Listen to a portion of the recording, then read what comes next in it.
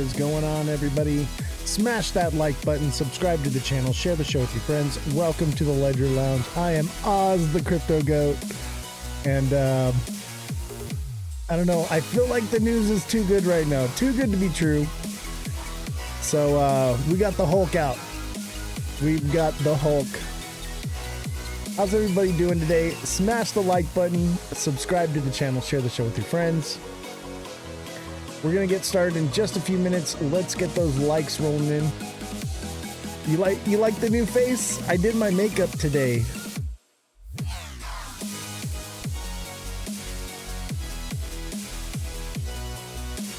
It's Crypto Hulk. You guys watch Crypto Hulk?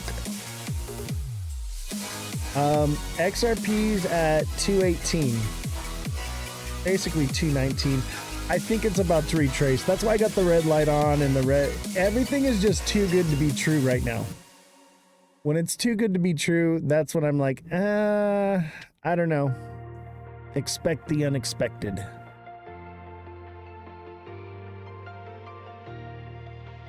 Everybody, FYP in the chat, must watch in the chat, go viral. Hashtag go viral, hashtag FYP. Hit the like button. It's low viewership today. If it stays low, we're gonna end early. I'm probably just gonna take Wednesdays off. I'm feeling like Wednesdays are slow anyway.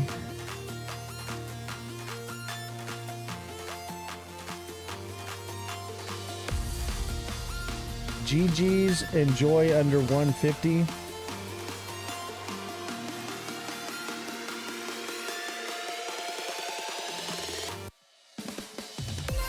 What do you mean by that? You think we're gonna hit under 150? Everybody hit that like button.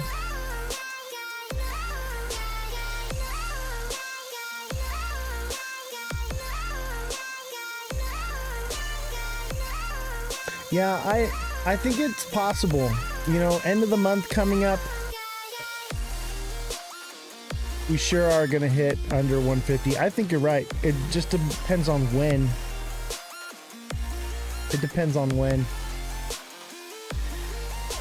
Hey, Nico, how you doing? I'm doing well. I'm angry. You wouldn't like me when I'm angry. Nico, thank you for the heart me. Appreciate you. Let's see. Almost happened earlier than fake news saved it. I know. It should have happened. Fake news, man. I'm not buying it. The ceasefire is only for like 24 hours. I'm just not buying it, you know?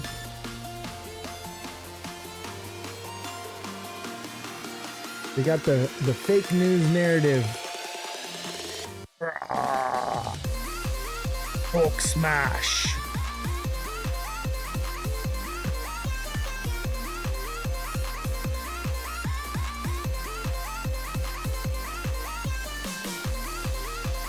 Should I put the headphones on Hulk?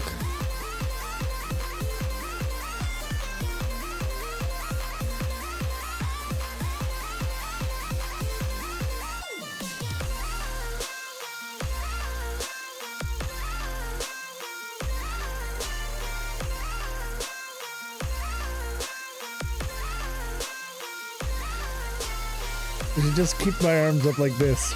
Rah! Hulk smash! Hulk smash! Gotta bring him closer so they look more proportionate. Rah! Rah! Rah!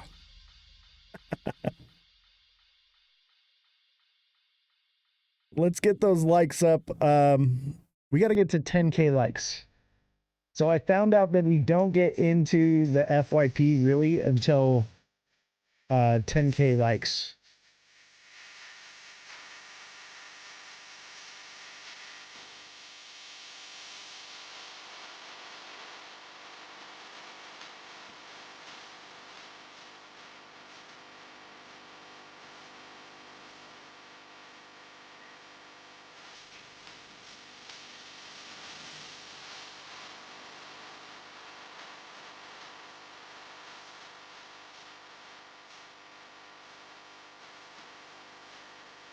What's up, Pallet Town? What's up, J-Dan? Is that the real J-Dan? I don't think it is. I don't think that's the real J-Dan. Is J-Dan going live? Is that why viewership's so loud or so low? If J-Dan's live, just say goodbye to the show. He's a great creator, though, you know, like, but we just can't compete with that right now. We're just not big enough. I don't think he's live. No, he's not live. Thank you, Pallet Town, for the FYP. Pallet Town, thank you for the heart me. Ken, thank you for the heart me. Nico, thank you for the heart me. Appreciate you guys. TikTok seller, I don't know why you're not showing up in my FYP anymore. I'm gonna have to start looking for you.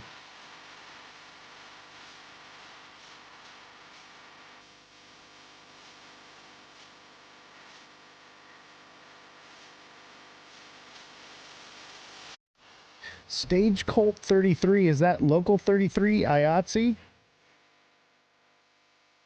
Stage Colt 33, that sounds like IATSE to me. It's because I haven't been live, been working a lot more. Oh, what else do you do for work, man?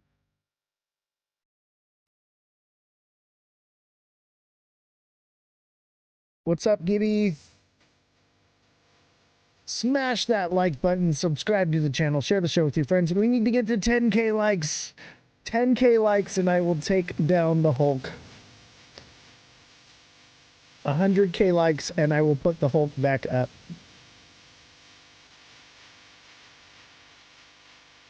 Good to see you, Gibby.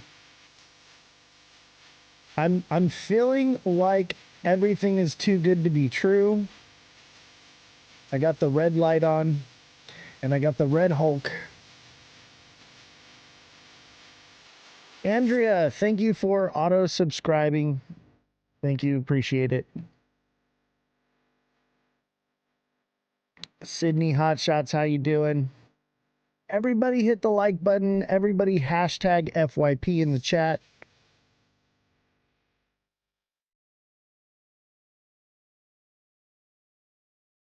Oh yeah, I see the likes rolling in. Thank you guys so much. Thank you guys for all the likes. Keep them flowing. Let's get to 100K tonight. Sore thumbs. Sore thumbs. I'm just not buying it. I am not buying the narrative that everything is fine. I just don't believe it. Remember when we had the motion to hit 200K? Oh, I know. We were over 200K. I think it was like 2.4. It was like or 0.24 million likes. Yeah, give it a few days. Everything's coming down. Everyone got the hopium. Got excited. They're like, oh, under $2. Buy it up. Buy it up. I'm not buying it. I'm not buying it. Not yet. I think maybe after the first of the month, you know, the moon cycle is leaning me towards just after tariffs or right before. And it could moon like, and then tariffs on the 9th maybe are good news for tariffs and it just moons it. But the moon cycle is lining up with the tariff deal. So it's got me wondering. People buy 190 way heavier than 210, even though they're both bad buy zones. I mean, I wouldn't say they're bad buy zones. It just depends. Like between $2 and 220 is a consolidation zone. It just always has been. It gets stuck right there.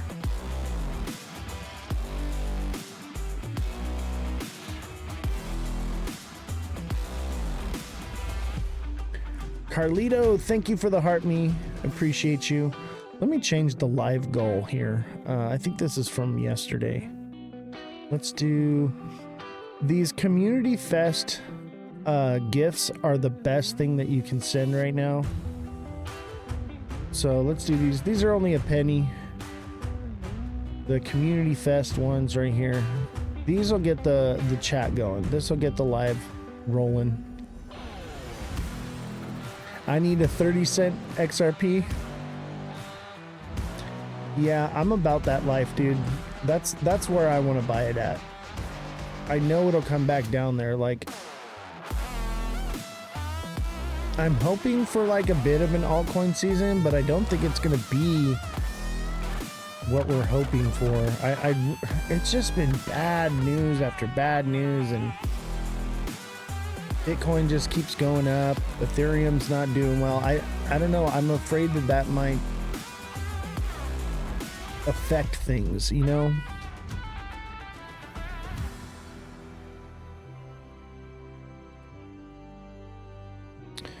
When? 30 cent, probably beginning of next year. It'll all come down come January, February, maybe. Unless like some crypto legislation gets passed or something and people are crazy. Eventually sometime next year, this is all gonna be over come the end of the year, you know? That'll be it, you know? It doesn't last forever.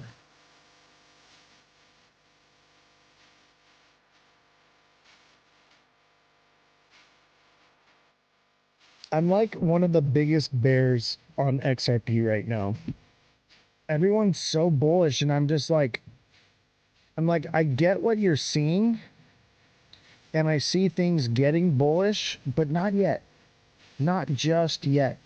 I think they were bullish for a little bit there. We had a couple days of some good movement. And I'm not convinced that it's ready yet. Carlito, thank you for the community fest. Appreciate you. I'm just not convinced yet. I'm seeing, you know, retracement coming, and it could possibly go lower than that, you know. Some might say this is a cup and handle. You know what? Here's the thing is, it could go either way. This could be an inverted head and shoulders. Usually the shoulders are a little more peaky than this. You know, this is kind of an inverted head and shoulders. Not really. I think it's misdiagnosed. Maybe not. Maybe it does shoot up here. But you know what I'm leaning towards? I'm leaning towards it does what Ethereum does. And this looks like Ethereum right now. But Ethereum's more or less a diamond top. Let me pull it up here.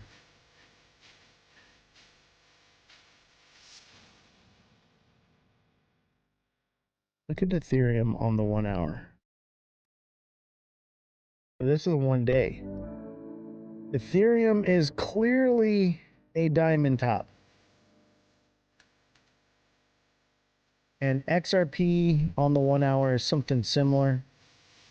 Maybe it doesn't, because it's on a different time frame. I got, you said, this is, Ethereum's going down. Ethereum's going to go up, and then it's going to go down. I think long term we're headed somewhat down. I think the rest of everything's gonna follow Ethereum. At least the alts. I don't know. I don't know. A diamond top is this. It's a pattern that looks like this. Okay? So it's running like this.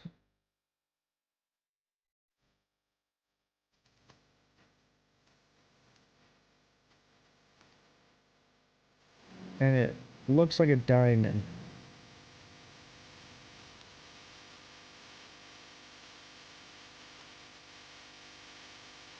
And a bunch of whales moved their money out of Ethereum. This just screams diamond top to me, man.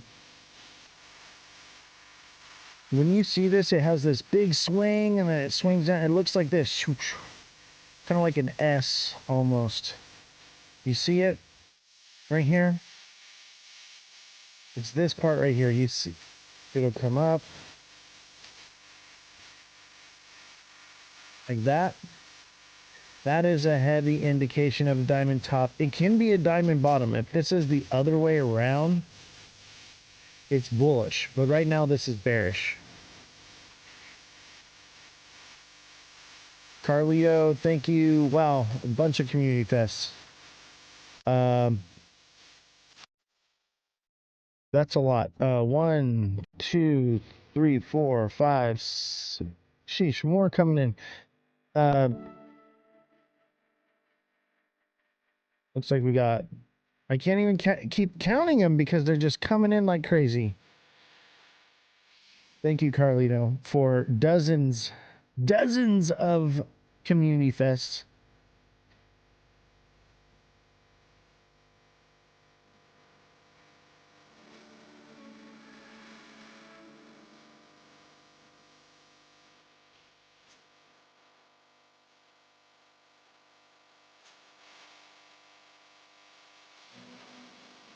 All right, we're at 12K.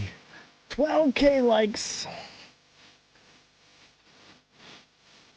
What up, everybody? I got my shoulder buddy. This would be a good costume if I could make him be like my Siamese twin. I like my Hulk.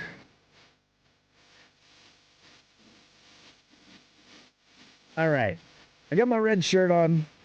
Got the red light on. I'm feeling bearish.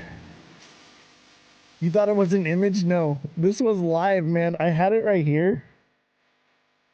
Right? And then I was doing this. Hulk smash. I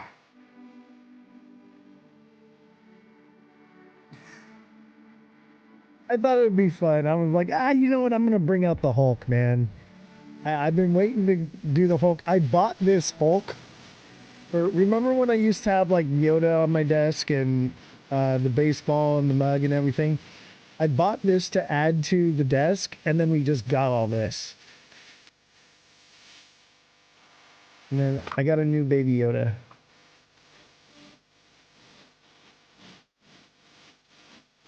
Got the Hulk and the Yoda now. Can I put him here? I need like a little thing that he can just sit on right here. And just be like part of the live. Like, he's our special guest.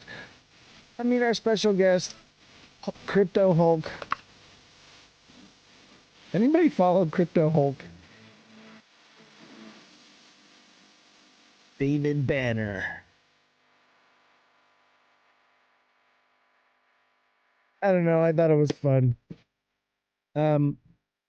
Okay. Honestly, this is where I'm at. Okay. I put on the red light for the Hulk. This is where I'm at. Indecision. I think we do. We need some retracement. Okay. But Ethereum looks like it's gonna pump. XRP looks like it'll probably pump. But long term, you know, this is in the 1 hour. Okay, in the 1 hour, yes, I say we could possibly get up here to like 233, 230. Yeah. And if it continues up from there, then great, you know, it's going up. Do you believe we might break out soon? I don't know, man. It really depends on what is happening right here.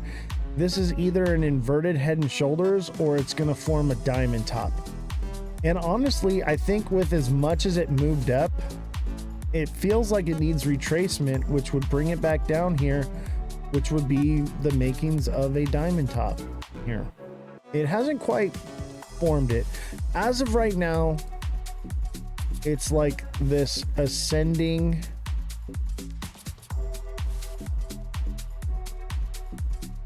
either like a wedge. I think it's more or less, I think it's more like this. An ascending, broadening wedge. So X marks the spot, which means we'd probably hit like 224, 223.99-ish. And then possibly head back down. let's see, what does this X tell us over here?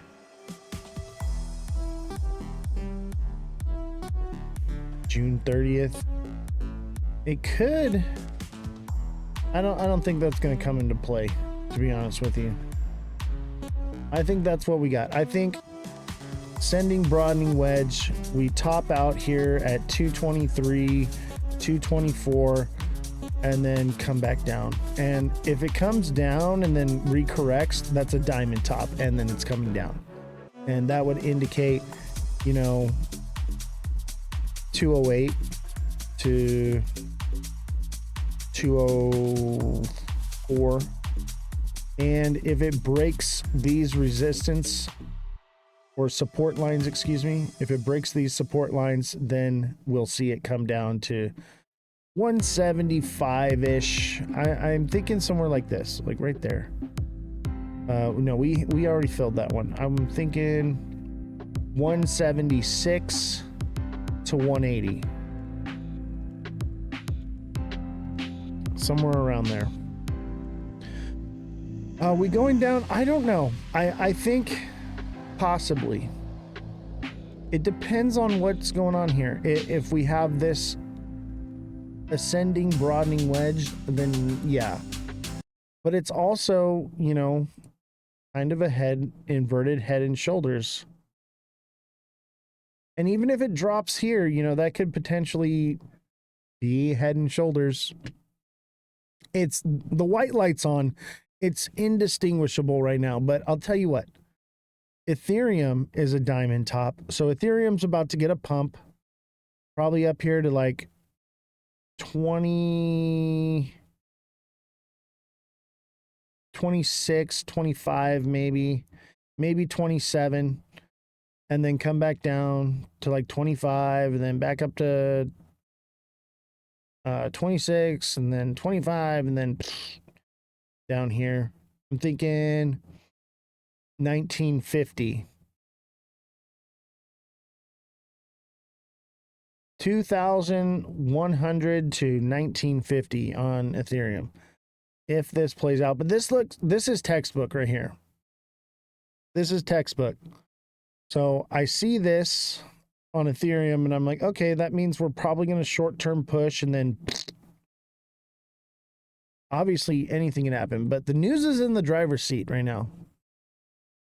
Carlito, thank you for all the community fests. There are just so many. I can't even count them all because it doesn't give me enough screen space to click it. It's like 1, 2, 3, 4, 5, 6, 7, 8, 9, 10, 11, 12, 13, 14, 15, 16, 17, 18, 19, 20, 21. 20 or 21 community fests from Carlito. Thank you very much. I appreciate you. Ethereum to 18.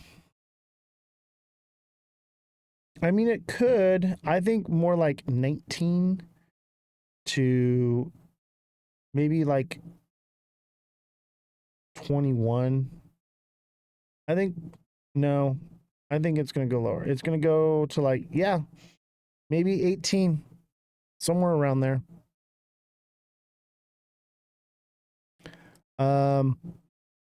Is that BTC can go 82?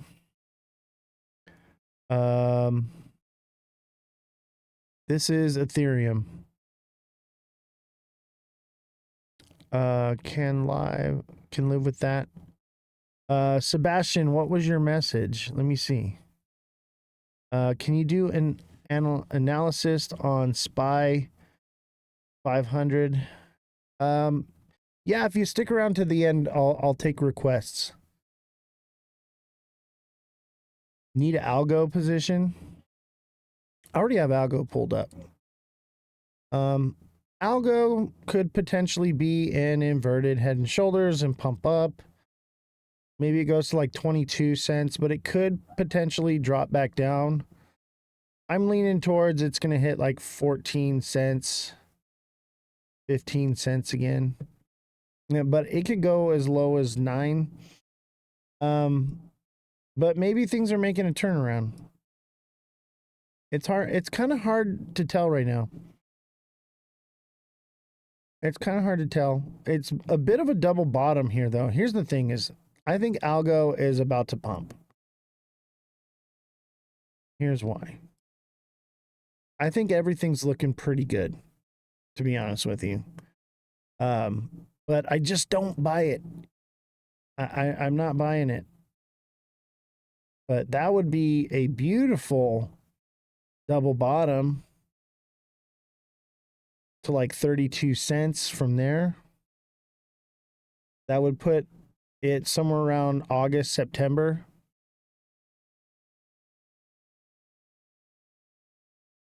It's easy to say everything's going to go up in a bull market is coming. That's so easy. Yeah. I think there's a potential that we got a double bottom here on algo. I'm probably going to buy it. I'm waiting for a little bit of retracement, which is kind of what we're getting right now. And then I'll grab a little bit here. Actually, I'm going to grab more than a little bit. Let's go into the hour. See, this is heavy sell pressure, sending it down, but we got like a descending channel, so it could potentially shoot back up.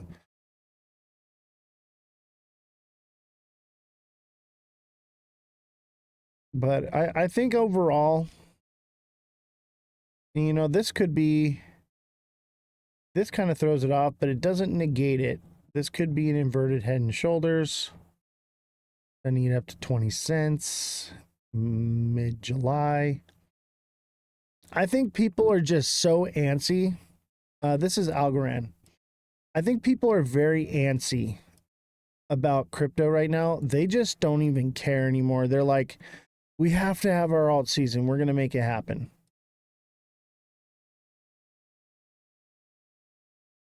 So that's kind of what I'm feeling. Something like that. And that kind of lines up with what we're used to seeing. You know, when it pumps again, it never quite reaches the next line.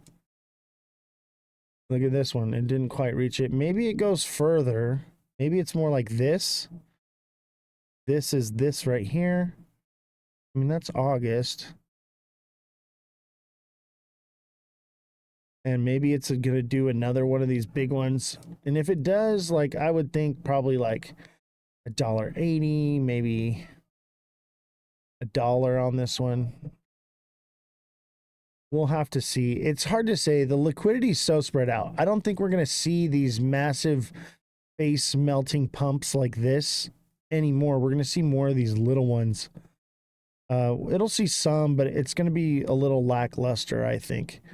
But who knows? You know, take profits, but keep a moon bag.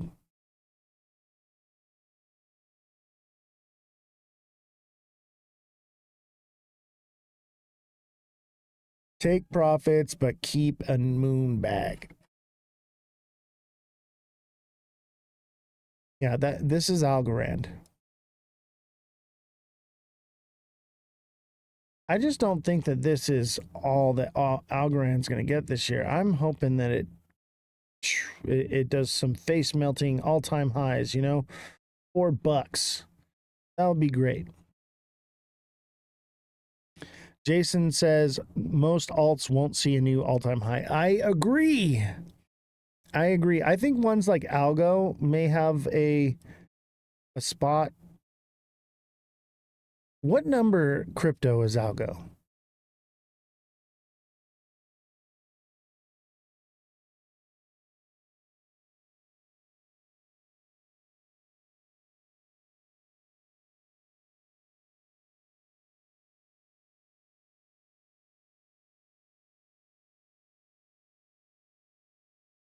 Algorand is 54th. So it's top 50. I think top 10, baby. Cardano, Tron, Solana, XRP, Ethereum, Chainlink, Stellar, Avalanche, Litecoin, Hedera, Pepe. Look at Pepe.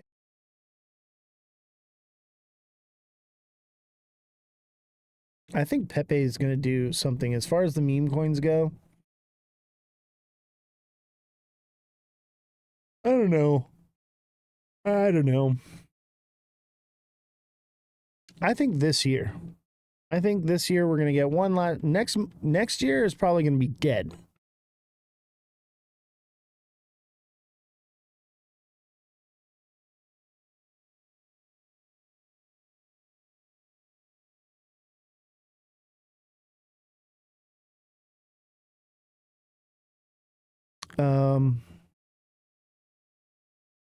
We're going dipalicious like no other. You think so? We're in like the 7th inning of the bear market. So you think the bull market's over, Henry? I'm not convinced that the bull market's over. We usually get a, final quarter pump. Oh, you're talking, so you think we get a little bit more down and then we take off? I think you're right, especially for XRP, okay? Bull market hasn't even started. That's not true. Bull market started last year. Bull market started last year, what, around March? Yeah, bull market already started, bro. What's coming is going to surprise people in a good way or a bad way. Like just a massive takeoff. I sure hope so. I hope a massive takeoff comes. I got bills to pay here. I require it to keep this show afloat. Bull market equals regulation, which hasn't even arrived yet. Yeah, but the thing is the news is saying we're probably not getting regulation until 2026. And let me tell you something.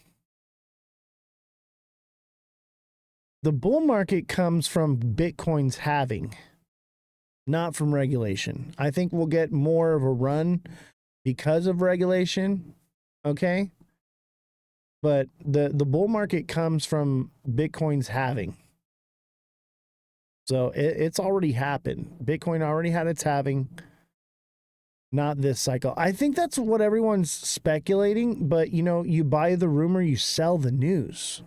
So, and I have a feeling that most of us crypto bros, we know that the legislation that's getting passed is not really good. It's short-term bullish, but long-term, it's the death of decentralization, man. This is the death of DeFi. Politicians are focused on war, buying their stocks months ago. Yeah.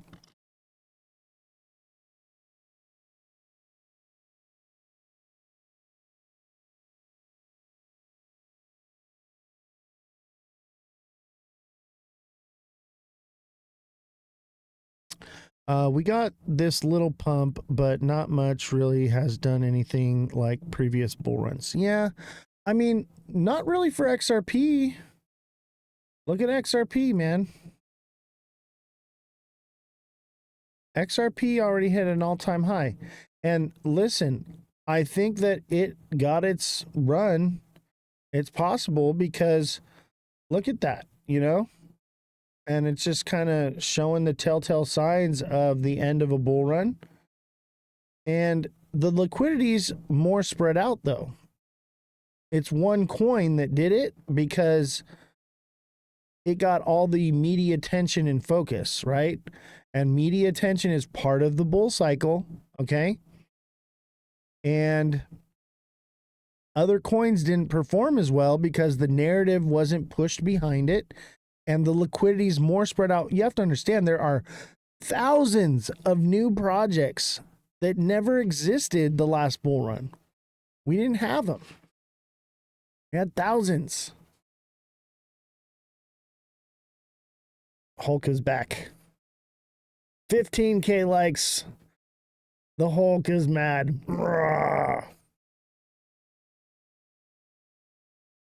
XRP 223, then 260, fall back, then 10. I heard. I don't know. Maybe. I don't know if it's going to do 10. I don't know.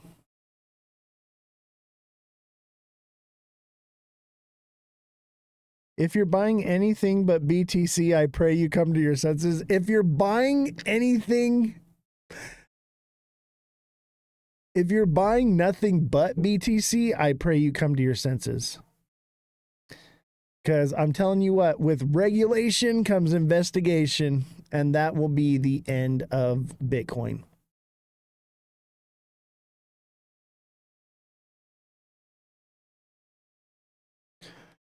They're just stringing XRP along. Look at other coins. I agree.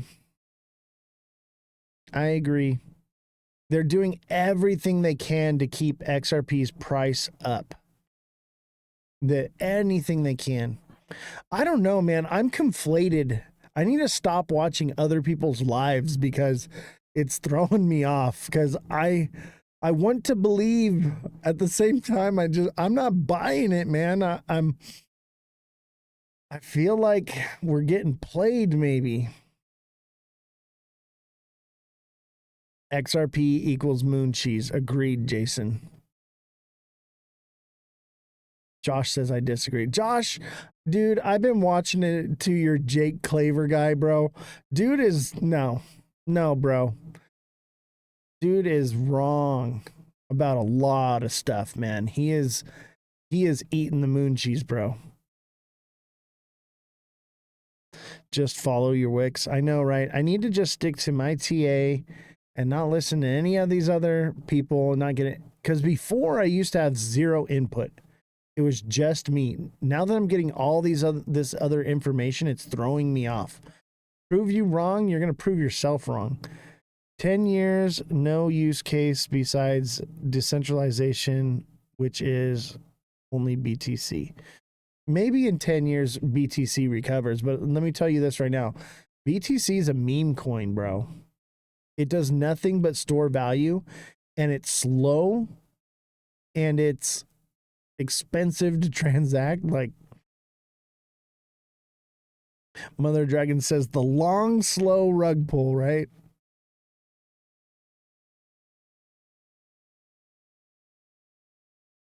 The Bart Simpson chart. It's like a mohawk. It's like our ghost here has a mohawk. It's a mohawk chart. I don't know what to believe anymore.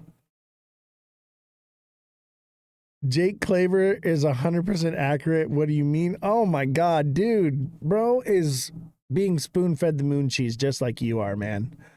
I can't, bro. I just can't. No. Some of the stuff he is saying, it's just like, no, that's wrong. That's been disproven. Wrong. I'm not buying it, man.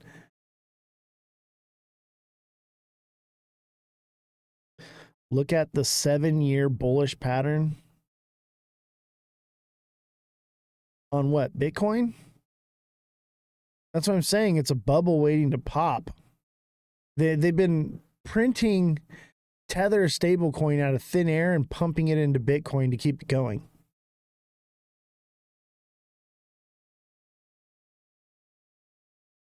Dude, there's a possibility that this bull run, yeah, maybe we see $10 for XRP, okay? Maybe. I'll give you that. But in the next decade, it might see $25. All right. It's not going to $100 this cycle. I can promise you that. I'm willing to put the vet on it, dude. I will put my vet on that XRP does not hit $100. It's going to just randomly happen in 3M. Yeah. Neo, thank you for the 5 popular votes in the Heart Me. Nate, thank you for the Heart Me. Marco, thank you for the Community Fest times 5, 6, 7, and a Heart Me. Neo, thank you for the 8 Community Fests. Appreciate you guys.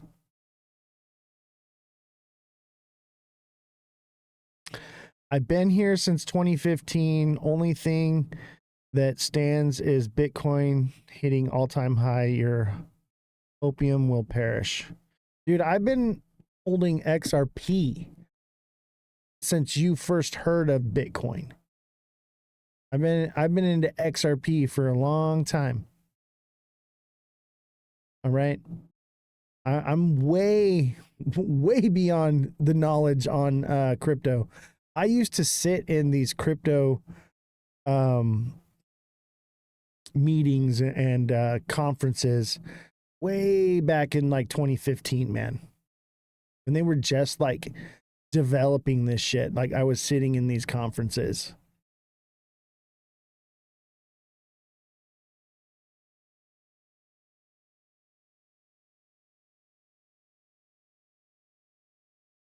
You're going to side with the guy. Okay. I wouldn't promise that Jake Claver has more connections to the industry. I'm going to side with him. Yeah, that's the problem, is he's so connected to the industry. He has everything to gain to keep the price up. All these other creators have everything to gain to feed you moon cheese. It's in their best interest to keep you bullish, you know, to keep you from taking profits. No, I don't use Telegram. Henry says, Josh, moon cheese, bro, trust Oz and Gem and Mega Crypto. Yeah, I'm like 50-50 right now, okay? The white light has been on for days, okay? Because I'm 50-50. It could go either way right now, but the news is in the driver's seat. And the fact that we just continually getting dumped on by Ripple, dude, as soon as XRP takes off, what do you think Ripple's going to do with all that XRP they've been hoarding? What do you think XRP is going to do with all that XRP they've been hoarding in their wallets? They've only been releasing some of it. Every time the escrow opens, they've been releasing some to keep the price, you know, steady, but they've been moving the rest into private wallets. And these wallets are just massive. And what do you think when it takes off, what are they going to do? They're going to let it run. And then they're going to just say, okay, pull the rug. Yeah, they're going to liquidate it. Exactly. His point could have, dude, his point is based off moon cheese. And his point of what he's talking about is like 10 years from now. Okay? 10 years from now, it could do those things. Why would you buy a coin at like $2 or $3 that's going to come back to 50 cents, 75 cents before that time happens? That's what I'm saying. Maybe all that stuff happens, Josh, but it's not happening tomorrow. It's not happening this year. It's not happening this bull run, man. That's what I'm trying to tell you. Great. If it does all that stuff, amazing. The implementation of cryptocurrency is not happening this bull cycle. When is it going to 50 cents? After the bull run.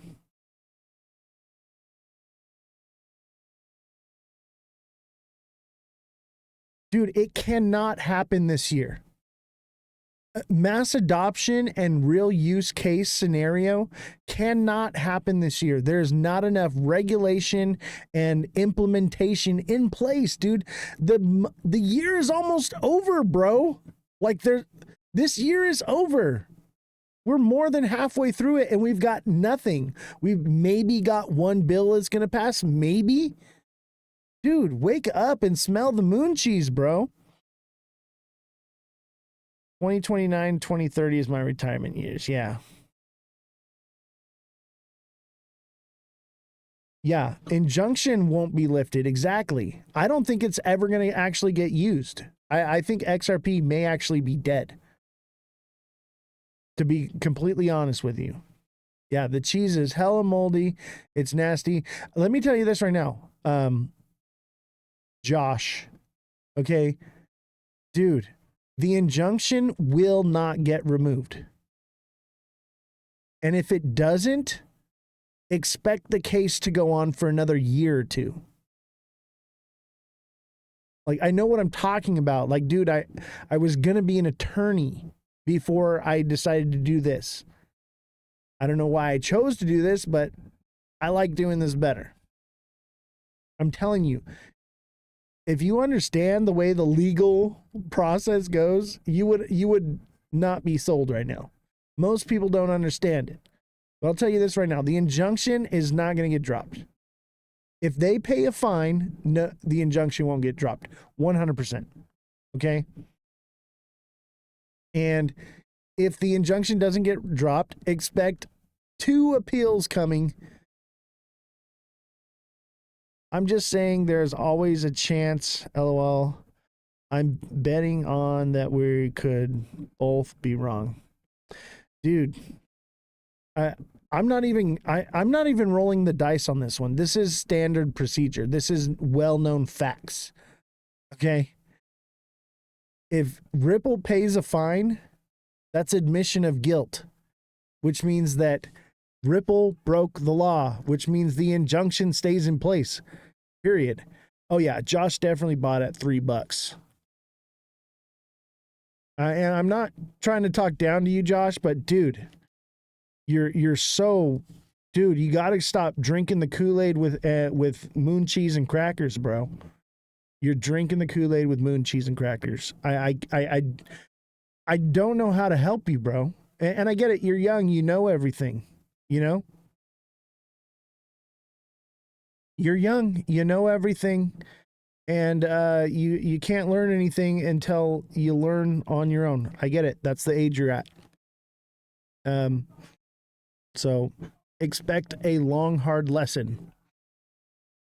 Arlito with a ton, and Marco and Nate and everybody with a ton of community fests and gifts. Thank you guys so much. You guys rock, man. Sheesh, there's 71 people watching right now. I'm telling you, the community fests are the best thing for the live right now.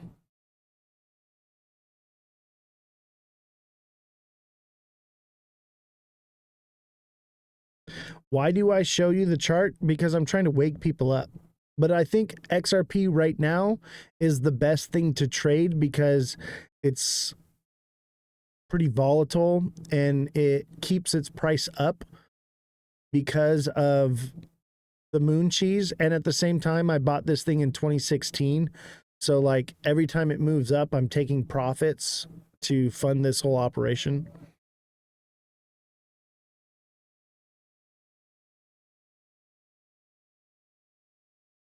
I told you I was pro XRP, then anti, then pro again, and you didn't see what happened today. Josh, all right, Josh, hop on Discord. Let's talk, bro. Let's talk, man. I'll bring you on for a call. I'm gonna send you a request to a call right now. Let's talk about it, Josh. I'm ready to argue. Make me believe, Josh. Make me believe. I want to so bad. Believe me, I want to believe. Because if I can believe, then I'll hold longer and I won't take profits so soon.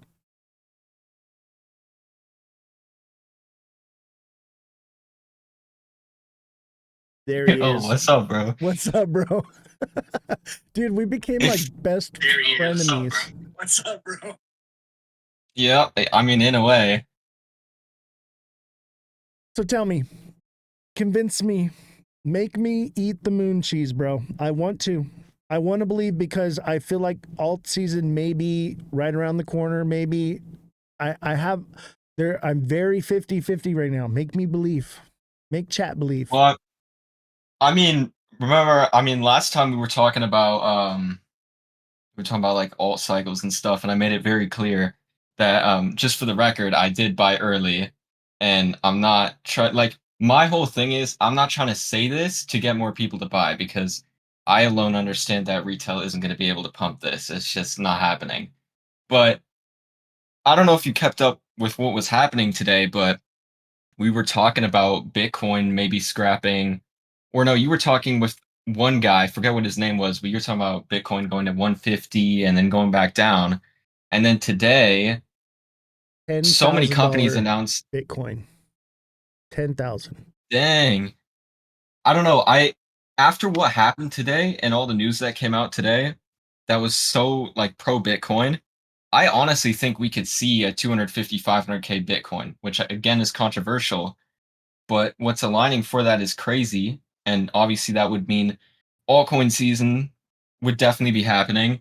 But I think I guess what I'm trying to say with XRP, because it's a big misunderstanding, is that they have been working in the background, and I know everybody keeps saying this is the year, this is the year. I'm not disagreeing with you that this might not be the year, but what I'm saying is there's just too many things that I've seen happen that could point that this could end up happening this year. And Like I what? mean, you said What makes you think so it's going to happen this year? so I was basically looking into like whole economics worldwide, right? We're talking about I think we talked about this last time. Every country wants CBDCs. So I was doing some back and forth research. The only issue with CBDCs is every single country wants it pegged to their own currency, right? And people are talking about how other countries don't want the US's currency anymore because they didn't back it with gold anymore, et cetera, et cetera. So with XRP and what I've been saying is it's going to be used as liquidity bridging, and it can be used at like Bank of America can have their own stable coin, Europe can have their own stable coin, et cetera, and it can all flow through the back end system of XRP, and that's what I'm betting on that that's what they're going to do this year. I don't think it's going to happen this year. And I'll tell you why.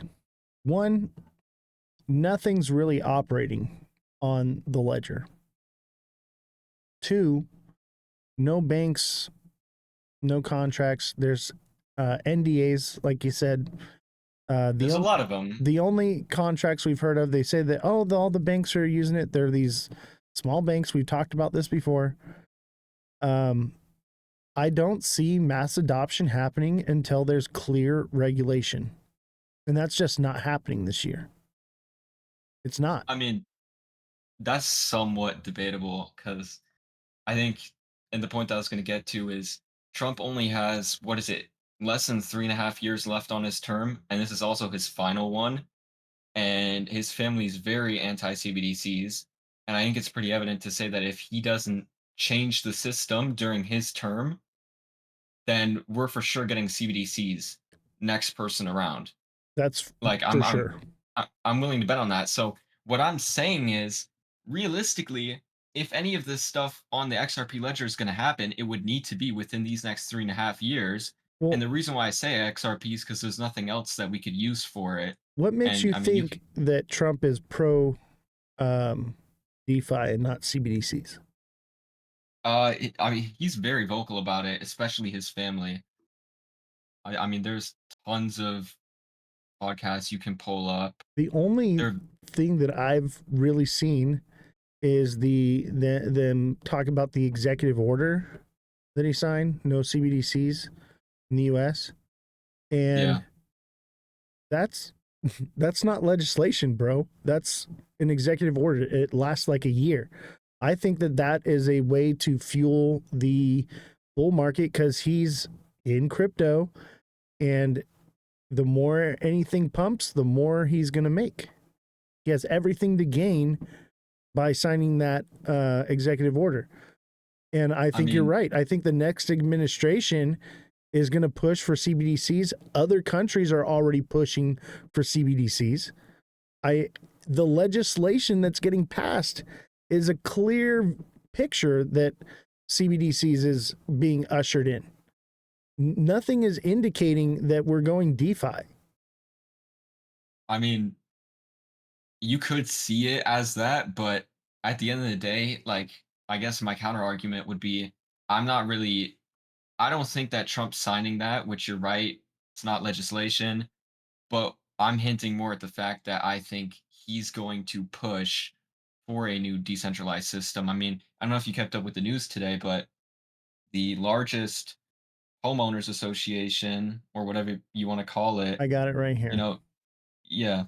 I mean, they were talking about it, and I was talking with so many people in the crypto space, and again, this is all speculation, but I think that there might be something that's going on in the background where we might not see Bitcoin drop even below 100K, because I think we might be out of this cycle of we go up, we dump, and we talked about this last time because I was saying that it's bad for regular people that don't know what they're doing. But there were so many what is his name? Michael Saylor, he was interviewed today and he was saying the same thing. The BlackRock CEO is saying the same thing. The government can't really utilize Bitcoin if it's going to drop like that. So what the whole talking point was today is, are we going to see Bitcoin stabilize and inflate like they claim that it is, right? All the pro Bitcoin people, they say it's a store of value, it's always going to go up. That isn't really true if we see a 50, 80K dump 2, 3 months after altcoin season, right? So I and this is speculation, but I'm just betting on the fact that hey, maybe we don't go back down, and maybe there is real adoption right around the corner this year, because even though Congress and the House they're slow, but when they want to be fast, they can be fast, and the That's what worries me, man. They're being too fast about this.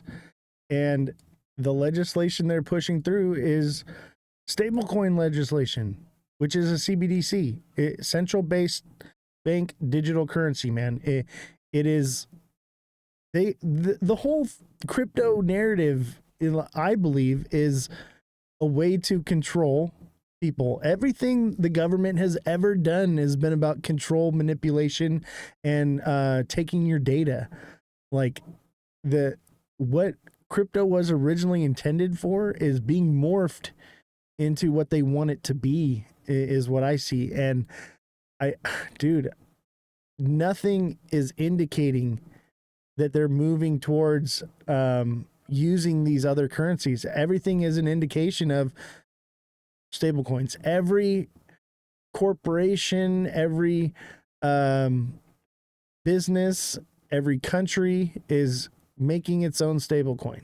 And I think you're right. They'll use smart contracts on different blockchains to send, money back and forth, and that makes XRP a liquidity pool, man. And it's like trying to fill a yeah. bucket with no bottom in it.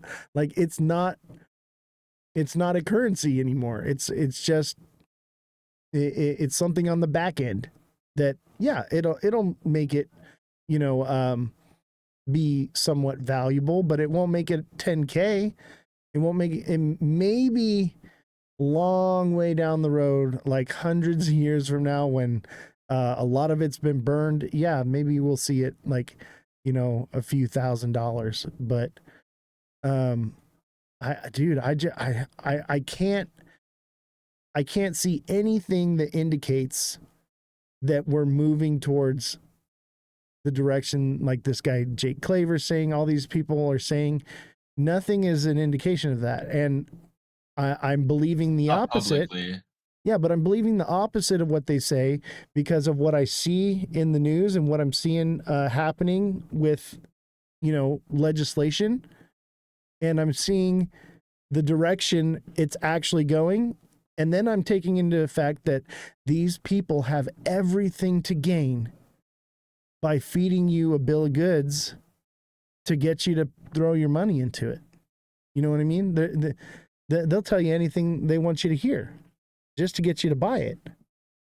I mean, I'm not disagreeing with you. I just think that like in a broader landscape, my point is Trump he wants to change. Every single American wants a decentralized system. Nobody wants CBDCs. And Trump would basically fall short of everybody who voted for him because people are very vocal about this. And you could be right. They might just be saying it to pump the prices. But the other thing is, BlackRock doesn't have an XRP ETF. They don't hold XRP yet. And they And haven't indicated whatsoever that they're going to. which is probably most likely because we were talking about they're fighting the institutions. They want CBDCs, but the Oh, people yeah. don't want CBDCs. And what I think, and this is again because a lot of people are going to disagree with me on this, I think Trump is going to fight for the people who want a decentralized system, and I think that's going to end up playing out. For the next You 4 know, years, or what, 3.5 I mean, years. And think three about and a this. half, Trump which basically isn't that has long away. 18 months to get shit done. Really. 18 months. And we're already more than 6 months into that. So we got like a year and a couple months. Or no, we got like a So year left that's to. why I think it would have to be now. Like if it does happen, those types of things that need, like those caveats that need to happen, would have to start foreseeing over the next couple of months now. I don't think that So it's his top priority right now. I think his top priority is deportations and foreign policy. Crypto's kind of on the back burner with him, man. And the only thing he's really said about crypto is that, oh, we need to get this stablecoin bill passed. Like, that doesn't scream that we're getting anything done this year. I think we'll have to see what the Bitcoin prices do, because I think that will be a really clear indicator. Because if we push past 150 and we don't dump, because again, like I mean, I was talking about Jake Claver, but there's hundreds of other people that say similar stuff to what he says, and I would be interested in hearing what exactly you disagree with him on. But for the most part, I guess I'm just looking at, nobody wants CBDCs. The institutions want CBDCs, and I think this is why this has been dragged out for so many years, solely for this reason, because they want CBDCs, and then obviously normal civilians, they don't want CBDCs. But I think that there are people in our current administration that have a say, that have a powerful voice, that can do things past things, that also agree, and they don't want CBDCs either. Sure, it's a stretch, but that is a real possibility. And my whole point is, if it is true what I'm saying, and it is a possibility that they don't want CBDCs, they would have to enact from the next following months till now, because you can't wait towards the last year of an administration. Doesn't leave enough time to pass stuff. So if this is going to end up conspiring, I just think that we are going to start seeing movements on it pretty soon here.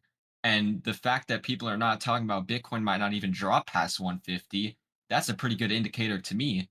Now, obviously, that has to play out, but I mean, I told you I I saw the tweets. I saw 10,000K XRP tweets, and then I started looking into it. I was like, this isn't possible. And then I started re-looking into it, and I was like, well, actually, this could end up happening, and it's a real possibility, because if you ask Grok or any other AI model, besides the currency we have right now with the Swift system or CBDCs, crypto is the only other option that's currently available. And if I know in the back of my head that all these civilians don't want CBDCs, then there is always a chance that the current administration, who's very vocal about not wanting CBDCs, could end up pushing towards this new system. How big that will be, I don't know. It could be in increments, but I'm just still willing to bet that, hey, they might actually pull on through with what they said they were going to do. But dude, you said it yourself. The institutions want CBDCs. They want stablecoins. Cosmic Crypto says stablecoins are the real CBDC, and I agree with that. The institutions want that, right? The countries all around the world, they want that. I believe that even the U.S. wants that. Those are the people that have the money for the lobbying to make things happen. The people generally don't get what they want. And I think that overall, they're aiming for the control aspect of crypto. They want to track everything. They want to have control of everything. They want to have everybody have their own stable coin. Every company is going to have their own stable coin. And then when you go to transact from stable coin to stable coin, it's going to cost gas fees, and you're going to, it's the new, what do you call it? When you overdraft fee for crypto, it's the new overdraft fee. And that's seems more likely of what they want. And they usually get what they want, and they do it under the guise of, oh, we're passing legislation for crypto. Yeah, that's good for this bull run because the normies that threw money into this are going to be like, yay, crypto coin bill, they're passing it. That's bullish. But I think in the long term, it's the death of decentralization. I It, really do.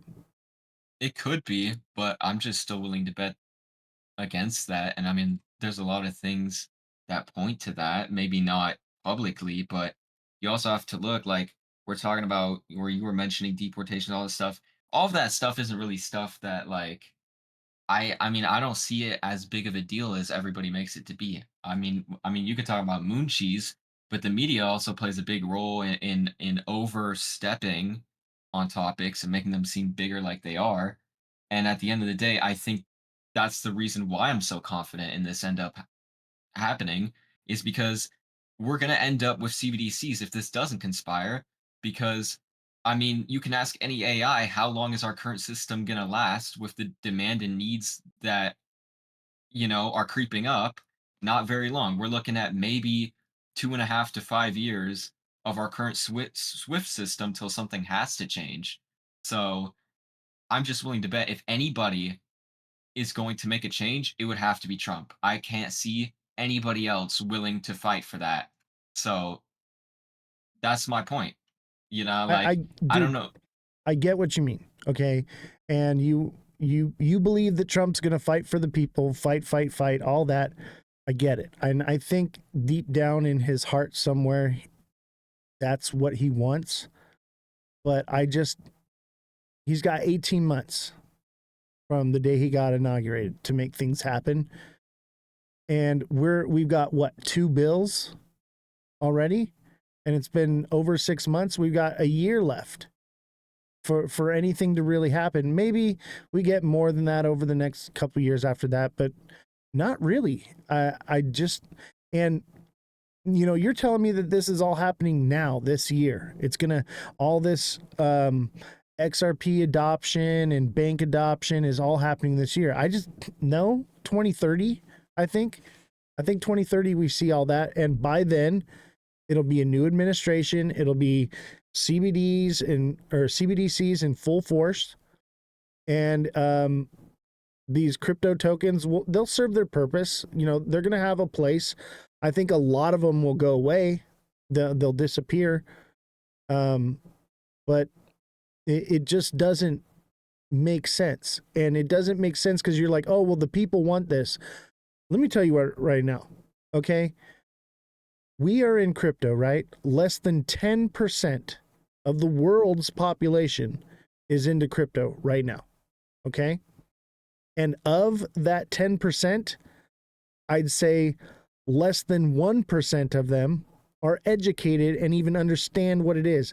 90% of them are normie cryptos. Okay. They're normie crypto bros, and they buy Bitcoin because they don't even know the difference between cryptocurrency and Bitcoin. And Yeah. they're uneducated, don't know what they're talking about, and they're the ones that are cheering for a stablecoin bill because it's going to make their bags pump right now. That's the issue. Is you're saying that the people want this. The people don't even know what this is. Well, I mean, more or less about cryptocurrency in general. I'm just more talking about a decentralized system because you know what the implications are with CBDCs. And even though I could be biased because I'm holding cryptocurrency, I don't I don't want to grow up having to deal with CBDCs. I mean, at that point, I'll keep growing my company and fight for reform or something like that. Because I mean, I'm young and I couldn't stand seeing CBDCs because the thing is like they talk about CBDCs in such a good way, but it's not. The only people who benefit off of CBDCs are the banks and institutions, and it makes the lives of millions of people much worse. You said it So though. That's been a tale as old as time. The little guy loses, the institutions, the overlords, the oligarchs take over, take control. They're the ones with the money, they're the ones with the power, they're the ones with the influence, and they're the ones that are making the rules. So everything you're saying is true, but it doesn't point towards the direction of giving the people what they want. And, you know, just like you said, you're young and you'll fight for it or whatever. You know what happens when the people rise up against the king? They grab their pitchforks and they grab their torches and they march on the castle. And the king comes out and says to the people, he says, people, listen, the people with the torches are trying to take away your pitchforks. And the people fight each other over it. And nothing ever happens. It's been happening like this forever. Nothing changes. I want to believe in change. I want to believe that the world can be better, but I don't see it. And I don't know if you believe in the Bible or not. And I'm not saying whether I do or not. This isn't a religious show, but there are a lot of people that are into XRP because they're religious. There's a bit of a trend with it. They buy it because they believe that the end times are here and that it is going to be the one world currency. Okay. I believe the one world currency is a digital currency ecosystem, and stable coins is that. But they're into XRP because they think that XRP is going to be this one world currency because of what it does and everything. Okay.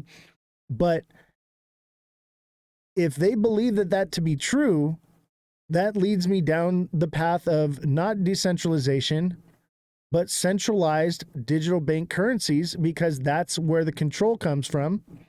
And whether you believe it to be true or not, okay, there are people in the world that are in power that believe it to be true and will make anything that they make, every decision they can to make it true. Okay. So whether it's real or not, it's happening. So the fact that that's happening, that leads me down the road of, we're probably not going to decentralization. We're not putting the power of the money back in the people. I mean, literally, what is it? The House of Representatives is trying to change the stablecoin bill to give the Federal Reserve control of the regulation over crypto. What does that tell you? What has the Federal Reserve done to this country? They basically ripped it off, took over. Our country is owned by a private corporation. Everyone thinks Federal Reserve is federal because it has federal in the name. It is not. It's a private institution, and that's why Trump cannot fire Jerome Powell, because Jerome Powell and the Fed own this country. It is a bank. And giving the power of CBDCs or stable coins to the Fed, oh, believe me, that's it. It's over. It's over, and that's what they want. Go ahead, man. That's a subset of people. I just think, let's look at the broader terms, because I mean, you brought up, a bunch of religious people are buying it. The other interesting side of that, though, too, is there's also a lot of people on the opposite side of that, you know, I mean, I'm sure you know what Trump has to do in correlation with a lot of religion, right? Like, there's this whole topic of he's going to come in and fix stuff, and whether that's a religious thing or not, I think that that's what's going to end up happening. Might not look like it at the moment, but we're screwed if we get CBDCs. And although usually institutions get what they want, and I can't disagree with that because that's how things always have been, that doesn't mean that for once in a lifetime they don't get what they want, right? Like, that's something to put into perspective. You're right to call out that these institutions usually get what they want, but there is the offset chance that they don't, because Trump got wrecked by the same institutions and people the minute he started running for presidency. So he doesn't really have a reason to basically do whatever they want at this point, right? And obviously he doesn't get the final say of everything, but if just enough people push against this, I think we have a solid chance at not being centralized. And even if we do end up going centralized, I just broke it down to you. There's not enough people. 90% of the people in crypto are normies that are cheering it on. So that's the majority. I mean, The other rest of the world population doesn't care about crypto, won't care, won't get into it until it's forced upon them. Maybe we get 15%, okay? I think we're just under 10, all right? Maybe we get 15%, and of that 15%, 95% of it is going to be crypto normies that have no idea what they're buying. They're buying Bitcoin because they don't, like I said, they don't even know the difference between cryptocurrency and Bitcoin. They think they're the same thing. So you are in the top 1% of the crypto educated, okay?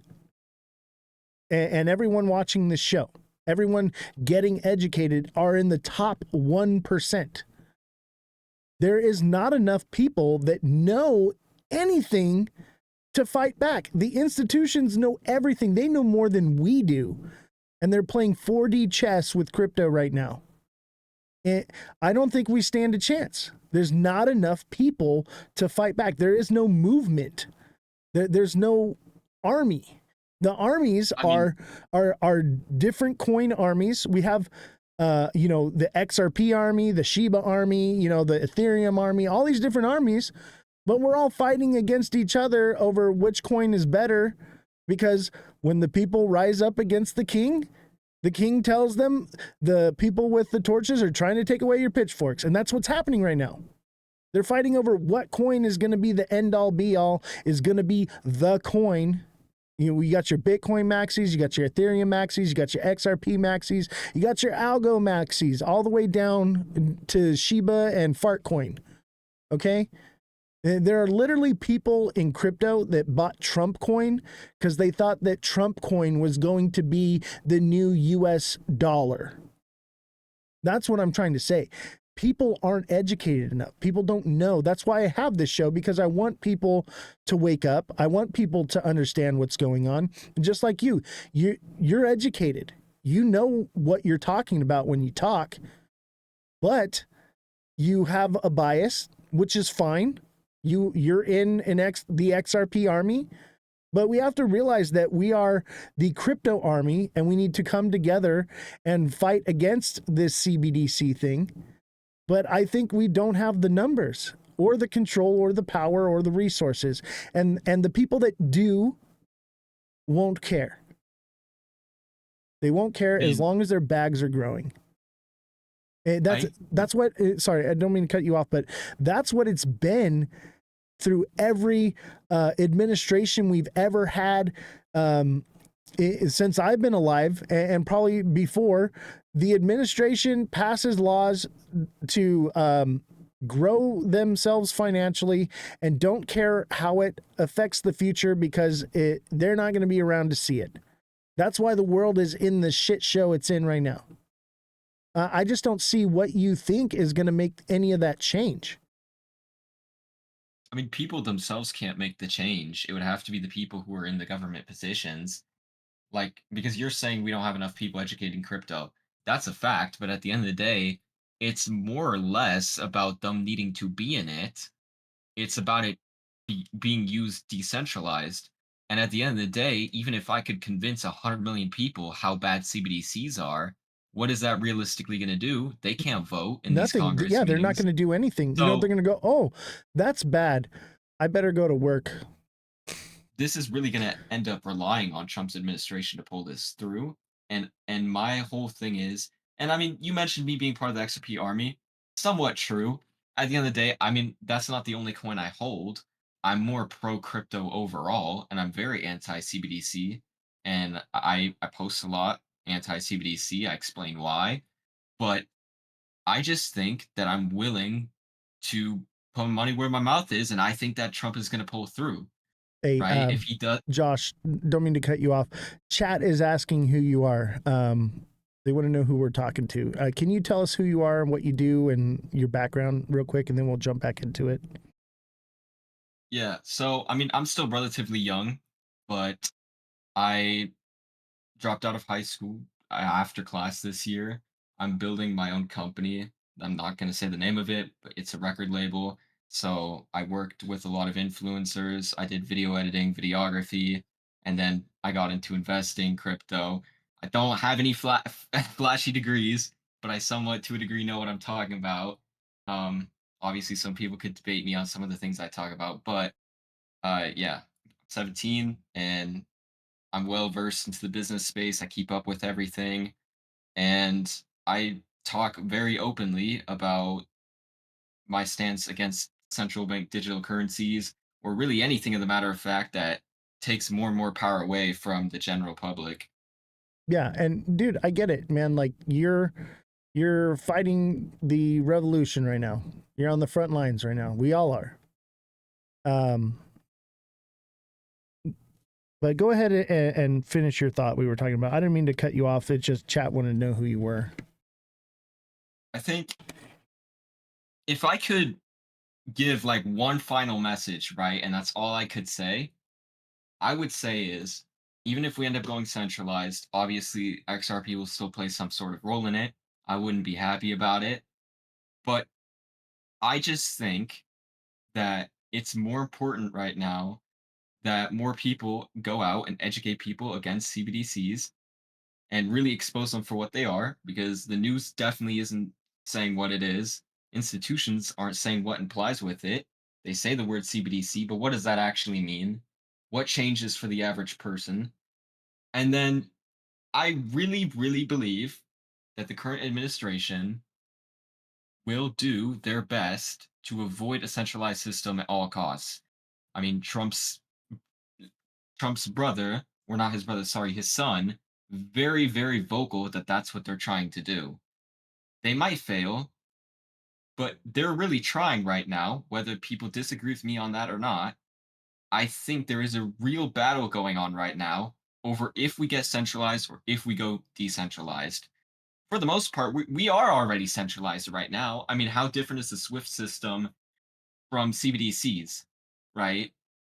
The only thing that changes is transaction speed, and then also a whole bunch of subsets like your transaction has to get approved. They can take money out of your account whenever, all this type of stuff that just flows past people's head that they don't even think about. And if I say I'm pro crypto in general, that's because there's no other option.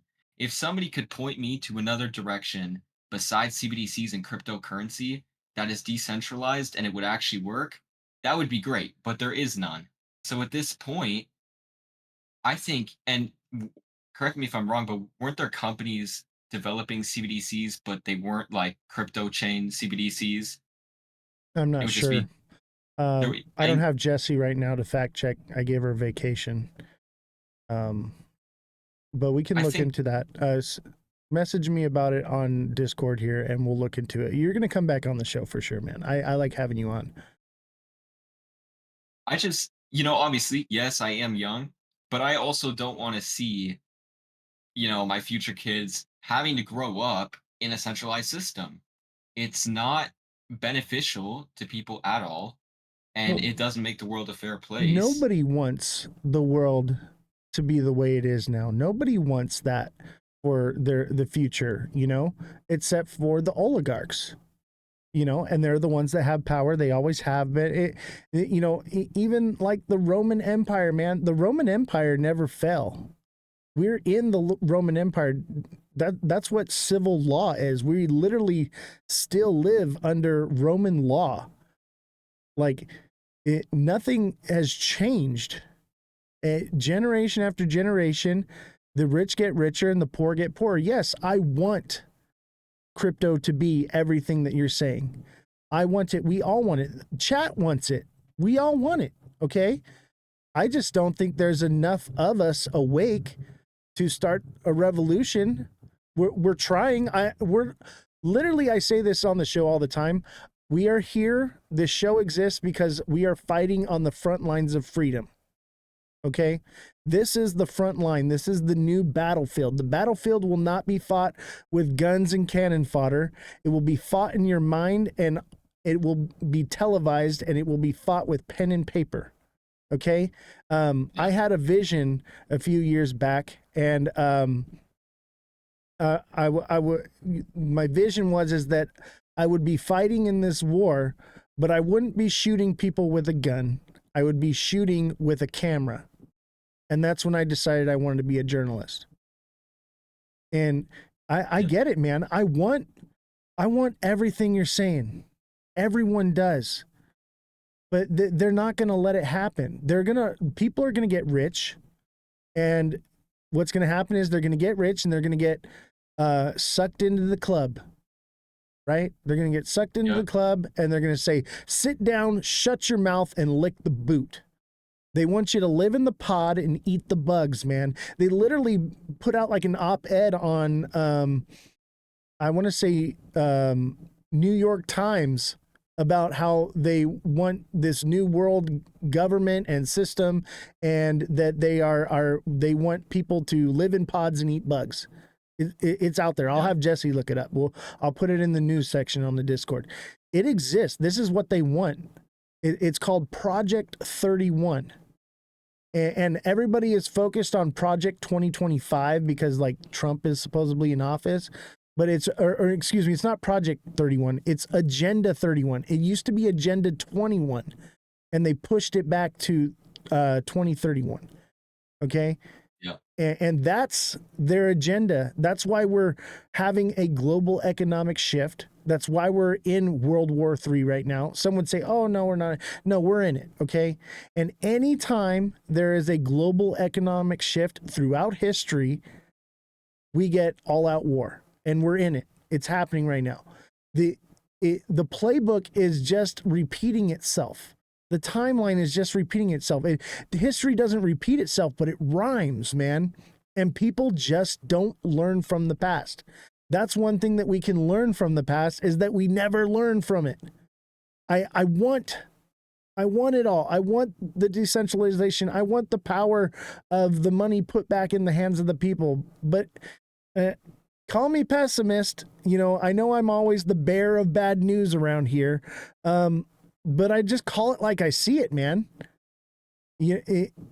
There's no...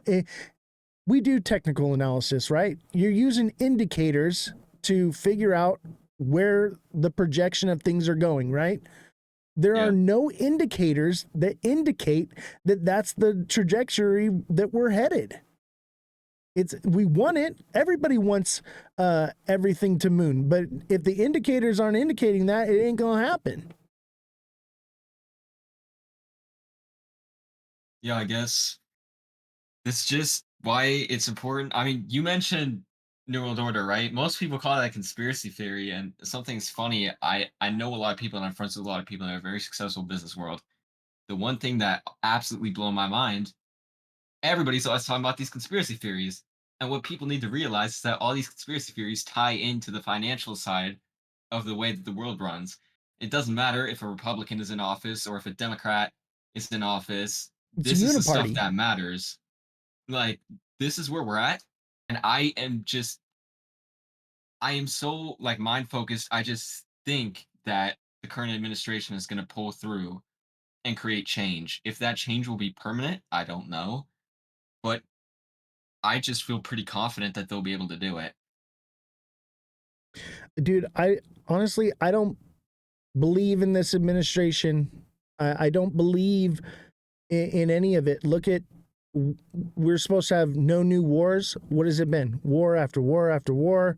We were supposed to get war in Ukraine over within 24 hours. That ain't happening. You got to understand, politicians lie. And you could say, oh, Trump's not a politician. But I mean, dude, I think he wants to do good things.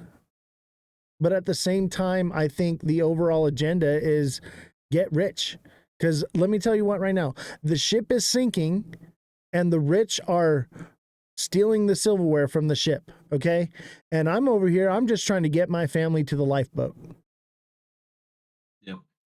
Because, you said the New World Order is kind of like a conspiracy theory. It is not a conspiracy theory. They have openly talked about it and said that this is what they want and this is the direction that they're heading. And you want to go into conspiracy theory. I think the conspiracy theory part of it is that we need a one world government in order to enter into the Galactic Federation. Okay. That's the conspiracy part of it. But there's a true reality. There's a true reality that we are headed towards a one world government. Why? Control. And same with having CBDCs, it's about control. They can now track your data know where you spend it, how you spend it, and create ads that are specifically designed for you when you need that dopamine hit to get you to buy something. Which in other words is and just to be clear, I didn't mean to say it was a conspiracy theory. I said I what I was trying to say is I think it's sad that so many people think it's a conspiracy theory because it's not. And it's more like, I mean, let's call it for what it is. It's more like an enslavement of the civilization because they're forcing you to work this job and you can't even really spend the money how you want to. We're I mean, I enslaved really know what now. yeah. And look at China. China, and I think maybe Japan, but I know China has the social credit score.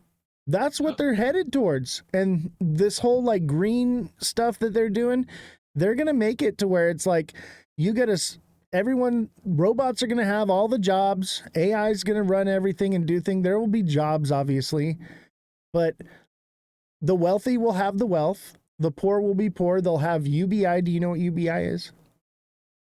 Not sure. Universal base income. Okay. Oh yeah. They'll get Yeah. a subsidies check from the government. Okay.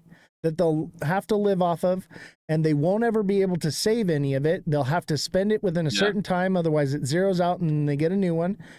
But then at the same time, everything will be tracked. And if you don't spend it in the right way, the way they want you to do, they'll say, oh, you've used your gas portion for the time you can't buy any more gas, but you have more to spend. You can buy groceries or whatever. And they'll say, oh, you bought too much meat. You have to buy fish or you have to buy bread, or you know what I mean? It's all going to be control based.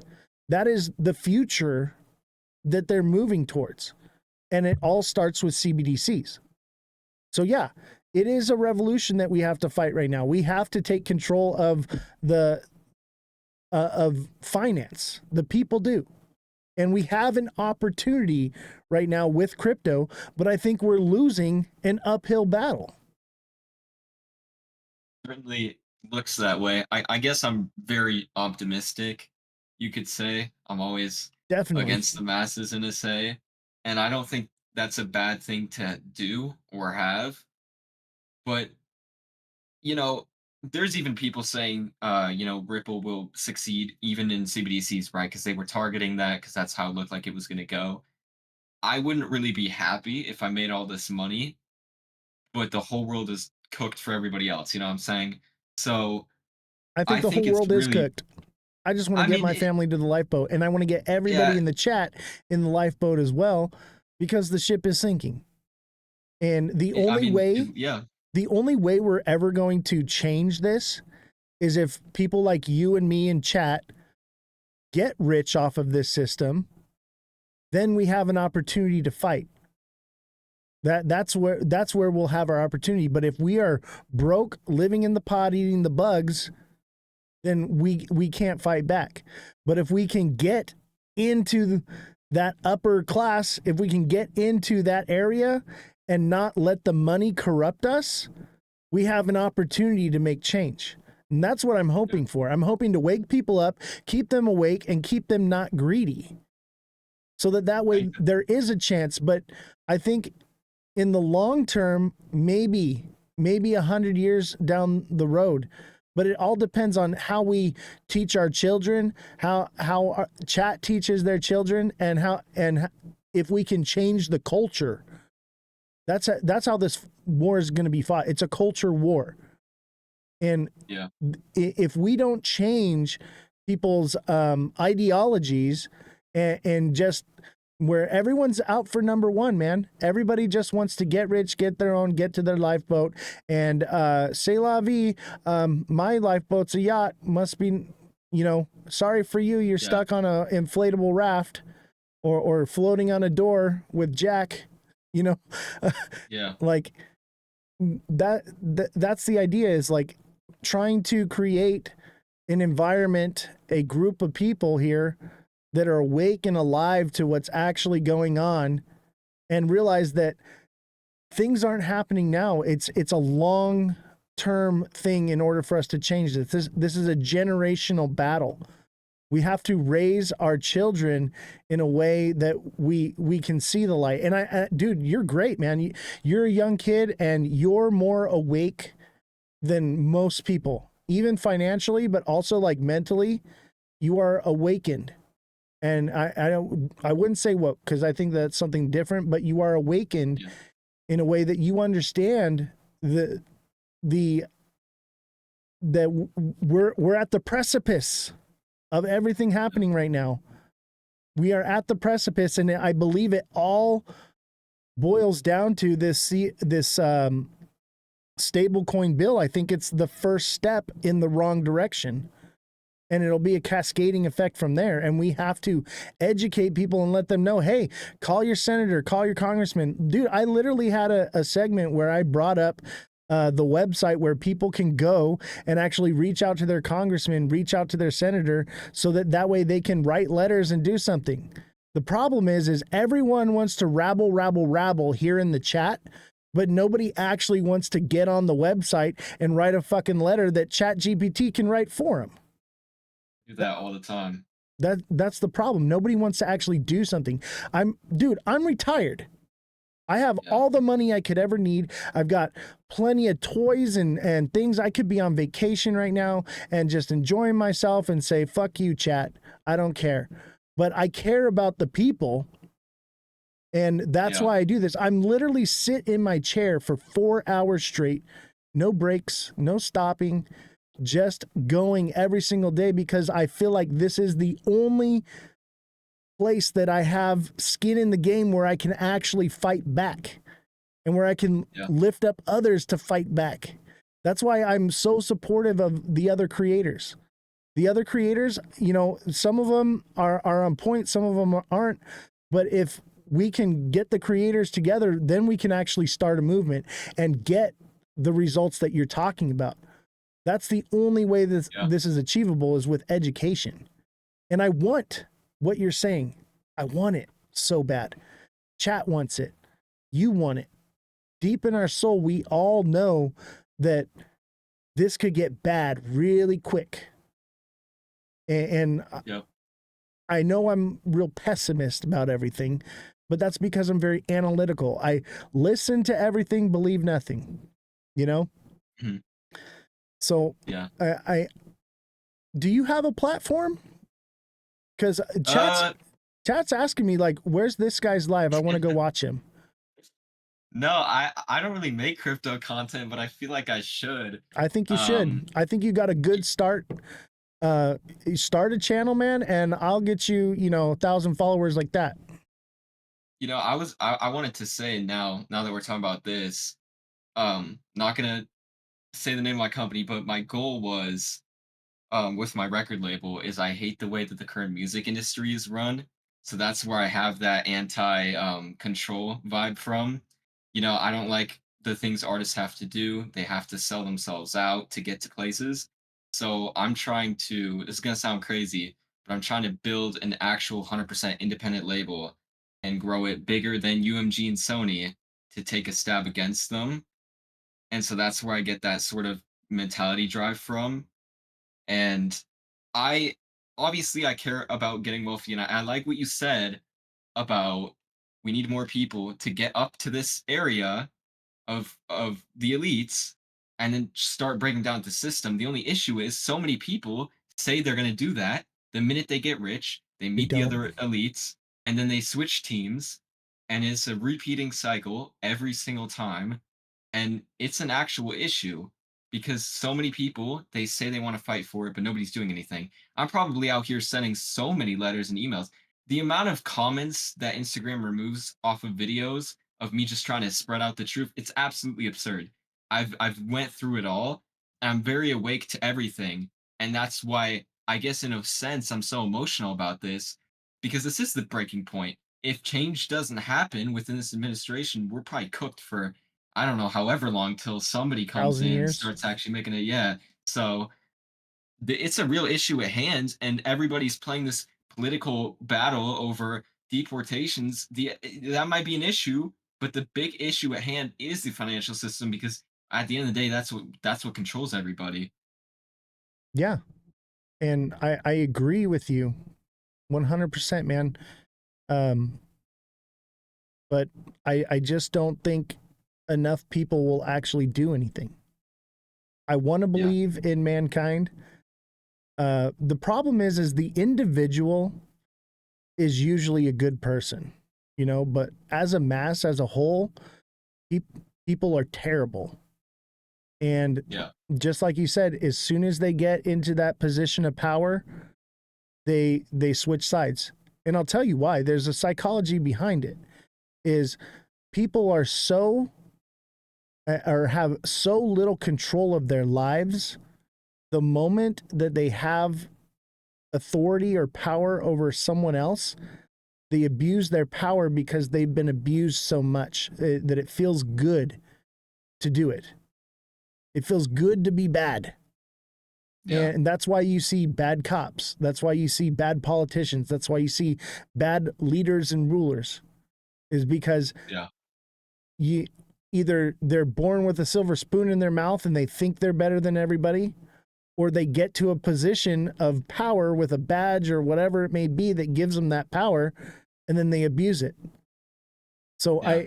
I don't see the future where this gets good unless the people unite and the people understand that the people with the torches are not trying to take away their pitchforks, and that's why this show exists, to maybe try to wake up some people. But I Yeah. think you agreed with me. Getting in to the top, becoming wealthy, and keeping that mindset of freedom is possible. I'm living proof. I'm sitting here before Yeah. you, where I could literally do whatever I want, and I choose to fight Yeah. the good fight. There are good people, but there's just too few, and there's too many Yeah. people that are caught up in the rat race, that they hear it, they want to do something about it, but they don't. And it's like, you watch Star Wars and you cheer for the rebellion, but in real life you're rooting on the Empire. Yeah. I was gonna say, if we're gonna talk about, and maybe I might consider making content around this, but also the greater stuff. I was gonna say, I think uh if I figure out a way how to stay in contact with you, because I think I could also be a really big help in helping you grow as well, because I do a lot of editing and social media, so I have a lot of insight to that. I mean, I could help you probably figure out ways how to create like broader content and like clip stuff up on YouTube. So I'll tell like you what, definitely let me know. when you're on Because this I show, viewership is the highest we ever have. man, because I'm kind of pumped right now, and if you have the same end goal, like let me know, because I have a lot of expertise in this stuff, and I do too, man. I I'm want to, actually, yeah. I'm an audio video engineer, retired. Like, you see the production quality here. Like, Yeah. this is what I do. You should see the other side of the camera, what I got going on here. Yeah, So but if you ever need anything, let me know, because yeah, likewise, man. I think we should make this a regular thing, and you should maybe think about putting a platform together, and we can use this show to grow your space, and vice versa. yeah, I Coalition. think that's a good idea. I think we argue really well because we don't hate each other for difference of opinions. We're willing to allow each other to have that difference, and go back and forth. That's another part of the show, is I want to normalize the idea that I don't have to hate you because we don't think in alignment. You know what I mean? It's Yeah. okay to have a difference of opinions. I That think really the only difference in opinion that I have is that I think I'm optimistic about a decentralized system, but other than that, I think we're overall on the same page. Well, you think XRP is going to 11D too, though. Okay, true, true, true. Yeah. Yeah, you're eating the moon cheese, which is fine, man. If that's what you want to do, we're all going to make our own choices, but I'm not convinced. I want to be, dude. When I brought you on here, I'm on the fence right now. I am a fence sitting goat, okay? Waiting to see which side of the grass is greener, okay? Yeah. I I want, mean, I want to believe all these other creators. Everybody's saying the same thing, and I'm like, I don't buy it because they all got something to gain from it. You got something to gain for it. I do too. true. Yeah. I have everything to gain from XRP going up. I'm mainly Yeah. holding stable coins right now, but I still got my moon bags, you know? Yeah. I have Yeah. XRP I bought back in 2016 that's just still sitting there. And if it Yeah. does take off to $10, great. I'll Yeah. retire again. You know, like, Yeah. I mean, I think one thing that I want to be clear is I don't believe in it going that high because everybody else has said it. I've genuinely spent like hundreds of hours doing deep research on it. And honestly, now that you mention it, if I did make a platform, probably be a good opportunity for me to make like longer drawn out videos on that. But I'm also very open with the point that I don't want to say that to get other people to FOMO into it. My the only point that and I'm very vocal about it too. Like we're not going to get here with retail, but I'm just open to the fact that it could happen, and there's some facts besides it, whether controversial or not. But still, it's important that people understand what's happening, especially top of this altcoin cycle. People make they got to at least take some profits because you can't just yeah, hold through the bottom again, yeah. and that's why I told my dad because he's got a decent amount of it too. I want to be in the position where I can take some profits, but hold enough to where like if this ends up happening at any random time, I'm still good. Moonbag. But I still think people should build wealth and like any other stablecoin too, even besides XRP. When we get this altcoin season, no matter how big or how small it is, you need to make sure that when it's the end and when you have to start taking out these profits, otherwise you're going to get sucked into it. And then because the thing is, this is the most important lesson. If you make a couple $1,000s this run, if you at least take it out next time we go back up, you'll be more educated, you'll buy in sooner because I'm sure a lot of people, this might be their first run, and now, the second time out, they might know how this game works now with these charts and these cycles and the fake outs and the bear traps. If you can do your best to make the money that you need to make off of this cycle and you can preserve it, then the next time this rolls around, you can keep building off of that. Yeah, let me tell you the problem is people when the cycle comes and it moons, they see all the Yeah. crypto bros take profits and they're living well, they're doing good or whatever. They've been eating ramen for the last 4 years, you know, Yeah. and then finally they're splurging out, okay? And then all the normies are like, "Oh, I want that," and they buy the top, and they're the exit liquidity for the crypto bros, right? Yeah. And people, they're that's why I'm looking at XRP at like $2, and I'm like, yeah, maybe it goes up some more, or maybe it doesn't, Um, but the way you get rich in this is using that 4 year period to accumulate, buying the bottom, waiting for the next Yeah. run. And I I think a wish I would have lot done of that people, earlier. yeah, they don't understand that that's how you get rich. It doesn't happen overnight. It seems like it does because you'll see a dude eating ramen for, however long, and then all of a sudden next day he rolls up in a new Lambo or whatever, Yeah. buys a But house, they were remodels his stacking kitchen. when the market was red. Yeah, exactly. And so it's like, I'm not saying don't buy XRP. I'm going to buy more. Okay. I'm just, is right now the right time? I think not. I think somewhere around, $1.50 to $1 would be a good spot to buy in this bull run. And if it doesn't go that low, then okay, 180. But why would you buy it at 250, 260 if it's only going to $3? Like, yeah, there's money to be made there, but I want to enter my money in smart money entry zones, and people don't understand that because other creators are just like, oh yeah, it's going to 10K. It doesn't matter what price you buy it at. You're looking good. I I mean, mean, even $10 would still be good, or even eight, oh yeah, five even. yeah, $5 would be great. I'd love to see $5. Is Yeah. it possible? Yeah, we could see 5, 8, 10. Um, I think at the most, I don't think it'll happen this run, $15. Okay, but it's Depends how possible. high Bitcoin goes. Yeah, but I think by 2030 we could see $25. But why would you buy it at $2 right now when you can buy it next year, Yeah. at 50 cents, 75 cents? I think what amazes me is nobody wants to buy when the market is all the way red. Like Yeah, my biggest thing now that I have where I'm gonna walk away from this with more money is the minute like this altcoin season is over, one, I'm gonna be shorting the market down when we do start falling. But two, I'm gonna wait till the market has totally bottomed out and I'll just be accumulating over those however many years till it goes back up because that's when the real money is made. Nobody wants to buy when it's red, but that's the method.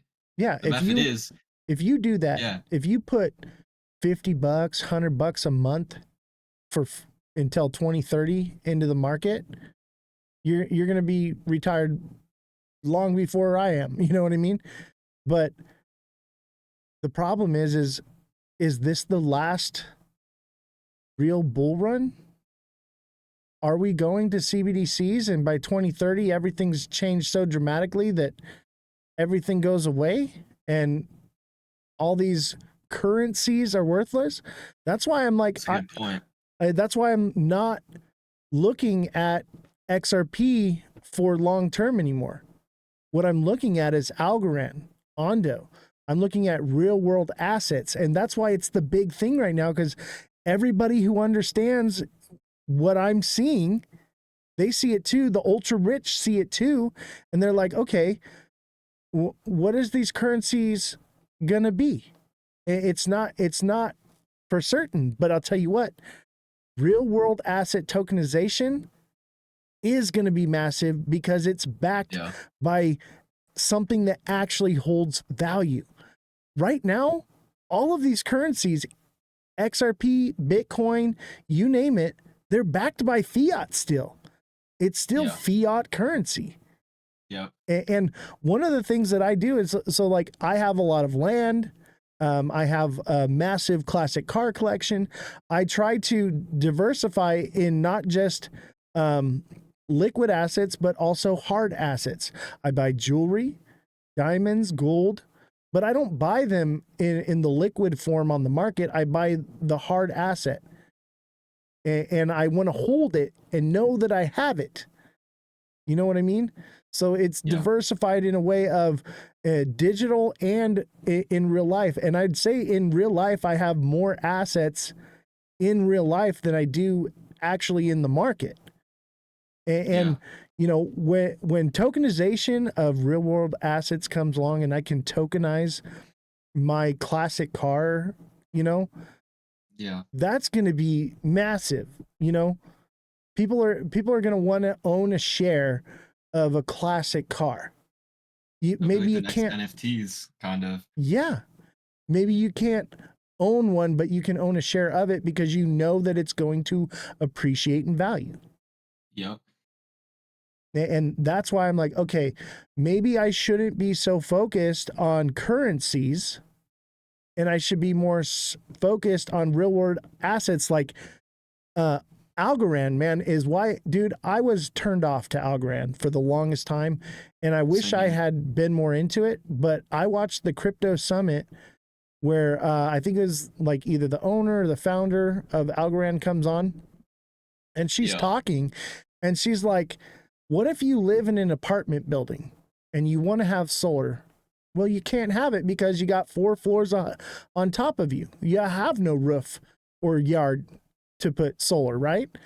But with Algorand, you can buy a portion of a tokenized asset, which would be solar panels in a solar farm, which is basically the same thing as having them on your roof. Yeah. And I heard that and I was like, this is mind blowing. This is what I want. Cause like I'm building a solar farm right now. I'm working with Tesla to create a charging station and a solar farm out here because I believe that the planes are going to start being electric as well. And this place is an airport, basically. It's a fueling station for planes. So I got to move with the times too. Like, so Yeah. Dubai's talking about tokenization a lot recently too, yeah. heavily. And that's why I'm like, maybe, okay, like, yeah, this bull run, um, of all the alts that have potential to run up, XRP for sure. But I think come the next cycle, those who got into, um, I mean, look at Algorand, bro. You're looking at the thing right now. Algorand's at the bottom, bro. Yeah. Algorand's at the bottom, and it's got a nice double bottom that's formed right now. And that No. shows that it'll push probably by September, October. That'll be great. You know, maybe it sees 50 cents, maybe it sees $5. Who knows? Right? I Yeah. doubt it's going to see all-time highs because the liquidity is more spread out than it's ever been. There's more projects, so it's not going to absorb everything. But I think it definitely has the potential to hit 50 cents. And I think that's what is. Yeah. and I think it's a great position. I'm looking to buy it. Why would you buy XRP right now with the hopes that it could hit $5, $10, $20? Maybe it does. Yeah, it probably will. And I'll accumulate some more when it comes back down. But I already bought down here. Why would I buy up here? I'm looking at this and I'm like, this is prime for the picking. This is perfect. This is what we want. And maybe it doesn't give as much returns as XRP this cycle, but I think next cycle it will. And it's I've already heard a at lot the of people say that. yeah. Like this cycle is going to be a lot of random projects just because they quote have utility, and obviously also controversial. But if Bitcoin does end up going above 150, we could see maybe one of the largest alt cycles we have. But after this one, if that does end up happening, the next one is only going to be actual utility, but not only utility that's actively being used. So What happens if Bitcoin runs up to 250 and only comes back down to 225? yeah. No alt season? What do you think? uh I mean, you look at everybody's posting online about the Bitcoin dominance charts, right? Versus, altcoin I dominance. think those are And we're irrelevant, and it's really Yeah, not. they It's are, not. yeah. It's not altcoin dominance. It's Ethereum dominance, and I don't think Some Ethereum is going to do as much. I mean, Ethereum's great, and it's everything is built on Ethereum. It's secure, but it's also dying dead technology. So maybe it doesn't play as much of a role. This, Yeah. you know, I don't like Ethereum. I think the gas fees are too high. I also think, and this is something that I'll say against Trump, is you notice how they're pushing ETH so much. That's only because all the rich people have Ethereum and they got to pump it for them. So, yeah, um, I there's a whole perspective. Somebody was telling me maybe this isn't like the other all cycles where Bitcoin goes up, then people start selling their Bitcoin and the money flows into altcoins, which is how it usually happens. Maybe Bitcoin goes up really high this time without Ethereum, and only some certain alts that are actually good go up along with that. That could also be something that could end up playing out too. yeah, like utility coins, right? So Yep. I think this is the utility cycle. So Yeah. altcoins are, I believe, are in a different classification. I think, The wording is crazy too because they call everything that isn't Bitcoin an altcoin, but I think we need more wording in a way. yeah, and that's why I say utilities. So I'm like, okay, I don't want to buy altcoins. I want to buy utility coins, things that can Yeah. actually do something, because I think that those will be the ones that actually pump. I think Yeah. top 10, top 10 for this cycle. And if you're below that, you're probably not going to see too much. Even Algorand, I think it's like 54. Mhm. So um, I think I'm looking at this one for the next cycle. You know, I'm always Yeah. too early. I'm always too ahead of things. Like, It isn't bad. yeah, which is why I got XRP so early. Like, no one even knew what Bitcoin was. They were buying Bitcoin. I was buying XLM and XRP. Yeah. So like What's your thoughts on XLM? You think it's gonna do something this altcoin cycle or not? it's going to Or I shouldn't say do altcoins. it's going to do exactly what XRP does. It's going to follow it to Mhm. the T. Yeah, because I hold some of that too. I'm pretty diversified, but um, Let me tell you this, yeah, don't be too diversified, yeah. especially because it's just spreading the liquidity out. And then with the gas fees, unless you've got 100K or more into, you know, spread out, and even with 100K, I'd say no more than 10, maybe no more than 5. You know, Mhm. if you have 100 grand into one project, the gas fees are significantly lower. Yeah, So if you're holding a couple mil, then yeah, maybe 5 or 10. But I think people are too spread out. Like I see a lot of people because I do the coaching, and they're like, hey, so I've got $500 invested, and these are all the projects I'm holding, and I'm like, dude, you're holding like 70 projects. They're like, yeah, I got yeah. like $5, $2, $1. I'm like, you're never gonna make any money, man. Like the gas fees alone are gonna kill you. And then when it all moons, you're gonna have to go and pull out of every single one. And like by the time you get down to halfway through, it's already gonna start collapsing. Yeah, I mean, I should specify when I say diversified, I'm talking more like songs like Yeah. Bitcoin, We have ADA, to be careful as creators because you yeah, are a creator now, man. You're on this show. So everything yeah, you say holds weight. We have a yeah, responsibility to the people watching right now. yeah, that's true. Yeah. Anyway, I appreciate having you on. Did you have anything more to say? Uh, no, not really. I think it's been a very eventful conversation, and yeah, let me know if you want to talk about any social media stuff because I think I noticed you go live a lot, but I think that you have a big opportunity with clipping some of these good moments as well and posting them as actual videos too. Well, maybe we can team up. Like Yeah, I'm down for sometimes we're that. on your show, sometimes you're on my show. I know Cosmic Crypto and Bullish Babe, they do the same thing. And that's grown both of them exponentially. So Yeah. I don't know, think about it. I enjoy having you on. You're kind of like a regular guest here now. And Yeah, I just think I was going to say, if you have like a camera and everything, then you can come on as a co-host, and actually people can actually see you, and you can write in the chat and everything. I think it'd be I cool. have a whole setup and everything, so yeah, we could do that. All right, let's do it. DM me on Discord, bro. We'll work it out because I like having you on, man. All right, All right, take care, buddy. all right, see you, bro. All right, that's Josh. You can't afford another co-host. Nah, I won't be paying him. Won't be paying him, but maybe we can work something out. Yeah, what a great conversation. What a great conversation. And if you're watching the show and you're not following, make sure you follow, smash the like button, subscribe to the channel, become a subscriber.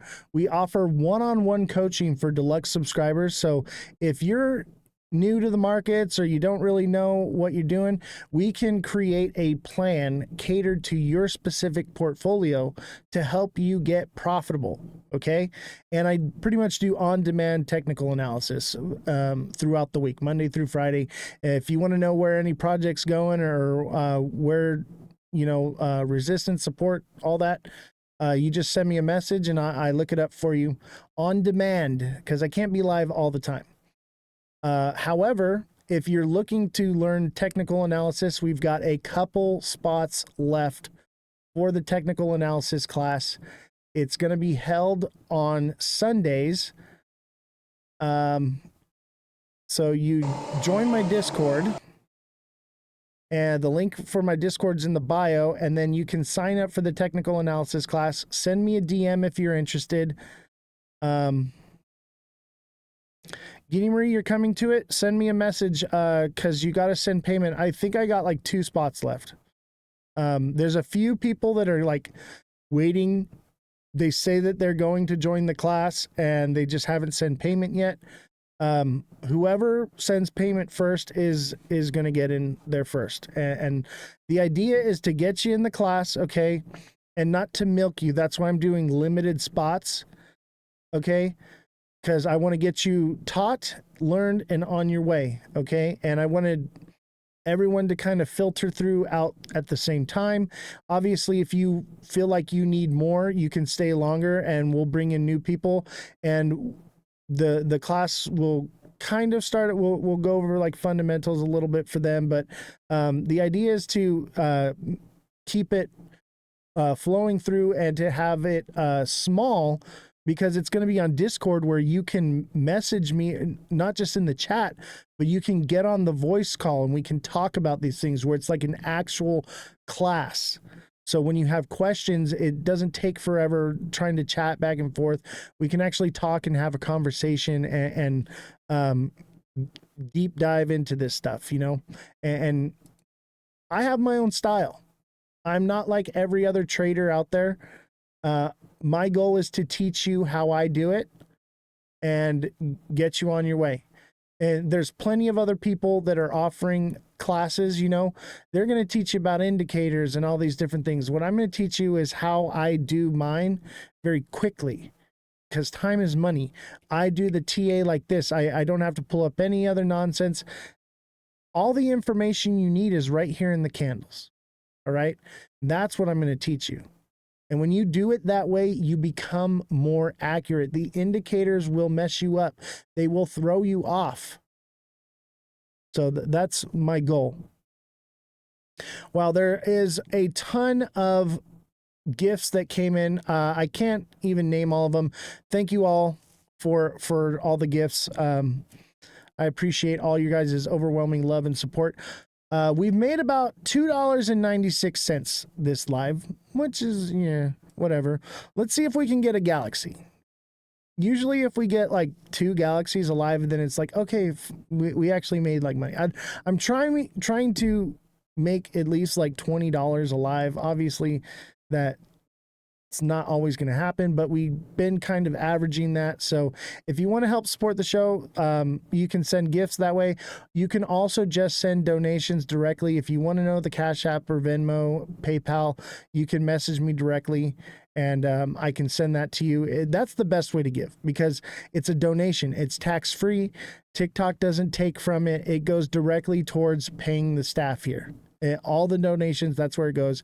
And then we do a donation run once a month where we get donations for a good cause, whatever. The last 2 we gave to Save a Warrior Foundation. We raised $75 for each one, which is great. I want to break that record. Okay. Each month we've raised $75, and it's the same people giving the same amounts, and it's great, and I love it. But I want to grow it. I want to give back to the community. I want to help people. And when you donate, you're helping to donate to the show, and you're helping to donate to a good cause. And at the same time, you don't have to pay the fees that these donations charge. So the funds that you donate actually go to the organization to do what you're donating to. So, because a lot of times, most of the donations just go to fees and administration stuff. So that's why we do it this way. So it's a great way to support the community, support people and different organizations. Our next one is going to be, I don't know if it's called the Tim Ballard Foundation, but it's by Tim Ballard. If you saw the movie Sounds of Freedom, and it's going to be for stopping SAing of children and trafficking. So that's one thing that I really believe in, and I want to help fight against. So that'll be our next one. I haven't really looked into it. I've been so busy. Marco says, I'll donate if you give Jesse a raise. You guys want me to give Jesse a raise?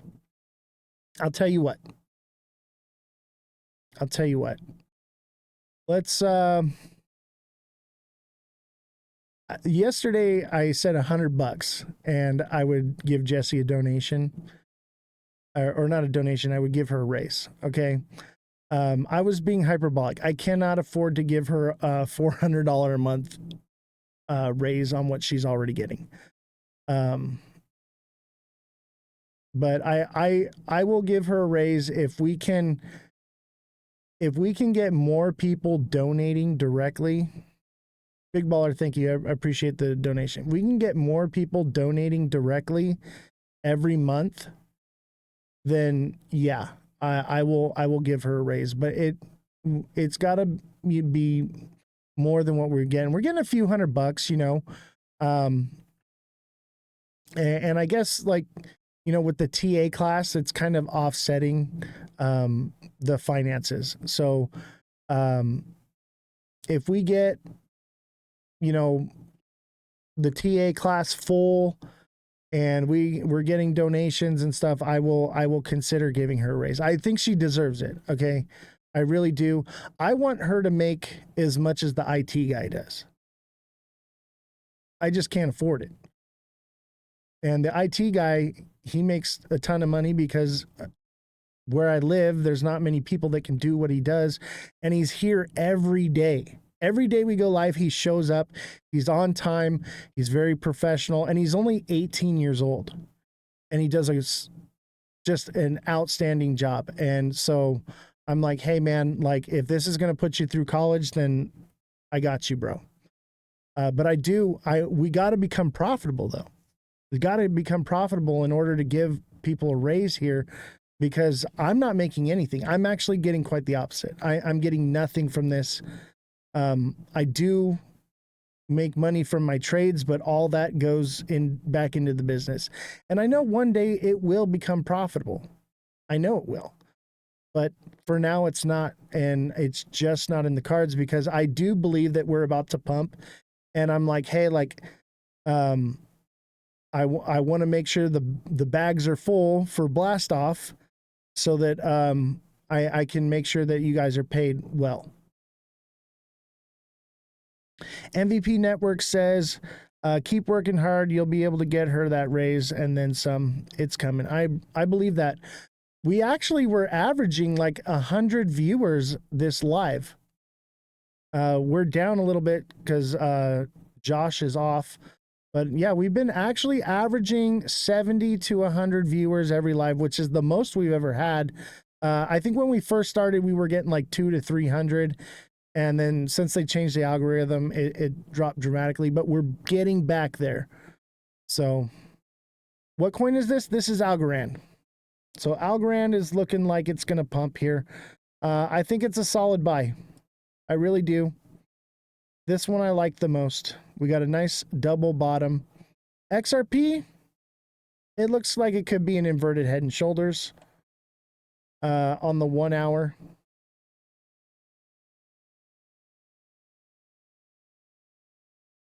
But it's a bit wonky. So I'm leaning more towards this pattern right here, which is an ascending broadening wedge, which is bearish, which should send it back down. Big Baller says, let's get XRP to $5. It will pay for Jesse myself. Yeah. Yeah, I'd love to see XRP go to $5. And it could. It could, okay? Algorand to 50 cents this cycle? I think so. I think minimum. I think minimum Algorand's going to see 50 cents. It could potentially see dollars. If we get the alt season that we're all waiting for, yeah, we're going to see, you know, if it gets all-time high, we could see $3 to $5 on Algorand. You know, but I just don't think that that's going to happen. What's a good buy-in for Algo? Well, I mean, I already gave that out. Last week, I've been saying that it was about 15 cents, 15.50, and that's exactly where it hit, and then it turned back up. So it could potentially go back down to 14.5, but I think about 15 cents. Thoughts on H bar? H bar is doing the exact same thing, just a different price. So H bar would be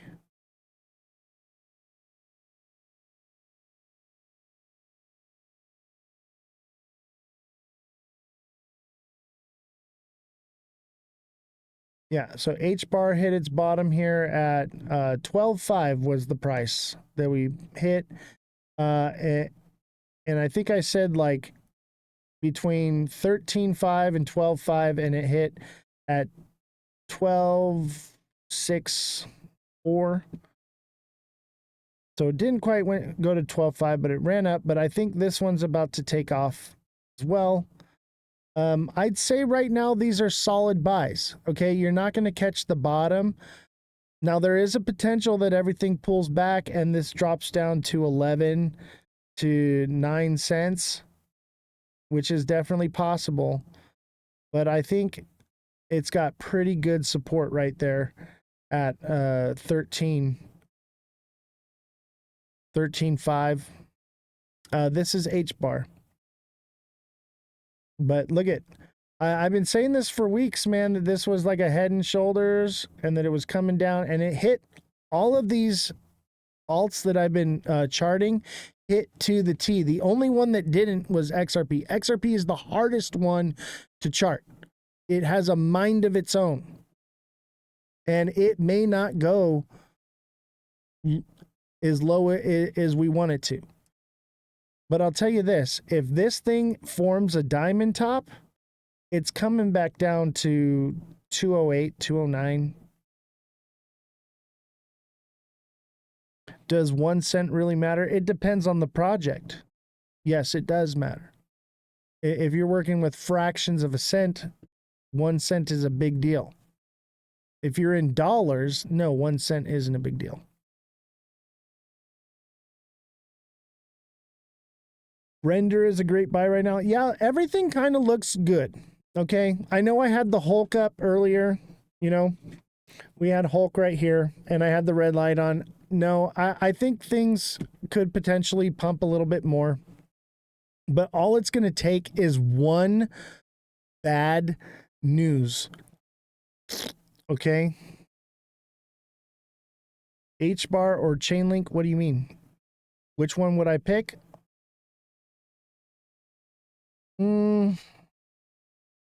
Probably Link. H-bar is probably higher up on the list, though. I'd probably pick H-bar. I would pick something in the top 10 cryptos for alts. Top 10. Top 10 ISOs. BTC to 90K or lower in the next 3 months. Yeah, I mean, what if that kicks off an alt season, but maybe Bitcoin goes up to 150K and just comes back down to 100K.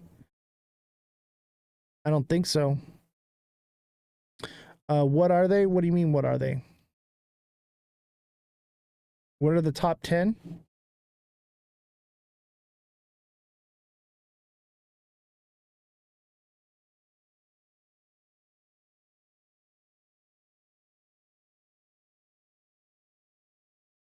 Where did I find that at?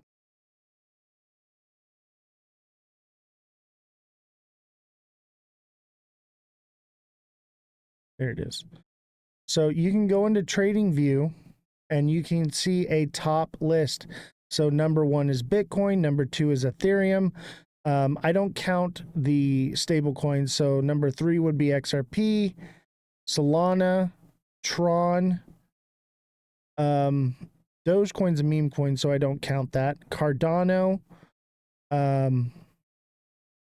Chainlink, Stellar Lumens, Avalanche, Litecoin, Hedera.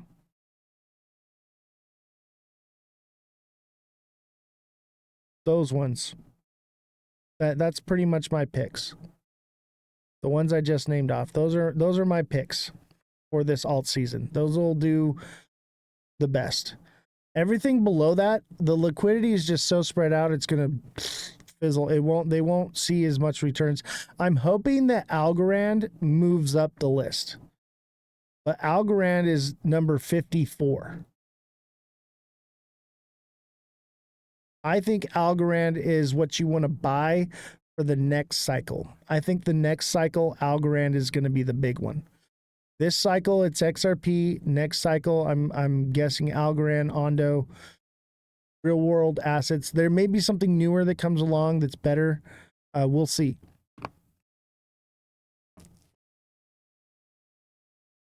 Thank you for all the gifts, guys. You guys are incredible. We made a whole $3.60. I appreciate it. The best way to help the show, obviously, when you guys send the gifts here, it brings in more viewership. But financially, the best way is to just send a donation. And if you need the donation information, send me a DM and I'll give it to you because I can't put it in the chat. All right, let's go over the news.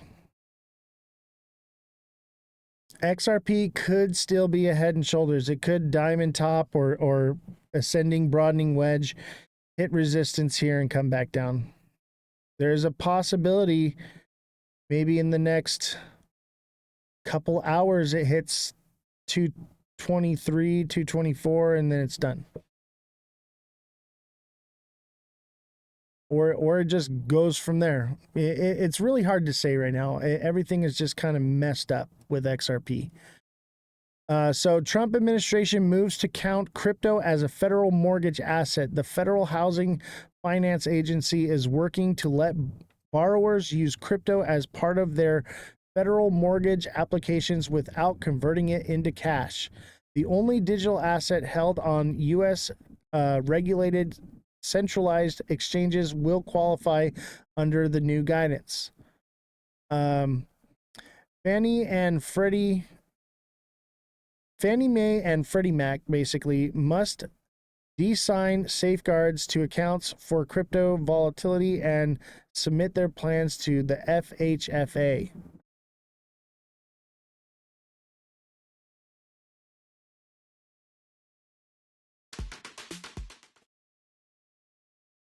We'll give this a little watch here, see.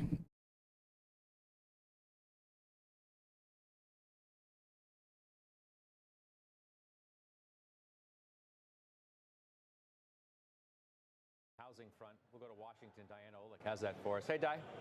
Hey, Scott. Yeah, this is from the FHFA director, Bill Pulte. He is the conservator of Fannie Mae and Freddie Mac. He just posted on X, after significant studying and in keeping with President Trump's vision to make the United States the crypto capital of the world, today I ordered the great Fannie Mae and Freddie Mac to prepare their businesses to count cryptocurrency as an asset for a mortgage. Interesting, in the note, he then has a release from the FHFA, whereas cryptocurrency is an emerging asset class that may offer an opportunity to build wealth outside of the stock market and bond markets.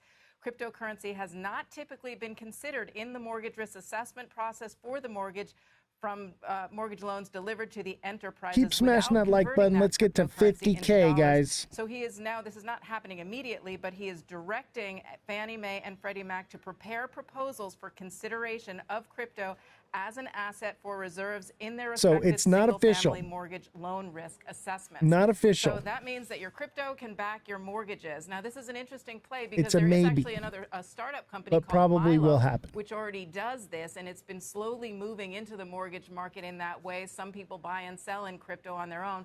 But for Fannie and Freddie to use crypto as a backstop for their mortgages, that's going to be interesting going forward, as we know how volatile crypto can be. So yeah, it's not 100%. They're putting proposals together, okay? It's not set in stone.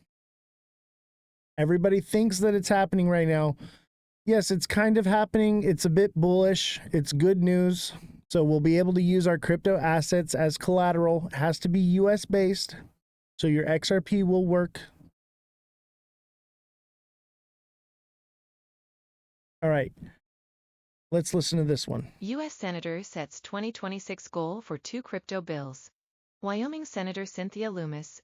So this is what we were talking about with Josh, is these bills. He thinks it's all going to happen this year. The U.S. Senator has set the goal for 2026. So Hear it out. Said she expects Congress to pass 2 pieces of crypto legislation related to stablecoins and market structure before the end of this calendar year. Speaking at the Bitcoin Policy Summit in Washington, D.C., on Wednesday, Loomis discussed the progress of the Digital Asset Market Clarity, or CLA Act, in the House of Representatives and the Guiding and Establishing National Innovation for U.S. Stablecoins, or GENIUS Act, in the Senate. Loomis said she would be extremely disappointed if the 2 bills did not pass through Congress by 2026. Loomis chairs the Senate Banking Committee's Digital Asset Subcommittee, which held a hearing on Tuesday discussing crypto market structure legislation. The Wyoming senator acknowledged the challenges of getting bipartisan support for any crypto-related bills over concern that certain people that have family members in the administration are going to be advantaged in some way by what we're doing. I don't want to come up with a piece of legislation that the other side of the aisle feels they haven't had adequate input in, Loomis said at the Tuesday hearing. Senator Cynthia Loomis, Center, speaking at the Bitcoin Policy Institute conference on Wednesday. Source, Bitcoin Magazine. While some Democrats have sided with Republicans like Loomis to vote for crypto bills, including the Genius Act, 18 Democrats made up the 68 yay votes for the legislation on June 17. Others have suggested they will not support any legislation without first addressing U.S. President Donald Trump's involvement in the crypto space and the possible implications for personal gain. The president has issued his own line of meme coins, has a stake in his family-backed crypto business World Liberty Financial, and has received political donations from digital asset companies' executives. Related, as stablecoin bill heads to House, Senate shifts to market structure. Battle to pass crypto bills in the House. Loomis' stated goal to have both bills ready by 2026 suggested a later timeline than what Bo Hines, the executive director of the President's Council of Advisors on Digital Assets, said in May. Hines speculated that the Genius Act could be ready before Congress recess in August. Trump said on June 18 that he would be willing to sign the bill with no add-ons from the House if it were to pass quickly. With Republicans having a slim majority in the House, both the market structure and stablecoin bills would likely need at least some Democratic support to pass. Magazine. Trump's crypto ventures raise conflict of interest, insider trading questions. All right, so this bill, man, will it get passed? I don't know, because Trump says he'll sign it if they don't make any changes, but Congress, or not Congress, the House is saying that they want to make it so that the Fed has the authority for regulation on this. So if they change that, it may not get passed. Trump would probably veto it. So 2026, maybe. Lending crypto senator sees end of the year as U.S. legislation target, right? So this is basically a recap on what we just heard. So end of the year, maybe. And that's just for the House to pass it. So we may see this get passed at the end of the year. Maybe we don't. But then Trump has to sign off on it. I think he'll sign it quickly.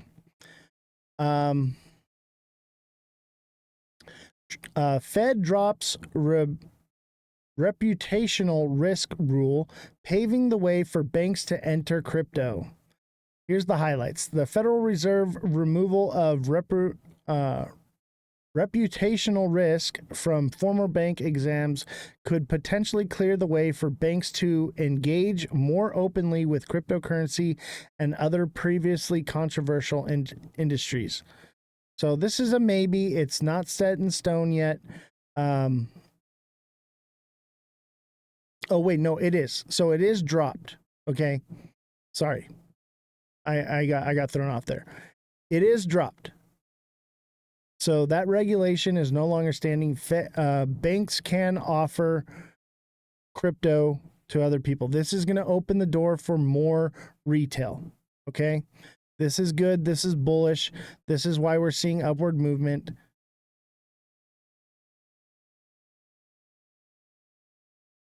Guinea Marie, if you're having issues, you know where to go.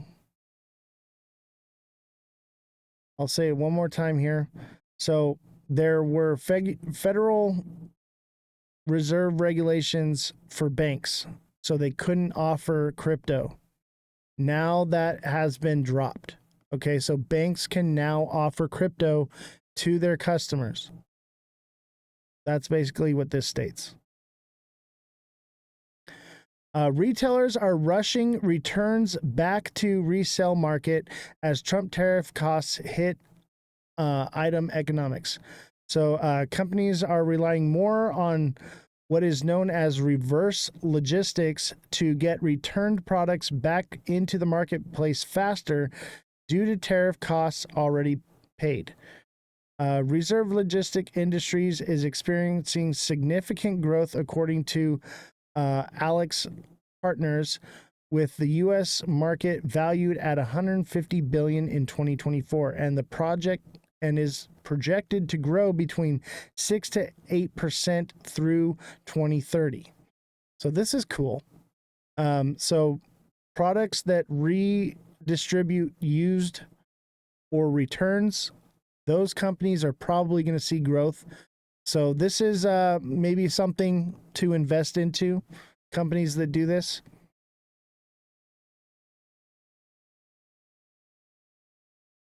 Let's see. Returns can be a key salvation for companies to keep costs down. Tariffs are making new goods more expensive, said Casey Crost, Chief Operations Officer, returns management software company Optoro. So there's the company right there, Optoro. So this company is going to probably see some good moves over the next several years. If you're looking for stocks, here you go.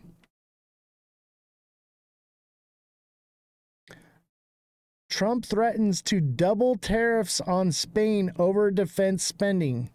The economy is doing very well, Trump said about Spain, and that economy could be blown right out of the water. So tariffs are coming back, baby. Retaliatory tariffs are coming back. This is why I'm not convinced that we're super bullish yet.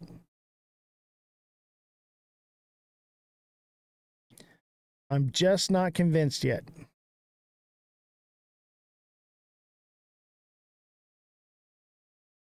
Let's see. President Donald Trump embraced U.S. NATO allies at Summit Wednesday, with one notable exception. The president lashed out at Spain for its decision to only raise its defense spending to 2.1% of the country's gross domestic product, well short of the 5% that Trump said NATO have been pushing for. We can't read more of this because you got to pay for it, but Spain's not paying their fair share, and so he's basically saying that they're going to get retaliatories. Yeah, if you're having an issue with lagging, we're also on the other platform. I cannot tell you what other platform we're on anymore, but TikTok seller, if you can help me out there, I'd appreciate it.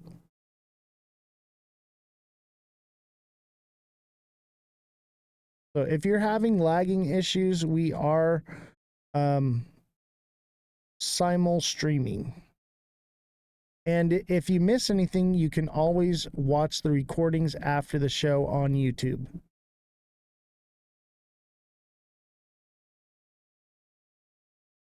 Tariff clock is ticking with just 2 weeks left.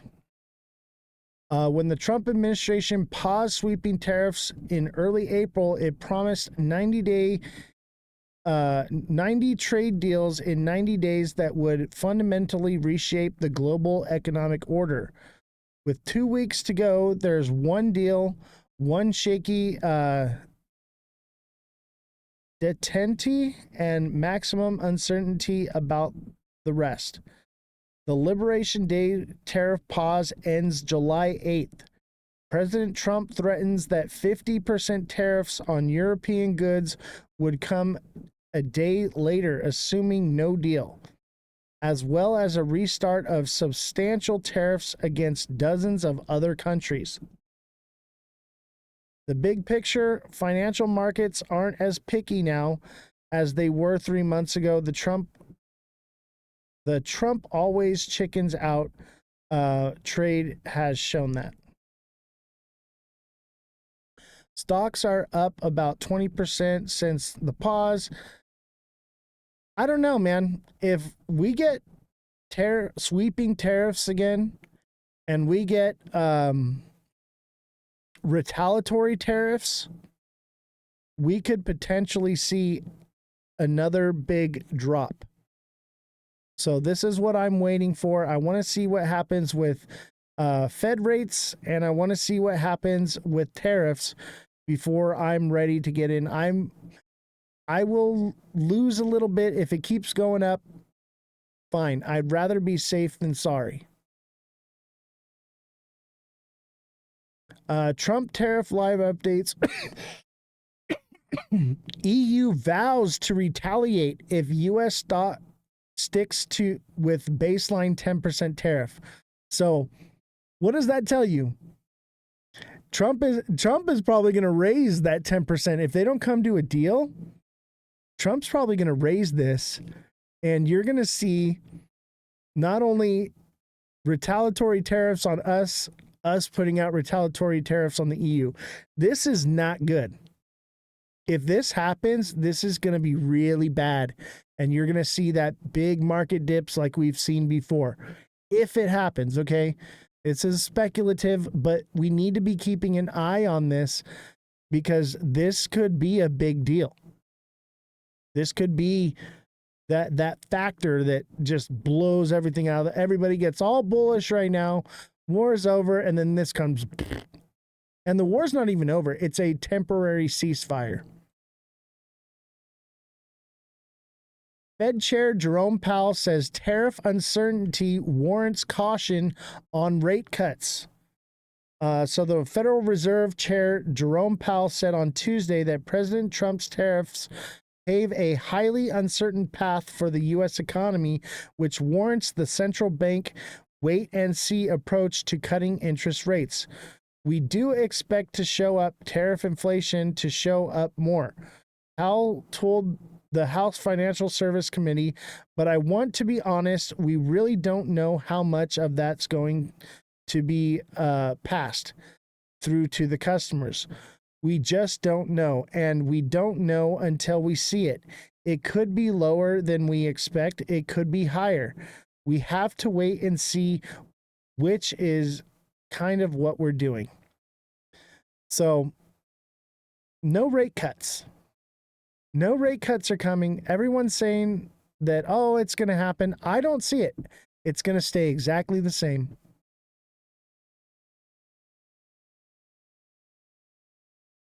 U.S. tariffs not only killing trade, but chilling investments, leader warns. Trump's confusing tariff policies are making it impossible for investors to plan ahead, analysts tell the summer forum.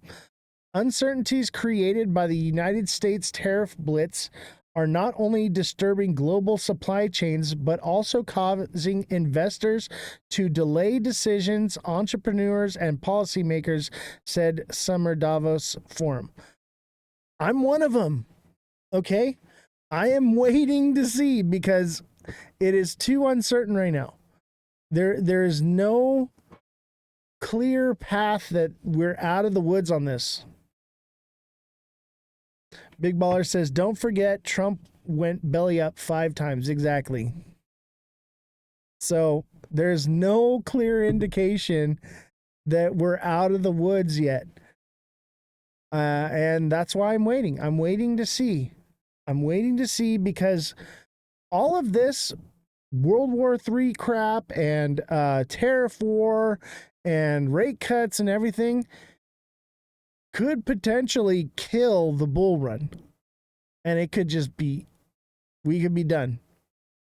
Because it doesn't matter how bullish the news is, shit ain't doing nothing. Nothing's going crazy.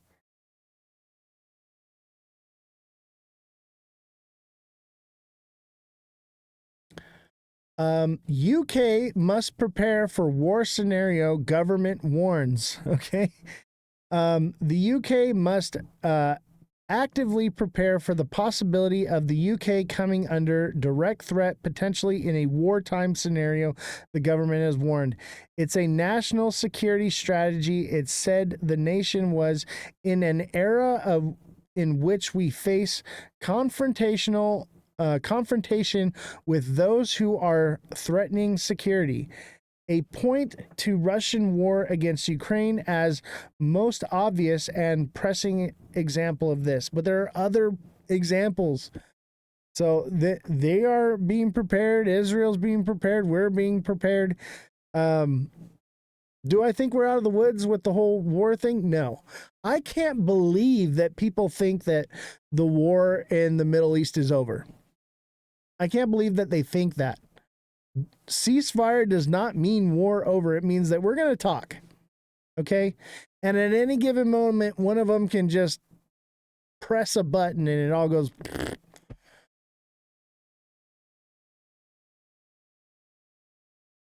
Ceasefire between Israel and Iran appear to hold as Trump vents frustration with both sides. Let's watch the video. President Donald Trump says a ceasefire between Iran and Israel is in effect after the deal initially faltered, leaving Trump frustrated with both sides. They violated it, but Israel violated it too. Israel had earlier accused Iran of launching missiles into its airspace after the truce was supposed to take effect. The Iranian military denied firing on Israel, but explosions boomed and sirens sounded across northern Israel in the morning, and an Israeli military official said 2 Iranian missiles were intercepted. Trump told reporters at the White House before departing for a NATO summit that, in his view, both sides had violated the nascent agreement.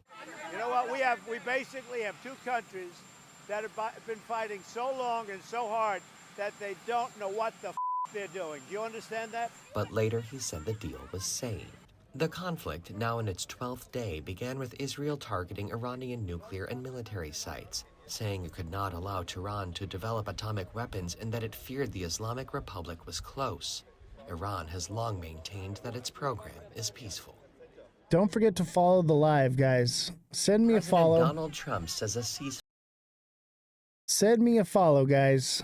Appreciate Elon Muff for the follow, man. Great name, by the way. If you don't follow already, make sure you follow. And like the live, guys. We're at 44K likes. Let's get above 50. I want to see like 75K likes. Everybody hit the like button right now. Hashtag FYP in the chat. Hashtag go viral. Hashtag must watch. Help me out, chat. And if you can send a GIF, great. If not, no big deal. Just hit the like button. If looks like we're not going to get a Galaxy. I put the Galaxy up because it's one of the harder ones to get, and I was too busy focused on stuff. Let's do the community fests. Let's see if we can get 50 of the community fests. Those are the best for the algorithm to send in right now. Though any of the community gifts are really good for pushing this out there because we're in Community Fest right now. Alexandria, thank you for the hashtags. Marco, thank you for the hashtags. Keep liking, guys. Marco, thank you for the 10 Community Fest. Elon, thank you for the hat and mustache and the 29 roses and the heart me. Appreciate you. Jesus with 20 club cheers. Thank you so much. And so many more gifts. So many more gifts from everybody. Thank you guys very much. Carlito, thank you for the community fests. Elon Muff, thank you for the roses and the community fests. Carlito, lightning bolts, GG's. Thank you guys. So many gifts. So many gifts. Wow, you guys are amazing. Thank you for the corn and the ice cream. And the love you so much, the chilies, the finger hearts. Thank you guys so much. Thank you for the awesomes and the taters. You guys are incredible. Elon Muff is killing it. Thank you so much. Wow, just so many. I can't even list them all, Elon Muff. I can't even list them all. Thank you so much. Marco, thank you. I appreciate you. And everybody just spam the chat right now. Everybody just put a W if you think this show is winning. If you like this show, you enjoy the show, spamming the chat is actually very helpful. Very helpful. Send emojis, smiley faces, whatever, thumbs up. Send follows, share the live. Acito, SXT for the win. Yeah, baby. SXT, baby. Everybody spam the chat. Every live, if you're listening, we're talking, having a conversation. When you guys are just spamming the chat or just saying something, any engagement you give is helping. Gamery with the orange. Thank you guys so much. Keep them flowing in. Keep it flowing. That's what, look at, viewership is already going up just because you guys are chatting, sending emojis. Thank you all so much. Keep them coming, though. Keep them coming. We're going to watch this video. As we watch the video, just keep spamming the chat. Thank you guys so much. I've been in 500X since 203 in XRP. Wonder where it's going. I rode the last 300% up to 500X. Elon Musk, we'll go over that just in a minute. After the news, we're going to do TA for the rest of the live, okay? Till 9 p.m. Pacific Standard Time, we're going to just do TA. Alexandria Delgado says XRP to 10K. I don't know. I don't think so. I would like it. That would be really great, but I just don't see it. If you think it's going to 10K, somebody tell me why. Tell me why you think it's going to 10K. Gamery with the shit emoji. Market cap multipliers. You want to come on the show as a guest and explain that to me? I would love to hear. Come on up, man. Let's talk about it. Come in as a guest. Where's the guest? Oh, we're in dual view. Elon Musk, go to my what do you call it? Oh gosh, the Discord. You don't have to go on cam, just we'll do a voice call. Give me a call on my Discord and I'll bring you up and we'll talk, just like Josh did earlier. I'd love to hear more about it. Oz, if XRP hits 10K, you can hire all of us. Yeah, exactly. My Discord link is in my bio. I'd love to have you come on. If I'm in dual view and there's no spot for guests, you guys can request to come on the show through Discord.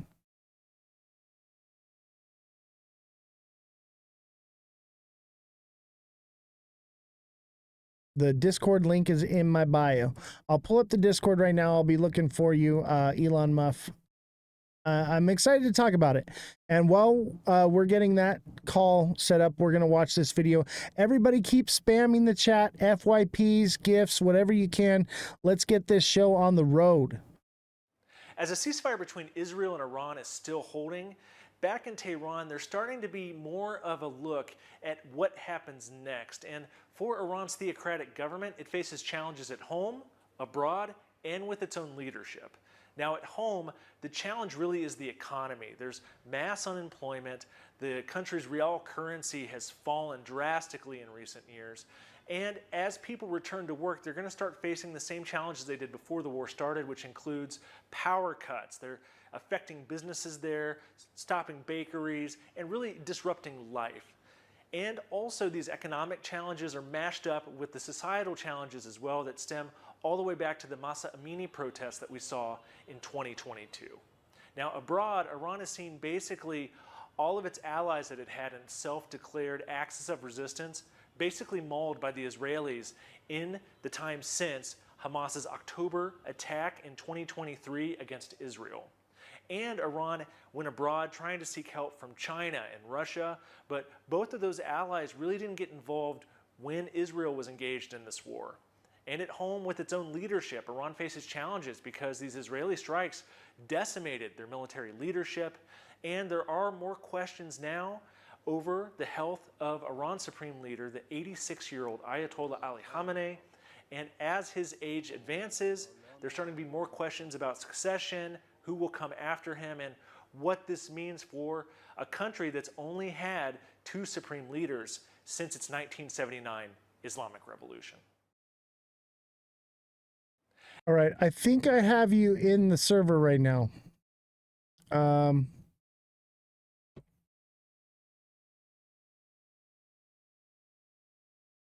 Let me see here. Send me a voice call. Let's talk, Elon Muff. Is that you on Discord? I just sent you a friend request.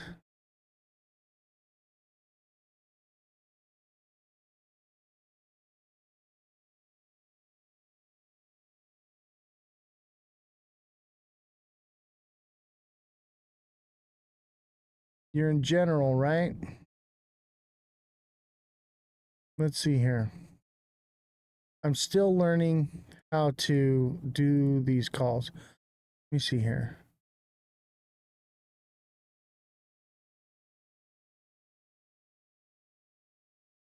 I only see 3 people online. So maybe this isn't your profile. That's all right. We'll keep going through the news until he gets up here. So let's give this a little watch here. Trump says Putin is difficult on Ukraine war, calls Russian leader misguided. Yeah, what's up, Elon Muff? Why have you not been able to end the Ukraine war? What's the favor? It's more difficult than people would have any idea. Vladimir Putin has been more difficult. Frankly, I had some problems with Zelensky. You may have read about him. And it's been more difficult than I'd love to have you on the show, though, man. Let's talk.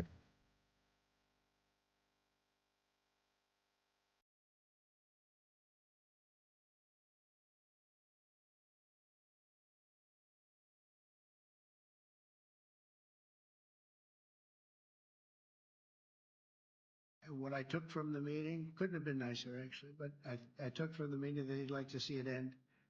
I think it's a great time to end it.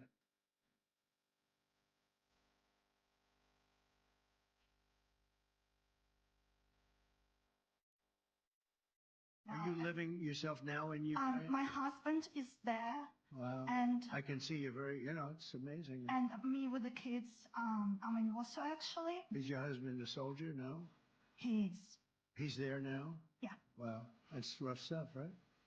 That's tough. And you're a reporter. I am. Good. So let me just tell you, they do want to have the missiles, okay, as they call them, the Patriots. And we're going to see if we can make some available.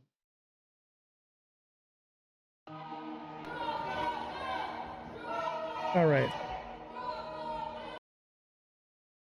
After 5 months in the White House, Trump said he thought the Russia-Ukraine war would have been settled easy.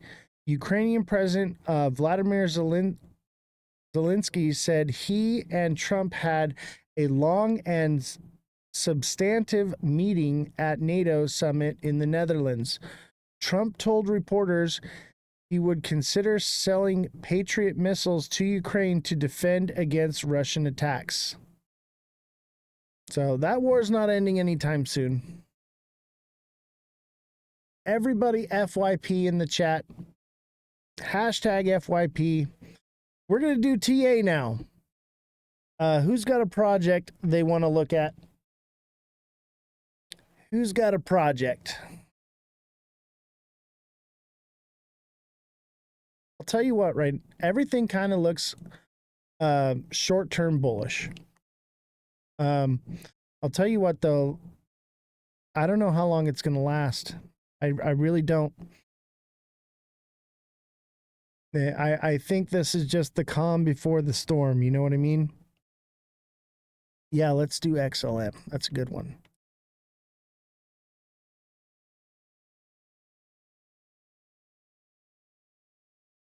XLM. Stellar Lumens, one of my favorites. I think this one has more potential than XRP. And look at this one, did exactly we said 221 or I think it was 222 to 220. Boom. It hit 221.6. And it pumped up here. This is going to do what HBAR, Algorand, everything else is going to do. What's up, ABSXS? What's going? Good to see you. Thank you for the roses. Carlito, thank you for the community fests. TikTok seller, thank you for the roses. Guinea Marie for the community fests. So many gifts, you guys. You guys are killing it, man. It's only $4.72, but just amazing. The support is amazing. Keep sending those community fests. Those are the best thing for the show. They help keep the algorithm going. And they're cheap. They're super cheap. As long as those are coming in, man, we're looking good. All right, so XLM. Let's look at the 1 hour. Looks like it's got a double bottom here, and it's about to take off. That would put it at like 24 to 24.5. And I don't know. This is healthy retracement. It looks like it came right back to support. Double bottom, and looks like it's about to take off. And it could potentially pump up here and consolidate a little bit. And maybe this is a little mini head and shoulders forming. And that would take it, you know, back up here to 0.24, 0.25.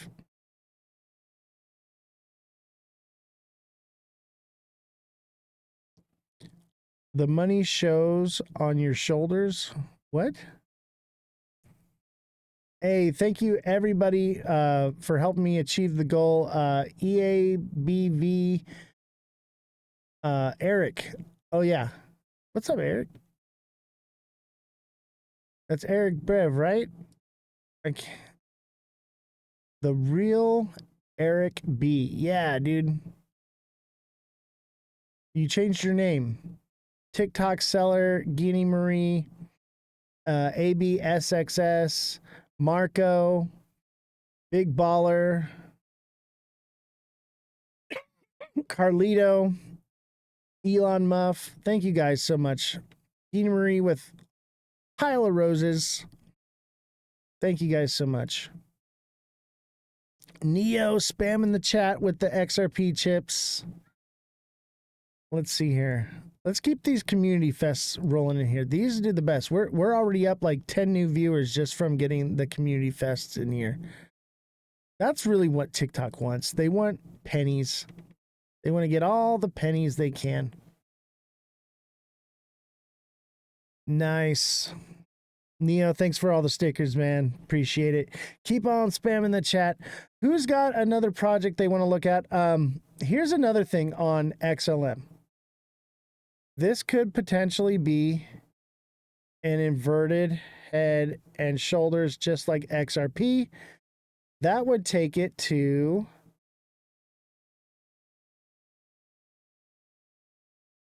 I would say 26.3, 26.4, maybe 26.5. I have a feeling this is what's going to happen. I think the moon cheese is winning right now. Everybody just wants everything to take off. This is in the 1 hour, so yeah, this would be over the next week or so. Let's see, where does that end up? Around June 28th-ish. End of June. And I think right before the end of June...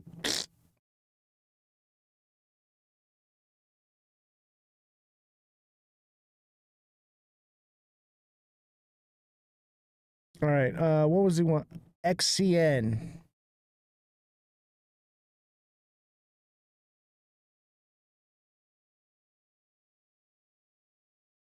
Let's do XCN.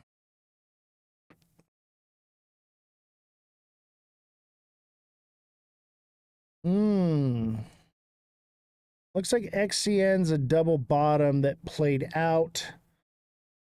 A lot of sell pressure up here. This one could potentially be coming down. Let me look at the 1 hour to be sure.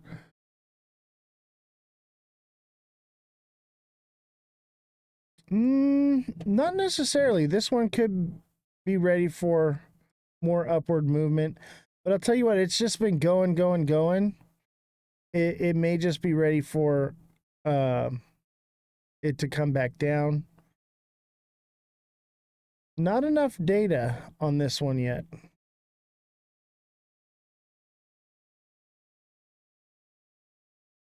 I would say make sure you're taking profits. It looks like, you see here, shrink this up.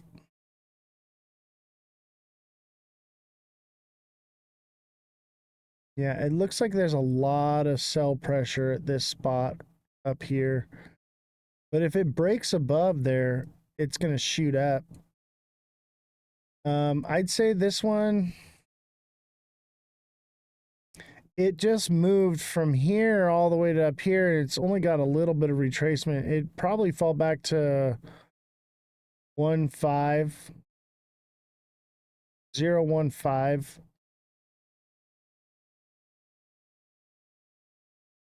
And then potentially go back up from there. It could keep going though. There's just not enough data on this one. Let me look at it a little bit lower time frame. Let's look at it on the 10-minute or 15-minute.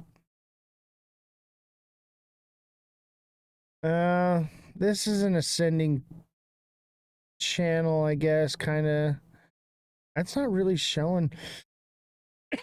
It looks like it got a double bottom here and it pumped up, it fulfilled, it retraced back, and it's moving back up, which means it'll probably come back up here to retest this zone at 1.6, 1.7-ish. It could break past that. What's up, Crypto Trey? Crypto TV with Trey. What's going on, fam? Glad to have you, brother. Thank you for the heart me. Everybody send in your heart me's. Don't forget. Thank you for the community fest as well. Oh, Elon Muff. There you are. Let's bring you up for a call, man.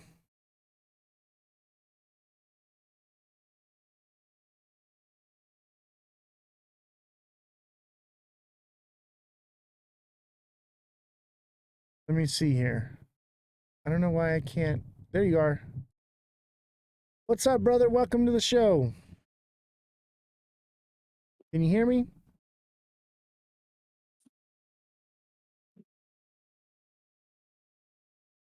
Are you muted?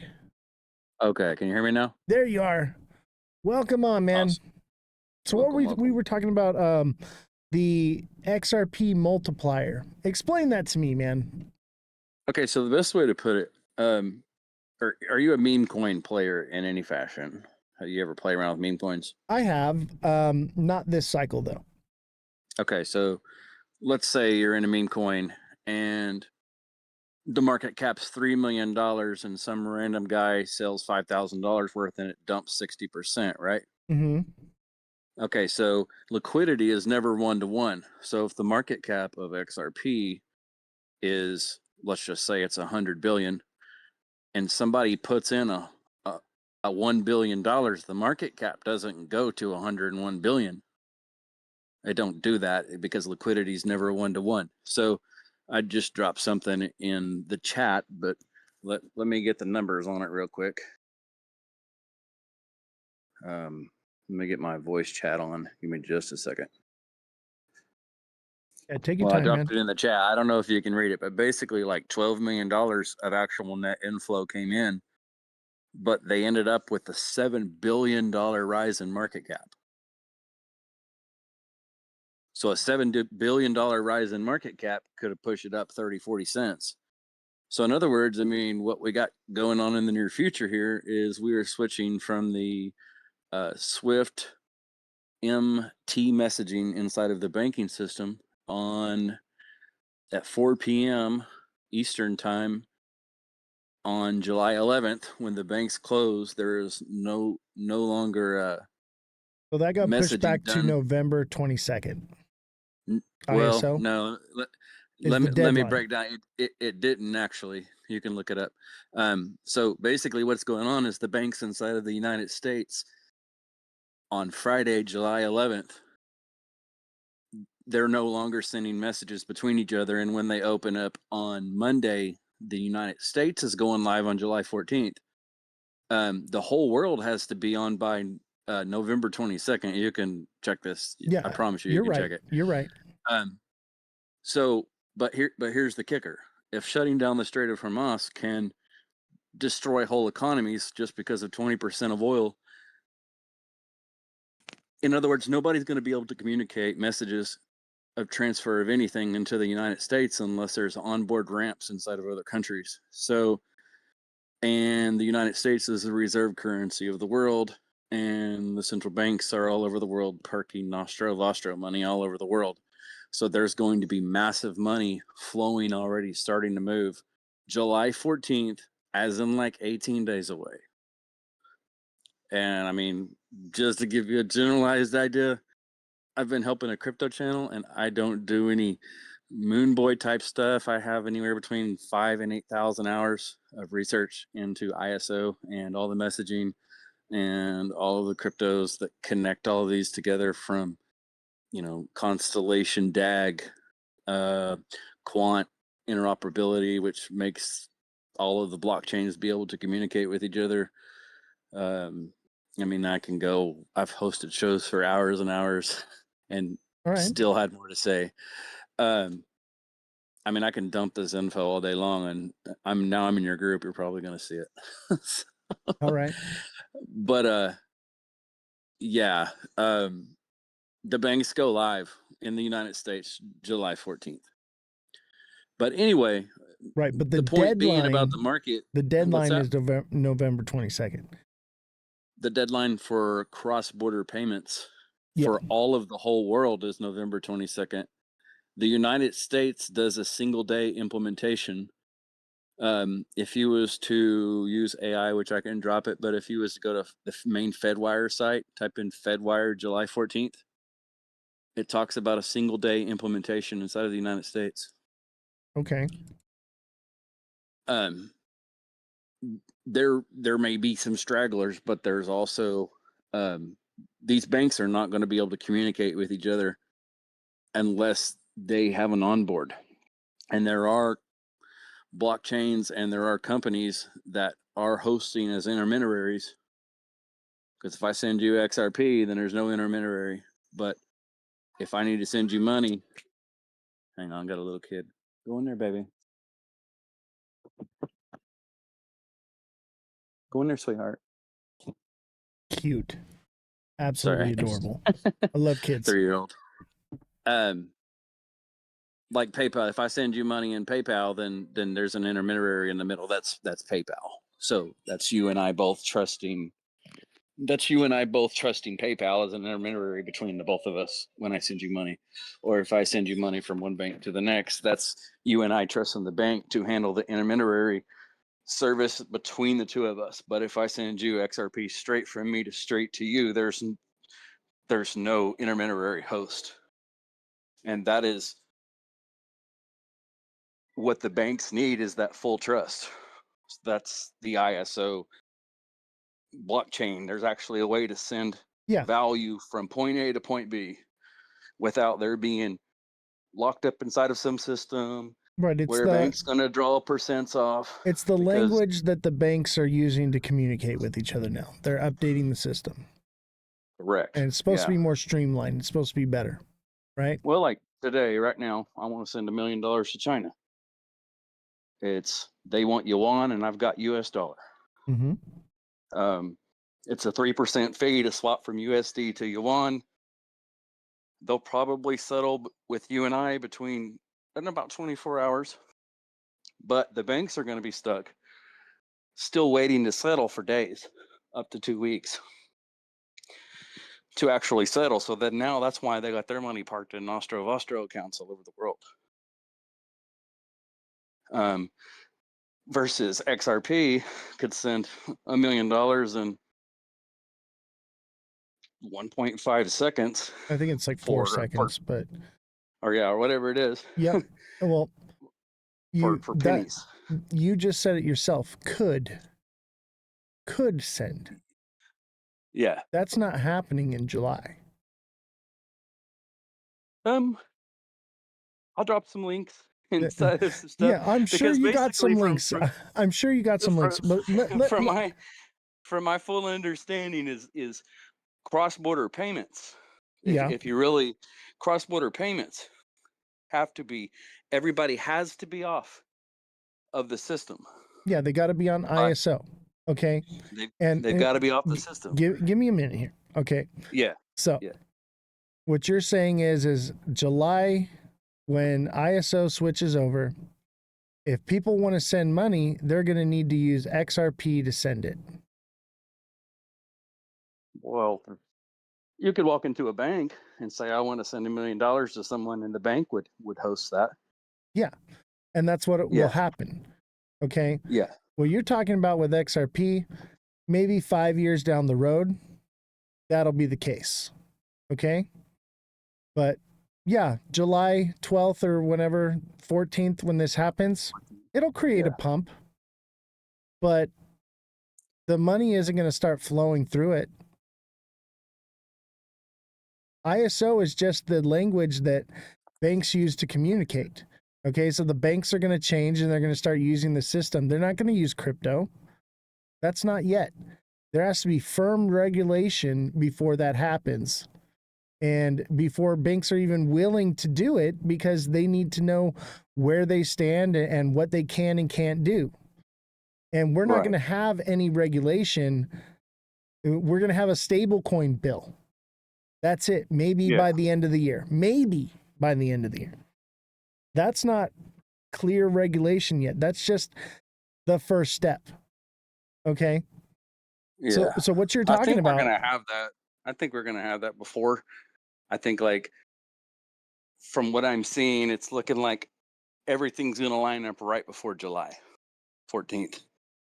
Maybe I'm wrong, but there's no way, man. There's no way that all the planets align July 14th, the switch gets flipped, and now XRP is being used to transfer money across the world. Okay. There's no way. I mean, come on, bro. Like, well, I mean, I can show you that it's been testing for years and years and years. It's not like they're not even testing. It's I'm sure for they years are. And years. I'm sure they are testing, but just because ISO goes live in July has nothing to do really with crypto whatsoever. It means that there are cryptocurrencies that are ISO compliant that will be able to be used in the future, but it's not happening now. One, banks aren't going to let this, not going to move in that direction until, like I said, there's clear regulation, a clear foundation of how this is all going to happen and work. So I'm thinking maybe by 2030 that happens and we get the switch flipped. Okay. Yeah. And so July, things will pump because people like you believe that the switch is getting flipped in July. Okay. And I'm banking on that. I said, I think my buy date is July 12th. Okay. I think it will pump because of that, but it's not going to see massive numbers because the banks are sending massive amounts of liquidity now on the ledger through XRP. Okay. And then it all just happens now. It will pump because people will think what you're thinking and FOMO into it and think it's all happening now. The switch is getting flipped. No. Okay. Banks are changing the way they communicate with each other, and that's it. Okay. There are coins that are compliant to that system, but they're not going to get used yet. There has to be firm regulation. And then two, institutions cannot use money or cannot use XRP until the injunction is dropped. So you're not going to see any institutional money And let me tell you this, XRP's injunction probably won't get dropped, because if XRP pays the fine, right? They want to reduce it to 125 million, right? Paying a fine is an admission of guilt. Okay. Yeah. Well, I think the whole lawsuit is was just smoke and mirrors, that they were just trying to keep institutions and force the price down while it was being bought up by who's supposed to push it into the banking system. Well, you can think that, but what I do know is that there are laws in place, and Ripple broke the law. That's why they're going to pay a fine. And we covered this earlier. There, one of the attorneys spelled it out. We covered an article, and he basically put it to rest and said, yeah, though, if Judge Torres accepts the settlement that they come up with, what is likely to happen, and first of all, I don't even think she accepts it. I think maybe we get a 60-day continuance on this again. But let's just say she does accept it, okay? The next step is that Ripple pays the fine and the injunction is not dropped because it's an admission of guilt. So the only way that injunction is removed is if the law is changed, and that takes legislation. So XRP will be useless until the injunction is removed, which takes regulation, and the regulation that they're creating right now has nothing to do with any of that. It's all based on stablecoin bill. It's all stablecoin regulated. RLUSD basically makes XRP irrelevant. It's not irrelevant. It'll have its use case, but it'll be a liquidity pool and facilitation of gas fees. But XRP, let's just say that the SWIFT system takes it and uses XRP like you're hoping, then that would mean that XRP is like a bucket with no bottom in it. So no matter how much you turn the faucet on, it's never going to fill the bucket because the liquidity flows through it. XRP gets its value from the people that hold it, not from the liquidity flowing through it. It will, raise it up a bit, but it's not going to. 12% of the SWIFT banking system, all that money isn't going to sit in XRP. So, okay. So as far as like from your understanding of RLUSD, when Jim Bob comes in and buys $1,000 worth of RLUSD, is the liquidity of that RLUSD inside of XRP? And if you send RLUSD to Jim in China or whoever, and it basically converts out of RLUSD through XRP, it comes back out as a tokenized version of the yuan in China. That liquidity for those is inside of XRP, correct? For about 4 seconds. But when you're holding the RLUSD, the liquidity is inside of XRP, and when you're holding the yuan, it's in the stable liquidity is coin. also, It's in the stable coin, not an XRP. It's on the ledger. The stable coin is just supposed to be a token that the liquidity is backed inside of XRP. So if I hold a stable coin, okay, the money is in stable coins. The money is in Tether that's backing up Bitcoin right now. Like Tether's backing up Bitcoin. Tether is propping up Bitcoin. A very, very large percentage of the liquidity of Bitcoin is actually Tether, correct? Well, that's another problem, but we can talk about another day. But no, what happens is it starts out as Tether coin, and then it gets pumped into Bitcoin, and it stays there. That's why Bitcoin goes up, because it stays in Bitcoin.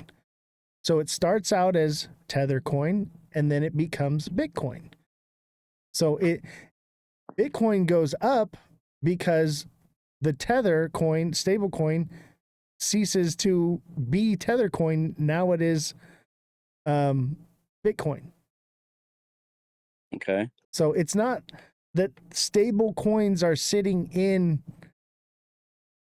it's not that Tether stable coins are sitting in Bitcoin. I mean, kind of, but the Tether coin, that's a whole nother thing. But here's the thing is, the money is sitting in, there is liquidity, okay? Like it's in the stable coins. It's backed by the fiat or whatever backs the stable coin, right? Okay. Okay. The money is in that stable coin.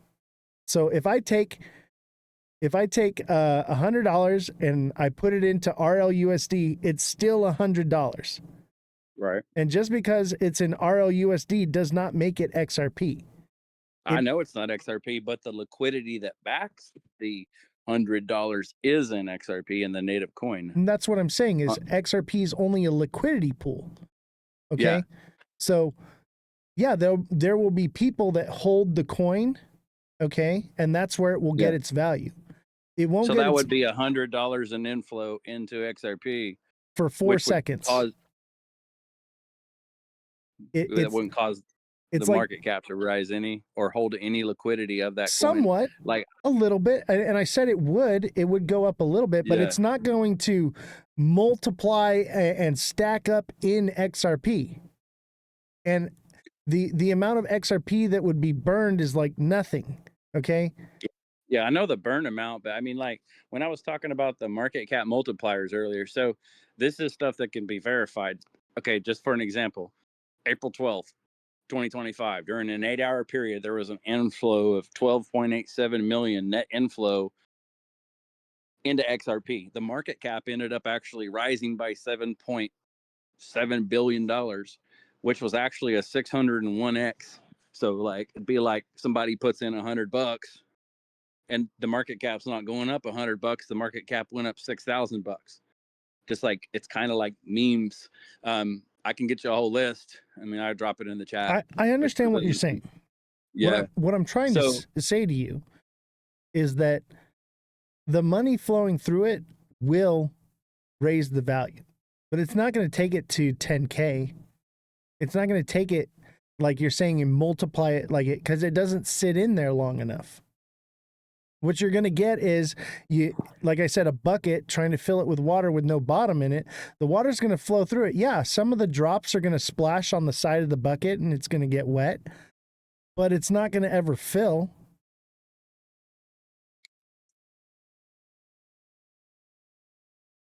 Get what I'm trying to tell you? I mean, I get it. Yeah. I mean, I understand. The XRP gets its value from the people that hold it. That's the liquidity. The money that people buy it and hold XRP. That is the liquidity. Okay? The stable coin flowing from one place to another, that's not money sitting in XRP building up the liquidity pool. It's just some flowing through it. Yeah, there's going to be some splash left behind, which will affect it a little bit. And maybe it operates, around $4 or $5. But I'm thinking probably more around $3, because once people start to realize that it's not going to 10K, not as many people are going to hold it.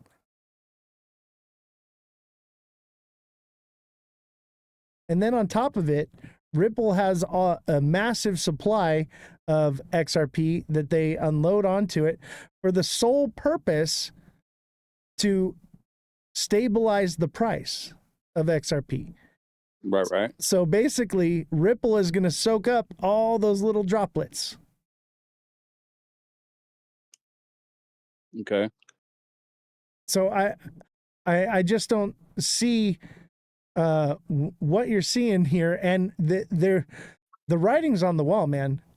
Okay, if they were going to be using XRP, right, for this ISO and all these bank transfers right now and everything. Don't you think the legislation that they would be putting out right now would be, because Ripple's not the only one that had an open case on this. There were several projects that were brought up with the SEC. They all got dropped. But wouldn't they want to make some kind of legislation to define whether these are securities or commodities? If that was the end goal, is to use these coins like currency? No, they're not going to be used like currency. Oh, well, you mean like XRP is not going to be used as currency? Because I never really thought it was going to be used as currency. No, it's going to be used to facilitate That's gas fees. The liquidity, basically. Yeah, in liquidity between it pool. when it's being sent, right? Yeah. And a lot of people think of it as like it's a currency. Okay. The currency will be the stable coin. And they're moving towards CBDCs. That's why the first legislation we're getting is a stable coin bill, because they want to regulate it. Yeah. Have you ever dug into Quant and its the stable coins and central bank digital currencies being built on it and its ties to like European countries and all that by chance? I know a thing or two, but indulge me. Well, I mean, I'm not no super pro in that aspect. I mean, I can gather info and show data. I mean, how it's going to be taken by every person. I mean, nobody really knows where things are going to go. Exactly. So it's all speculation. Really knows. Okay. Yeah. It's all speculation. But what you're speculating, nothing is indicating a move in that direction. Okay. Everything is indicating that we're moving towards stable coins and CBDCs. Right. And if that's the case, most coins will not be useful. RLUSD can literally do what XRP does. XRP will have its place on the back end, but will it gain any real value from it? Probably not. It'll get some, but Ripple will unload tokens to keep the price stable. That's the whole point of them holding 44% of the supply. Right. So you saying that this multiplier and all this is going to happen, how can it do that if Ripple is going to continue to unload to keep it stabilized? Well, I mean, if somebody was to come along, because if they hold 44% of the coin, I mean, for one, it only unlocks in small amounts of 1 billion every so often. And then so that was changed. Literally. If you listen, I mean, they can't unlock 44 billion right now. It slowly comes unlocked. Actually, they've removed all parameters. They can do whatever they want with it now. So last month, I think it was in May, they unlocked 500 billion and moved it all into a wallet. There's only 100 billion. Excuse me, $500 billion worth. Oh, okay. All right. So I mean, the whole market cap, though, the whole market cap's only 120 billion, and there's only 100 million or 100 billion coins. What the market cap, yeah. But what I'm trying to tell you is that used to be the way it was done. Actually, it was April and May that they started unleashing more tokens. And what they're doing now is, instead of dumping it all at the beginning of the month, excuse me, they are releasing some of it,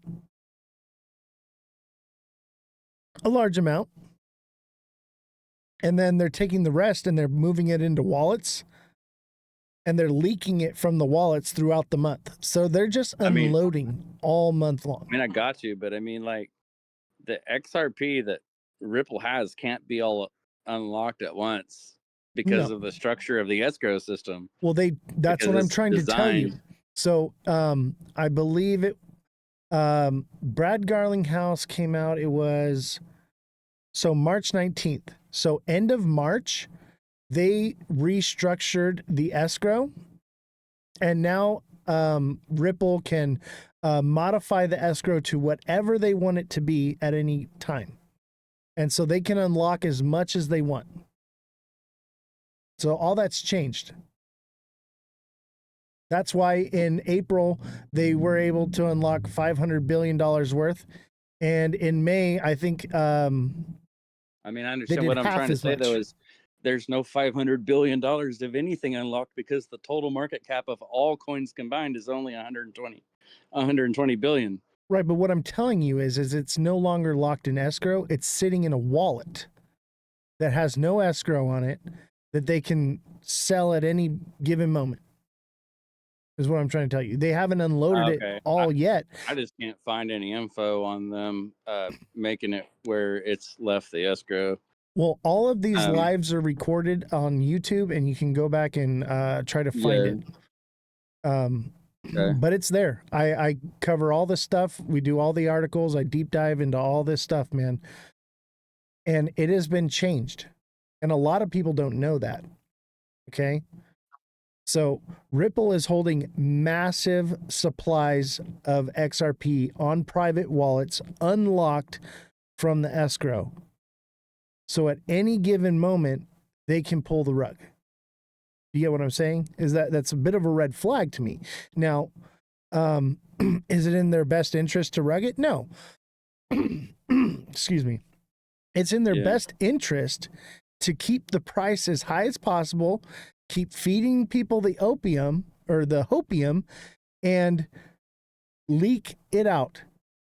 Leak it out slowly until they're ready to rug it. Honestly, like feeding the crowd hopium while partnering with BRICS, the International Monetary Fund, the World Economic Forum, and literally like every major banking system inside of the whole world, and building these partnerships with David Schwartz, which started these patents back in 1988, and meeting with Trump all this time, and building all these partnerships with all of these banks and the intermediaries, and setting up all of these blockchain connections between all of these other things. I wouldn't assume there would be anything shady inside of any of that.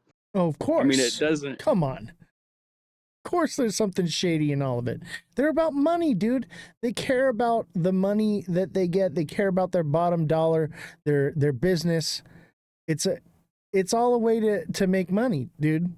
And Ripple doesn't care about you. They care about their bottom line, man. And that's why Ripple keeps coming out with fake news. Like when Brad Garlinghouse came out and said that the case had been settled. It's not settled. Why do you think Brad Garlinghouse came out and said, oh yeah, we're going to take over 14% of the SWIFT banking system?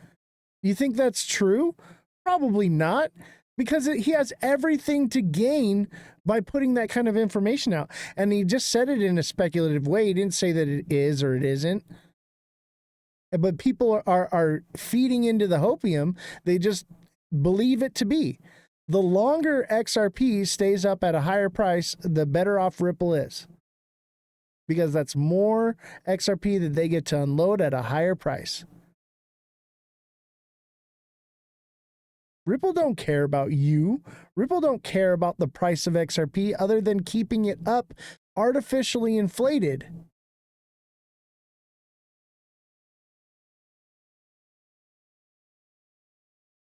I'm just saying, like, wake up and smell the coffee, man. Like, it's not. Let me ask you something. There's 37 billion XRP right now locked inside of escrow that cannot be unlocked. But it will be. I mean, it's going to unlock 1 billion at a time. I mean, roughly once it's every more month? than 1 billion now. And they used to take of that 1 billion, they would take like I want to say like it was like 750 million of it went back into the escrow. They don't do that anymore. They unlock more now and move it into a wallet. They don't put any of it back into escrow. But I got a question for you. All right. So, you believe that XRP is going to take over the SWIFT banking system and do all these things. Have you seen the SEC approval or proposal on XRP? Have I seen the SEC proposal on XRP? Like, Yeah. what do you mean? Let me pull it up right now. Read the SEC proposal? like all the court paperwork on No, no, no. XRP? Have you read that? So I mean, I haven't recently. I mean, but on it's been a while. But yeah. on sec.gov, there's a proposal. It says comprehensive proposal XRP as a strategic financial asset for the U.S. Have you seen or heard of this? I mean, I don't have it in front of me, but I've read the whole thing. Oh, If you're talking about, it's if on you're talking about, it's on the What's chat that? right now. It's on Oh, my okay. screen. Okay. Let me look. Is it like in the live or is it in the Yeah, chat it's in the room? live. Okay. Give me just a second. Okay. Let me see. I can't zoom into it, but okay. So let me just go over it. Comprehensive proposal for XRP, strategic financial asset for the U.S. So it says global accounts 27 trillion, U.S. shares Nostro accounts 5 trillion, capital release 1.5 trillion, annual savings 7.5 billion, potential Bitcoin purchases 25,000 Bitcoin. And then it says you go down here and it says phase, and it says XRP government payment pilot 6 to 12 months from now, IRS tax refund, Social Security integration, bank adoption for XRP for Nostro replacements 12 to 24 months, full scale financial integration, Bitcoin reserve buildup gradual over 2 years. And have you heard of all this stuff? Sorry, every time I go into the live, it kind of echoes, but I'm trying to figure out how to turn down just the just the TikTok version. I can't zoom into this. Is that a PDF that you could possibly drop into the chat? Maybe. Let me see if I can zoom in here. How about that? Okay, I can kind of see it better now. And I'll put the website in the chat. Okay. Actually, I'll put it on Discord here. Okay, cool. All right. So this is I'm always very open to like I'm not shut off from what you're saying in any fashion. Right. I'm not like I'm gonna take this and take that and take this and put it all together and come up with how I feel this is gonna flow. Right. I mean, and everybody has their own opinion, and you're speculating no more than I'm speculating.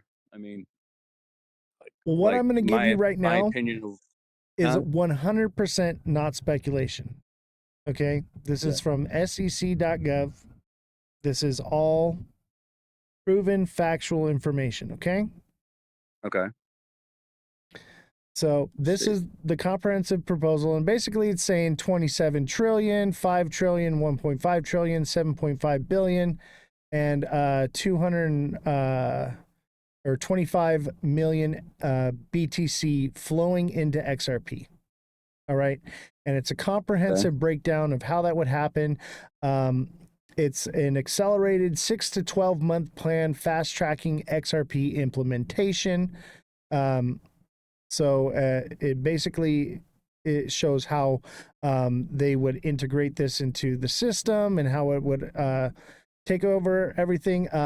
It also gives a plan for necessary actions to accelerate XRP integration, lifting the XRP contact ban with the SEC strategic justification, which basically gives a list. I'll read them here. DOJ elevates the economic impact of the XRP ban by the DOJ, determines if the ban is harming financial stability, introduces a new neutral mediation panel, SEC, eliminates the SEC to remove the case without political backlash. Treasury classifies XRP as a national financial asset and provides immediate legal clarity. Clarification on Donald Trump Bitcoin reserve, and So it basically is a map of how XRP will be integrated into the financial system. And this is where Are you sorry? Are you feeling like XRP is going to, because like for example, I mean, obviously 6 or 7 TPS and 8.1 billion people as far as Bitcoin goes, that it's going to have to be tokenized on something else for it to become well, they want to useful. create a strategic reserve Okay. is what that's talking about. So this on the SEC.gov website is basically a roadmap of how XRP will take over the financial system. This is where all of the XRP speculation stems from. Okay. Okay. This is why people think it's going to 10K. This is why everyone's got the hopium they're getting from it. It all stems from this proposal on the SEC website. All right. Here's the problem with this. This has no connection with the SEC whatsoever. This is a proposal that was written by this guy, Maximilian Strodinger. And he is a Bitcoin Maxi technical analysis guy. And all he did was he wrote a proposal and submitted it to the SEC. And because people think that it's on the SEC website, that's what's going to happen. But this is a massive pipe dream, basically, that the SEC hasn't even acknowledged, that because it's basically never going to happen. But this is why this is why everyone thinks that XRP is going to be integrated the way it's going to be. Okay.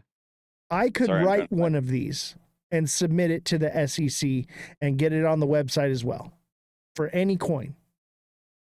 Just because this is here does not mean that this is the plan that the SEC has. But this is where all the nonsense stems from.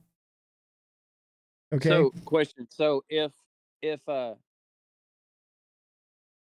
you're saying like somebody wants to send $1 million from one bank to the next, how many XRP is it going to take for, and it's only going to be the XRP of that value. So if somebody wants to send $1 million to China, like we was talking about a moment ago, then that means that they would, as of today, as of like right now, that they would have to have 400,000 XRP just to send that $1 million in that one moment of liquidity move from one point to the other, right? No, because that one bank would have to have 400,000 XRP just to send $1 million one time. So XRP can actually function fractionalized.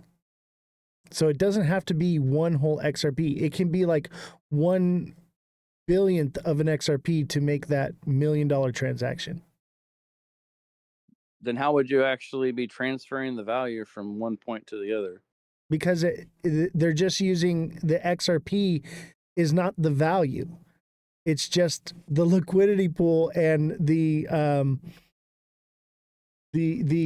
basically it's saying it's backed by XRP. XRP, what is its market cap right now? Has all those billions roughly of dollars. 120 billion. Yeah, so it's got $120 billion in it to back those transactions. So none of that money actually leaves XRP, but the money that you're sending flows through it. So it goes from stablecoin through XRP and back into another stablecoin. It's just like a middleman. So normally the bank would have to, if you wanted to send money from one bank to another in a different country, the bank on this side would have to, like the US bank would have to hold, like you're going to send $100. The bank on the US side would have to have $100 in their bank, and the bank in France would have to have $100 in their bank at the same time in order to make that transfer. So the only difference is now the money that's in XRP, it only has to be held in one place. So the money doesn't really go into XRP at all. It's like this. The money goes from your stable coin into XRP and instantly out of XRP into the other stable coin. It's just a swap. So as it's coming in, the other is going out. That's all it is. So the price doesn't really fluctuate. And like I said, yes, it may fluctuate a bit if large amounts of transactions are all happening at the same time, but it won't be a lot. It'll just be a splash on the side of the bucket. Yeah. So you understand what I'm trying to explain to you? I mean, I get what you're saying. You're basically saying that they can transfer $1 billion from one bank to the next using something that's only worth the value of a penny. Exactly. So it's a great thing to think, man, that XRP is going to do all these things, and so many people are being misled. Maybe I'm wrong. Hey, I bought XRP back in 2016 because I believed that it was going to be used as a one world currency type thing, and from being in the meetings that I was in and listening to, I was like, okay, this sounds like what they're doing. But everything has changed and evolved. It's moving towards CBDCs, stable coins. So that being the case, XRP really doesn't get any value from anything other than the people that hold it. Yeah. So this is like, transaction costs on the XRPL. Every transaction on the XRPL requires a small transaction fee, which is destroyed/burned to prevent spam. The minimum transaction cost for a standard transaction is 4 zeros and a 1 XRP, 10 drops, where 1 XRP is 1,000,000 drops. The fee can increase. XRP required to transfer a $1 million transfer. To transfer $1 million, the sending bank must purchase enough XRP to cover the $1 million value. At the current XRP price, if XRP is $2, it's $1 million divided by $2 per XRP, 500,000 XRP. That means 500,000 XRP is needed to represent the $1 million value, not including the transaction fee. Can it be done with less than 1 XRP? The question asks if the bank can send $1 million using less than 1 XRP. Since 500,000 XRP is required to match the $1 million at $2 per XRP, it is not possible to represent a $1 million with less than 1 XRP, as 1 XRP is only worth $2. Right. But the money, so the liquidity in XRP is what covers that. Obviously, if there's going to be more amounts of money flowing through it, the price will go up. Okay. I mean, and everything that I've found, I mean, liquidity even, pool. like, yeah, but you're going to find anything you want, okay, to find on the internet. Anything to fit your narrative, it's there. What I'm talking is but common sense. I've never found what you've said. I've never come across this. Never. I've looked. I've tried to see if I've asked the same question in my head. I've never come across this. I've never come across this. It's like I said. So instead of two banks having to hold the same amount, okay, the amount is held in XRP. So as soon as it goes into XRP, it leaves XRP. So it's hot potato. It's just hop. As soon as your money goes into XRP, it comes out of XRP and goes into the other stablecoin. So you're saying, like, we're going to transfer into the future of blockchain, but we're going to just keep on continually going back to traditional finance. Yes. We're going to continue staying in the past. Yes, because that's how they have control. That's how they manipulate money, and that's how they get rich and keep us poor. It was not originally intended to be that way, but that's the direction that they're headed. Not just our government, but other governments. They want CBDCs. They want control. It's about control and having all the money in their grasp, not yours.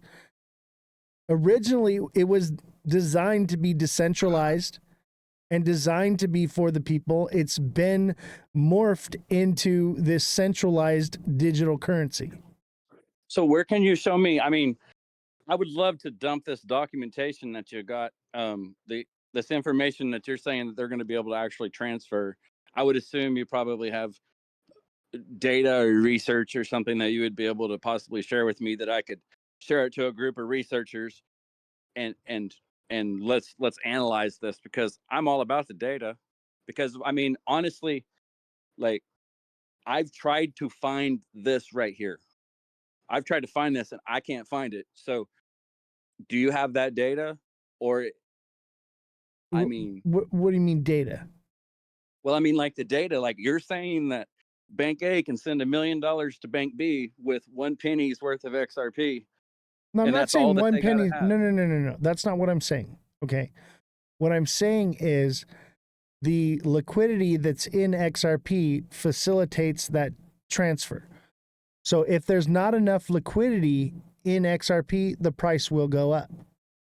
But the thing is it's not like it goes, if the money went from your stablecoin into XRP and then it raised the price of it and then went to the other bank, it would be like both banks holding the XRP at the same time, like we are right now when you make a money transfer.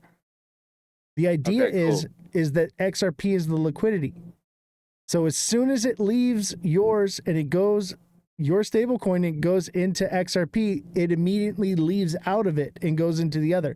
That's why it transacts so fast. Can you show me anything that's the backing what thing you're is, saying? That's all I'm asking. None of it is actually being used.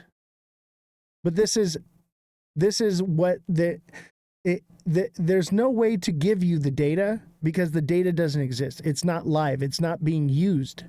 Okay. But if you're listening to what they're telling you, how it works, this is how it works. It's changing the way that finance happens. Yes. And all the things that they're saying, but it's eliminating the need for both banks to hold the money. That's the point, is the liquidity is in XRP. And that's what I'm trying to say is it'll be used as a liquidity pool to facilitate that transaction. But as soon as the money goes in, it goes right out. It's filling a bucket without any bottom in it. And it's not really speculative because they're literally telling us that that's what they're doing. But people are thinking in the terms of the way things work now and not in the way things will work. But the system's not live yet. Nothing's happening. No transfers are really happening. There's speculatively a private ledger that it's being used, which I think that what they're doing is they're using that to test it. Yeah, there's a beta. There's like a beta testing version of, and it was like $327,000 XRP on that beta testing. It's actually been at several different levels, and I think they do it to test the speed. But what they've found is that it can operate at pretty much any price. The more valuable it is, it doesn't make it work any faster. Okay, so I mean, I'm cool with what you got to say. I mean, I'd just like to see something, because we don't have it. There's got to be something, because if what you're saying, then it's just that if there's no data and all you got is just word of mouth, that's all I'm saying is, like, I want to see something other it's not than word of mouth. It's understanding how they've explained that it works. And the thing is people don't understand it. But if you understand how it works. Well, how did you come to understand how it works if you've never read anything to understand how it works? Because if you read something to understand how it works, then you'd have some kind of data. They've told us this specifically, that it's going to facilitate faster transfers because two banks don't have to hold it. That it gets, the value goes into it and is moved into the other bank. They've spelled that out for us so many times. Like that is just common knowledge, but people are speculating, that it's going to raise the price if trillions of dollars are flowing through it. It doesn't really change the price at all. It will a bit, but it's not going to 10K because of it. And that's what I'm trying to explain to you is like The money I doesn't. mean, I'm not saying it's going to It 10K. doesn't. I don't know what it's Right. going to. I Right. mean, We I don't really know. don't. I mean, I just don't say I know simply either. But what without we do any, know, is yeah. that the money doesn't go in there and sit in there. Immediately as it's added, it's removed out of it. And XRP is a liquidity pool that facilitates that transfer. So the price doesn't go up because money's flowing through it. It's literally here and out. Okay, so I'm going to read one thing and tell me if this is true or not. To send $1 million from a U.S. bank to a European bank, the sender converts USD to XRP, transfers XRP across the XRPL, and the recipient converts the XRP to euro dollar. Is that That's exactly true what or I not just true? said. And it happens Okay, instantaneously.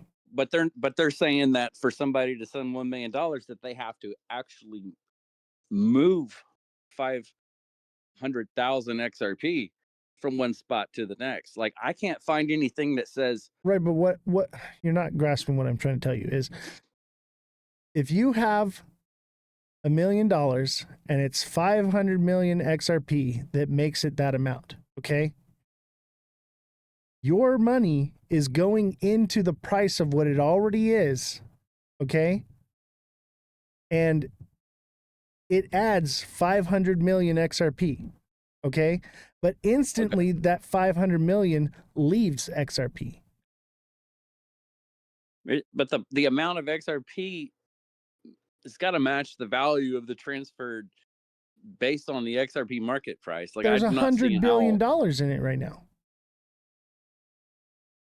But the price of the XRP, so that's how you're actually trusting from point A to point B, is to send the asset from point A to point B.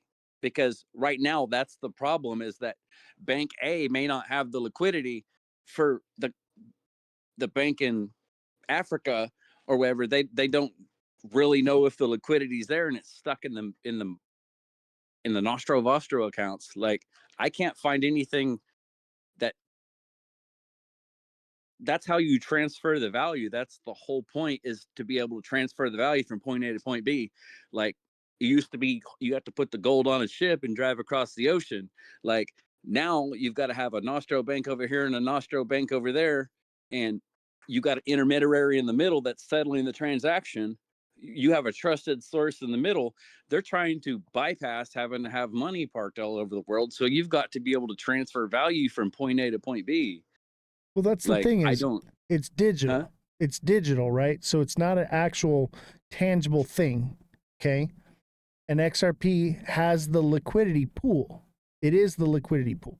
So And what's stopping just some random person that has connection to the XRPL saying that they collected $500 million and sending 1 penny's worth of XRP to someone, and that other bank not actually getting that money? Like, the how is blockchain, that transferred? the Like, blockchain tracks all the transactions. so they're just going to get the guy that does the bad stuff. That's what you're saying. Like, Speculatively, if I yeah, because it's all verifiable, but it's smart contracts. The smart contracts verify that it's done, and it happens like instantaneously. then there's going to be like digital ghosts all over the internet connected into the XRPL. I don't that think are it's that claim easy they're to get sending into $100 because million to it's a all European country, verifiable. but all they're sending is a penny. It's all verifiable through the blockchain and tracked.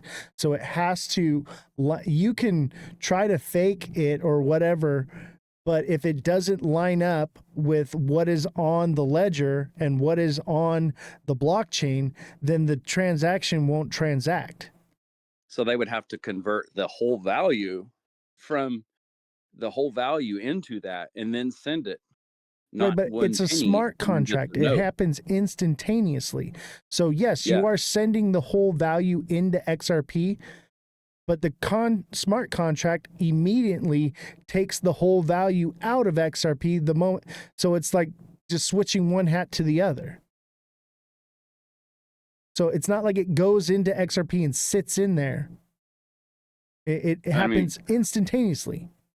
I got you, but I mean, basically, the stablecoin legislation bill is basically saying that the banks, I mean, obviously we can hold it in our own wallets too, but that the banks are actually going to be the ones holding XRP, well, not XRP, the banks are going to be ones holding possibly your RLUSD in the bank. And Granny's going to go swipe her card, and it's going to be held by the banks and in stable coins, right? Or are they going to stay on that green screen system from 1960 that they've been using still?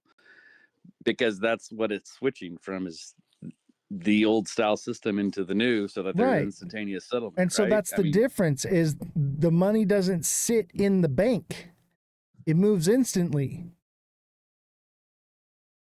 What you're describing is the old system working with XRP.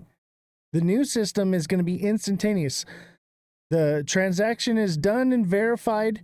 Smart contract is implemented. Money goes into XRP and out of XRP instantaneously. It all happens within a second. Seconds. That's why it happens so quickly. Right. Or 4 seconds, as you said a minute ago, or whatever. Or 4 seconds, yeah, that's what I'm saying. So it takes 4 seconds because they have to it has to process through, you know, the servers and verify everything. But once the contract is initiated, the money goes into XRP and immediately out. Same time. I respect everything you're saying. So a minute ago you said they told us this is how it works. Okay, I hear you. They told us that's how it works. Who is they, and where's the documentation? Ripple. That's all I'm asking. Ripple. And I think Crypto George said they Ripple put out where is it at here? Ripple put out an article out recently about how it works. Why are you so confused is what he says. Yeah, Ripple explained how all of this works. Now we have to take that on Ripple if they're telling the truth. I think they are in this case because this is the technology and how it works. Well, you got me added. I mean, I'm sure you could probably come across George's documentation. Sure no problem, dude. I have like 3 journalists that work here that can pull up anything. Yeah. So we can look into something, no problem, and we can talk about it again, man. I mean, I'd love to. I mean, because I got a whole slew full of researchers that have 6 and 7 hour shows that I do research with. I mean, we went 365 days and didn't miss one show, and our minimum show was 3 hours long. So, and it was live researching, and I've never come across this. I've never come across this. I've studied. Let me tell you this. Patents from 1988 all the way to now. I've searched partnerships. I've never came across this. You can find anything to fit your narrative on the internet. Okay. But you have to be asking the right questions. I can't find anything to fit your narrative, and I've tried to look for it. And I'm just wanting you to show me something that fits your narrative, like that's documented by Ripple. Like that's all I want. Like I'm cool with it. I'm not saying you don't got it. I just want to see it because I want to like. There's this whole new Ripple documentation that we've just never came across that I would just love just to dump to a whole group of researchers. It's common knowledge that this is the whole purpose of why they want to use XRP, because it's so quick. I probably have 2,500 hours of sitting and stuff, talking in conversations, and with people that just blow my mind, and I've never heard anyone say this. So I mean, as far as it being common, you're a first for me. I spend hours on this daily. Let me tell you this, okay? Most people that talk about XRP and Ripple. I know you're telling me, but I just want documentation. I know, but let me tell you this, okay? Most people that talk about XRP are holding it, okay? And they're biased to it, and they have everything to gain by making the price go up, okay? So they're not unbiased. This is why I have 3 journalists, okay? I have a right-wing, centrist, and left-wing journalist, because we try to not create an echo chamber. Same goes with crypto, okay? My journalists, I chose them because they know a bit about it, but they don't know much, okay? So they don't even hold any. They're not biased to it at all, okay? And that's the whole purpose of this show, is not to be biased whatsoever. I mean, I understand, but I mean, you're telling me that you got 3 people that don't know nothing about crypto or don't know nothing about XRP and don't hold XRP, But that's they're mostly for you're the getting their news. information from them, and you're telling me something vocally, but you can't show me one shred of any documentation that says that the transfer of value, that you can send 1 pennies stuff, like Crypto everything that I've George, ever can come across. you put that article in the chat or in the Discord? Yeah, in the Please. Discord, so it could be sent to me. I mean, I'm not saying you're wrong. I just want to see the document. That's fine.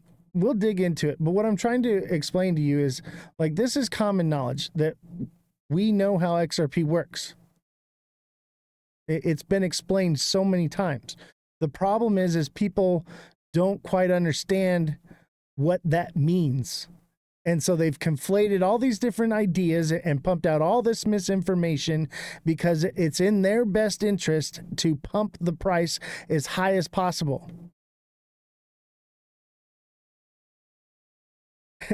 Crypto George said, FUD, that's fine.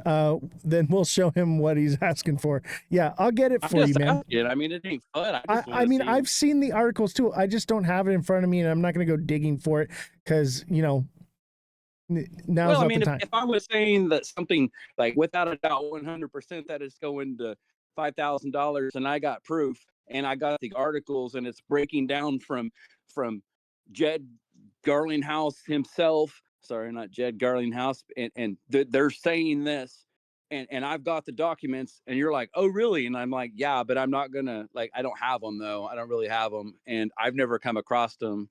I'm not saying I haven't come across them. I've read all of this.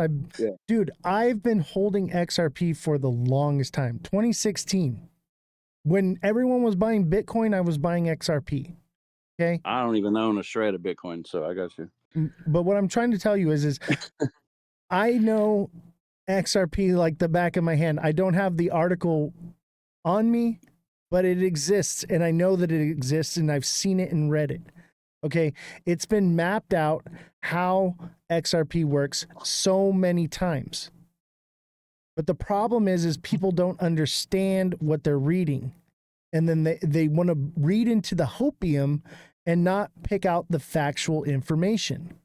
That's what we do here, is we read through the information and pick out the factual information. I have journalists that don't know as much about crypto as I do, but I go through the articles with a fine-tooth comb, because if you are an XRP maxi, everything that you find about XRP is going to tell you that it's going to 11D. All right? But if you're a Bitcoin maxi, you're going to find the opposite. Okay? When you have people that have no bias in something, the news that they get is unbiased. Okay, they're able to see things in different light. I like to find all versions of everything. So like, that's when me I too. Say, hey, like I would love for you to show me that this is all a pipe dream, and here's the documentation, and here it is, and let me go throw it to these guys and break all of these guys' hearts. Like, dude, if I could be the guy that proved all of them wrong.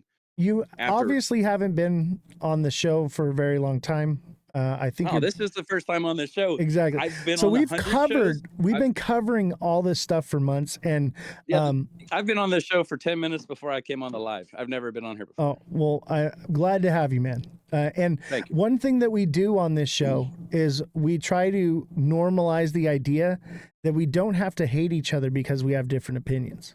Okay? And that's absolutely fine. I mean, I'm just about documentation. That's yeah. And you know what? It exists. I've seen it. We've covered it on the show. Okay. Awesome. I'm excited to see it, to be honest with you. Like, I'm like, everything, drop it to me. Everything on here is recorded and uploaded to YouTube. We've only started doing that recently, though. So it may be in an older one. It may be on there. I can't remember because I'm doing this show 5 days a week for 4 hours straight. I can't keep track of all of it, but that's why I started uploading it, so that there would be a record of these things so that people could go back and verify and check. And Josh says, can you tell him to join the Discord server? I want to talk to him. He's in the Discord server. That's how he's on the live right now, Josh. But Which one? Who's Josh? Professor? no, Josh is he was on the show earlier. We kind of argued about the same thing. I literally just like got back from like going out and eating some Mexican food. I came in, you were like the third person I scrolled across. So I was like, oh cool, someone's talking about XRP. Let's talk. Like I'd never seen you before. I'm in a bunch of I don't really jump in TikTok. I mean, I'm in some Discords. I'm involved in lots of researchers, like Tokenizer, for example. You know Tokenizer on YouTube by chance? Creator? Well, I mean, he's just a researcher. And no, I honestly Like he's a DLT researcher, like I like smartest people I've ever met in my life, kind of people. And like I would love to show them some kind of new documentation that they haven't seen. I mean, I know people that are like that hold 25 million, that started out with 25 million open coin and still hold them. That was in California with Elon, right, but building electric cars. The thing is you want the documentation, it can be found. Yep. Chat GPT is an amazing tool. Google's an amazing tool. You can go and find these articles, okay? I just ask. I can get them for you too, okay? You can find them on my YouTube. They're on there somewhere, okay? Okay. What I'm trying to tell you is we know how XRP operates, okay? And based off of understanding what is happening with regulation, it gives us a clear picture of the direction that they're headed. And they're headed towards CBDCs, okay? They're headed towards stable coins. And XRP will not be this one world end-all be-all currency, okay? David Schwartz himself at the XRP conference said it himself that it would not be this one and only end-all currency, that it is an ecosystem, okay? David Schwartz said it himself. I was standing in the room. Actually, I was standing behind the curtain. Okay, I was there. All right? And I'm telling you, most of the people that are hopiumed out on XRP don't even quite understand. They keep hearing the same regurgitated talking points from all the same different XRP maxis that have everything to gain from the price going up. Even Ripple has everything to gain from the price going up. But I'm telling you right now, they're unloading XRP on the people because I believe that they know that it's done. At one point, it was going to be something. And I just don't think that that's the direction that crypto's moving anymore. And that's clear because if that was the case, the legislation that would be coming out right now would be based off of whether these tokens, not just XRP, but many other tokens were under the SEC. They had their cases dropped. XRP is the only one that actually had an injunction on them, so they have to jump through more of the hoops. But they would be trying to figure out and putting clear legislation out that says whether or not these are securities or commodities. They would be pushing more for that regulation for DeFi, not centralization, not stable coins. So obviously they are moving towards stable coins. Every corporation is creating their own new stable coin. It's about to be business as usual in crypto. It's going to be every institution, every company is going to have their own stable coin, and you're going to have to switch from this stable coin to that stable coin, and you're going to have to pay gas fees to make those transfers, and gas fees are going to become the new overdraft fees. That's where we're headed. We are losing the battle of decentralization. And how are you feeling they're going to facilitate those rails of all those transactions? I mean, do you feel like those are going to have to be on some centralized ledger system? Do you feel like they're going to have to use like some kind of APIs attached to possibly like Quant, so it can be blockchain agnostic and communicate between these different blockchains that these stable coins are built on? Or They've like already how? said it. It's going to be an ecosystem. It's going to be multiple blockchains interacting with each other. Okay. And But it takes like Quant, for example, and its blockchain agnostic ability, just 3 lines of code to be able to make these communicate with each other. And then you've got security layers that got to go between them.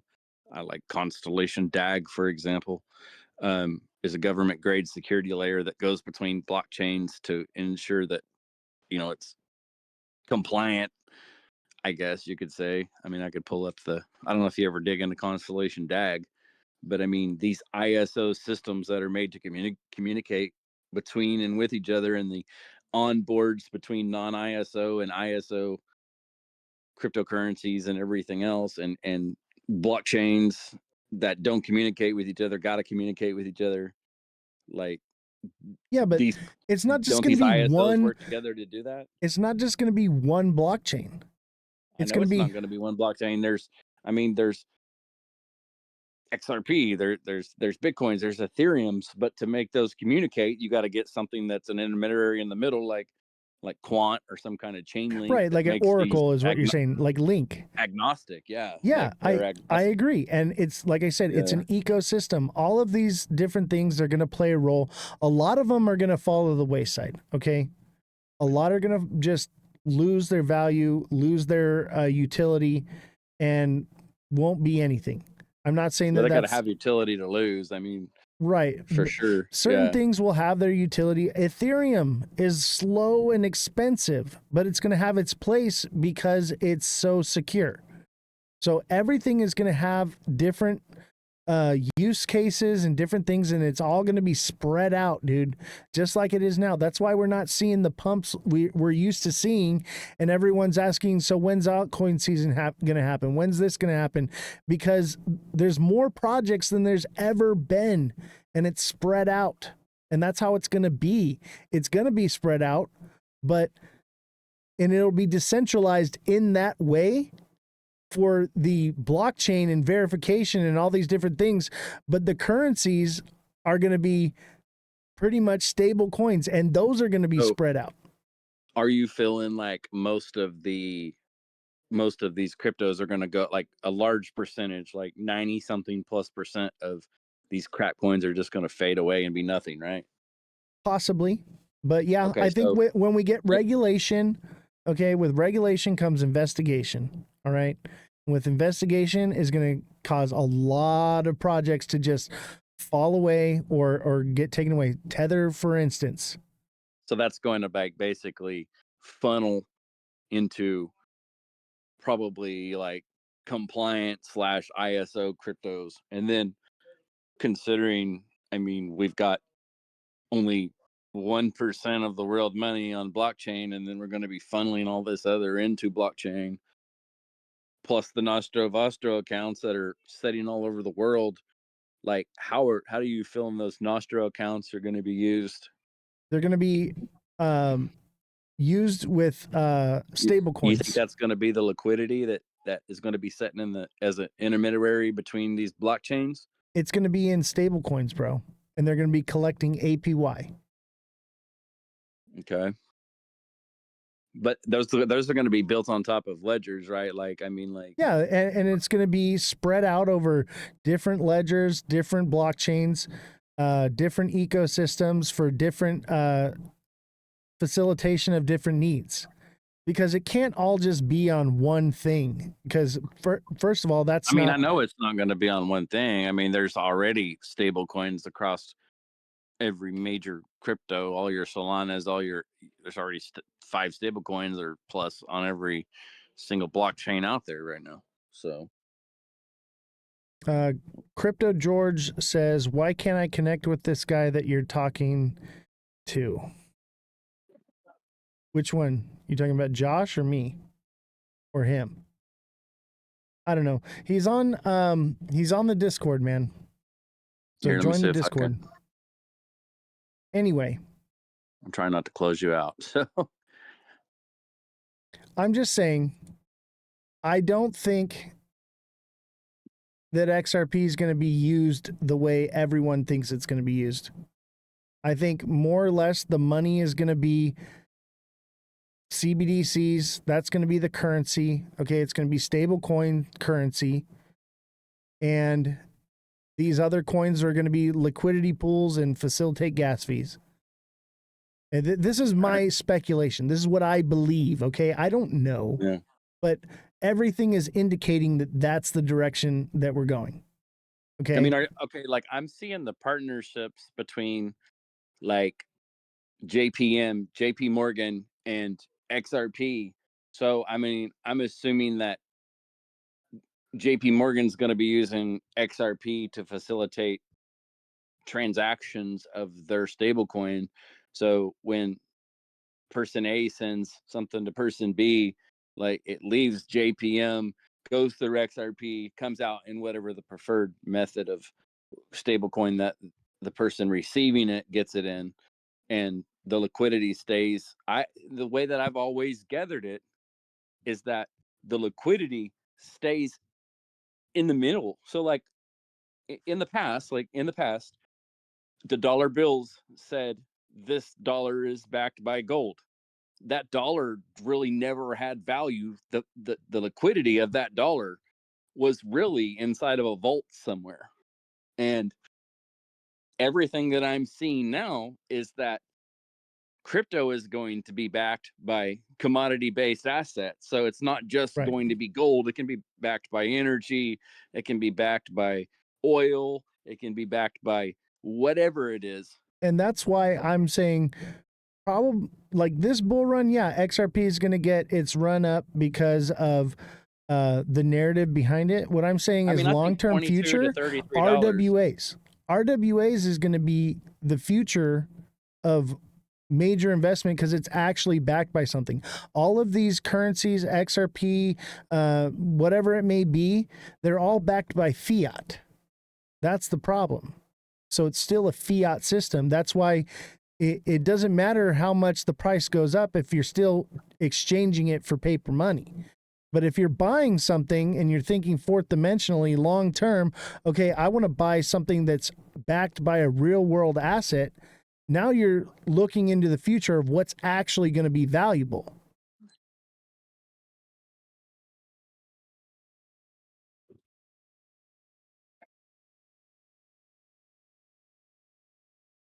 You understand? Yeah, I mean, I'm gathering in what you're saying. I'm gathering what you're saying.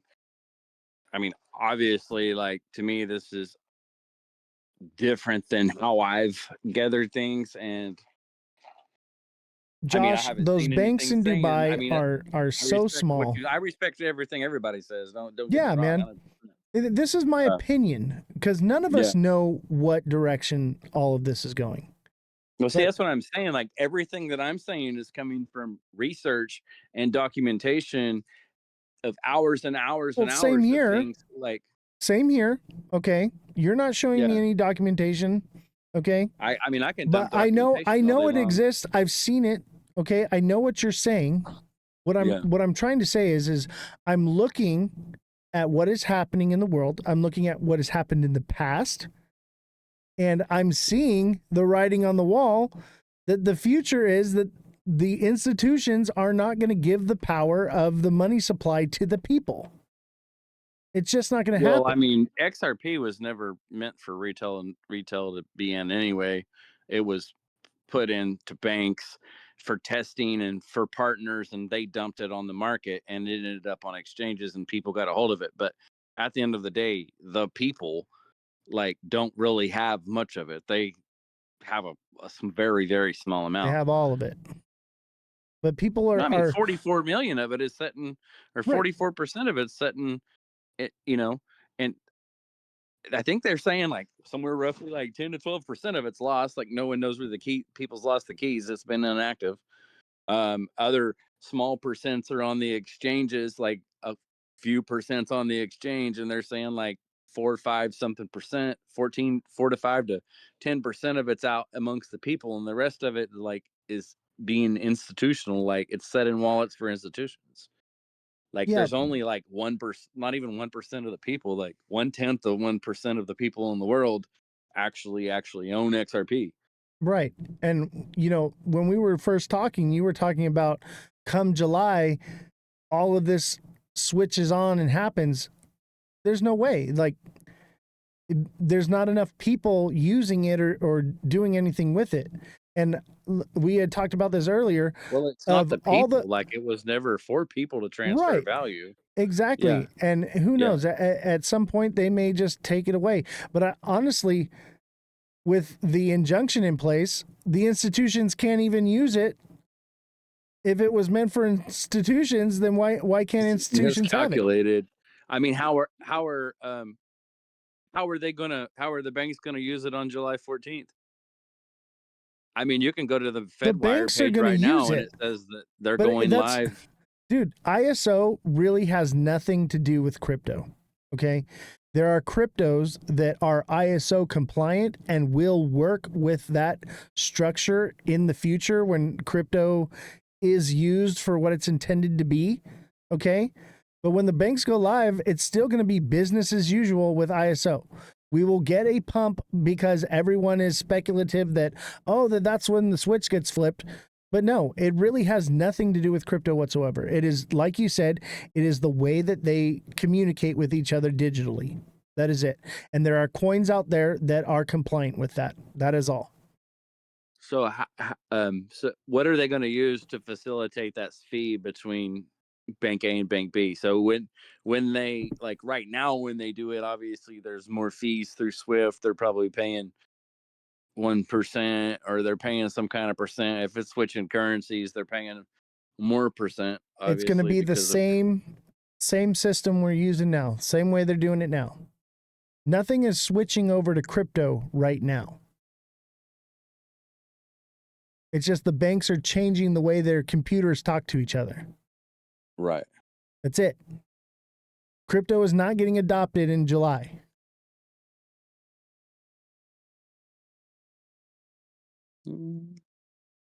I mean, stable coins are already being used, and they but not already take adopted. stable coins at the stores. We're too new. It's too early, bro. It's too early. Maybe by 2030. Maybe. I think even that's too early. It takes time in order to make an entire global financial system switch. It takes a lot of time. It have to get it right. This is the entire globe's I know. entire globe's I got you. financial system.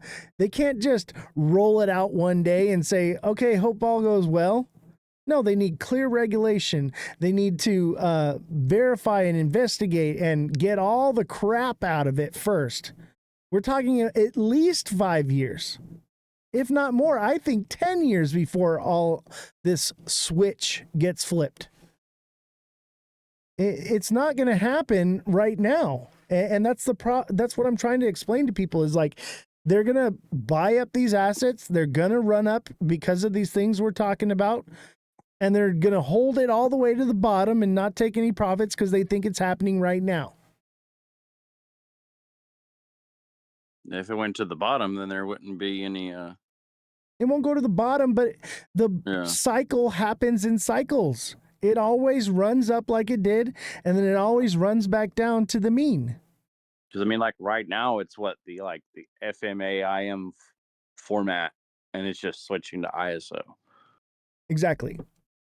And that will cause from MT to MX messaging. Yeah, and that will cause the people who don't know to FOMO and think that, oh, it's happening now, right? And they'll say this is the new paradigm, which is the top of the crypto cycle is the new paradigm, okay? They're going to think everything's changing, and they're going to hold. They're going to buy the top thinking it's going to keep going, and then it's going to run back down, and then we'll have another cycle. I think we at least got one more other cycle. At least. Well, I mean, so you're saying all this utility going live is like, from the utility standpoint, is not going to change the price of these cryptos. From the utility standpoint, it will. So I mean, obviously you got your Bitcoin cycles, which is just, I mean, Bitcoin's just the oldest meme coin in the book. Right. And Bitcoin everything is just speculation. I think it's going to go up in price, and that's why I'm going to buy it, and that's it. versus a Bitcoin's only utility. valuable for two reasons. Okay. Bitcoin's valuable because, first of all, less than 10% of the world's population is in crypto right now. Okay. Yeah. And of that 10%, 90% of them are crypto normies. They think that crypto and Bitcoin are the same thing. Okay. Yeah, when you say like I got crypto, they're like, "Oh, you got Bitcoin." They don't even know about anything else. Exactly. Donald And they've Trump was got the probably same way. Cash App and 75 cents worth of Bitcoin on their Cash App. Exactly. And yeah. And they think by holding $10 of Bitcoin, they're going to be rich one day. They don't know anything. Okay. Yeah, it's already So that like means, I tried to tell people right now, if the market cap is 2 trillion, for you to turn your 10 into 20 bucks, it's got to hit 4 trillion. exactly. And they don't understand that. Okay. They know nothing about, there's like 1% of the entire supply of liquidity in crypto that actually know and understand. And we're that in actually that exists. percentage. Yeah. I mean, I get it because I mean, I do like mathematical plays too. So I mean, I bought 3 to 5% of 450 cryptos. And I just own like floors of like almost 400 meme coins, and I've taken 9% up to $14 million market caps and scraped out $400,000 or $500,000 out of cryptos over weeks. Right, And but I know that somebody has to lose. It's a Ponzi scheme right now. Even with Bitcoin, Bitcoin is only going up the way it is because Tether coin, they're printing Tether coins out of thin air and pumping it into they Bitcoin. bought $1,000 worth of Bitcoin. It went up to $500,000. They borrowed $400,000 worth of Tether from their Bitcoin and then bought more Bitcoin with it, pushing the price of Bitcoin up. Exactly. Then they borrowed more against their Bitcoin and bought more Bitcoin with it, which pushed the prop of it up. So not only every that, time somebody sells $1 million worth of Bitcoin, the market cap falls 3 million. Exactly. So eventually that bubble will pop for that reason. But then it will also, like I said, with regulation comes investigation, and they're passing the stablecoin bill. Okay. So with that bill getting passed comes the investigation into Tether and Bitcoin. And they're going to find that for every, I think like 90% of Bitcoin is on the Tether network. Correct me if I'm wrong. But that means for every $100 in Bitcoin, it's only backed by $1. And yeah, it's like liquidity rate. I mean, just like I was trying to think of what was one of the other ones, like Fart Coin, for example. When you actually go and you see that there's $1 billion market cap, and then you go look at the liquidity, and the liquidity says that there's only $1.3 million worth of, I'm sorry, not 1.3 million, but maybe like $7 or $8 or $9 million worth of actual liquidity. And then you got to realize that half of that liquidity is Solana and the other half of the liquidity is actually the Fart Coin, so that you could never actually extract more than $5 million out of Fart Coin, even though the market cap could be $1 billion. Exactly. But Fart Coin, I think, is going to be valuable long term because it's like a collector's item. Okay. Yeah. I I mean, will always hold a fart coin just so that I can say that I'm holding a fart. And fart jokes have been around for thousands of years. They're not going anywhere. And when new normies come in, they're going to see Fart Coin and they're going to be like, I'm going to send my friend a fart. So, so like you say that, so you feel like it's going to go up. So in the future, you would think that other coins that was created by that creator, there's a possibility that people's going to catch wind that these other coins were created by Fart Coin Maker and that the market caps are $8,000 or $10,000. But I bought 18% of one called Shark Coin and split it out between 52 wallets that are not connected. So if that coin ever runs, I own 18% of it. Yeah, but I mean, those are going to hold their value. Like Fart Coin, for instance, I think is going to be very valuable for a long time as far as meme coins go. But most of them are just going to fall to the wayside. And like you said, there's not enough liquidity in them for people to actually get out. Like, yeah, you got to like slowly milk your way out. Like, yeah, just like ZBEC, man. People bought into ZBEC and then went to get out of it, and the fees were just ridiculous.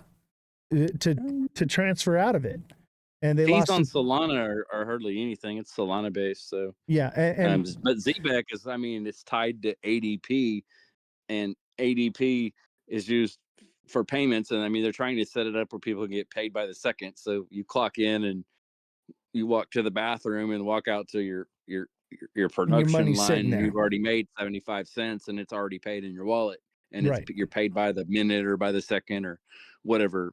That's a great concept, but that something like that needs SEC approval. So great idea. I think it's too early. We need more clear verification on regulation before any of this stuff actually gets implemented. I talked to a guy the other day that works for a company.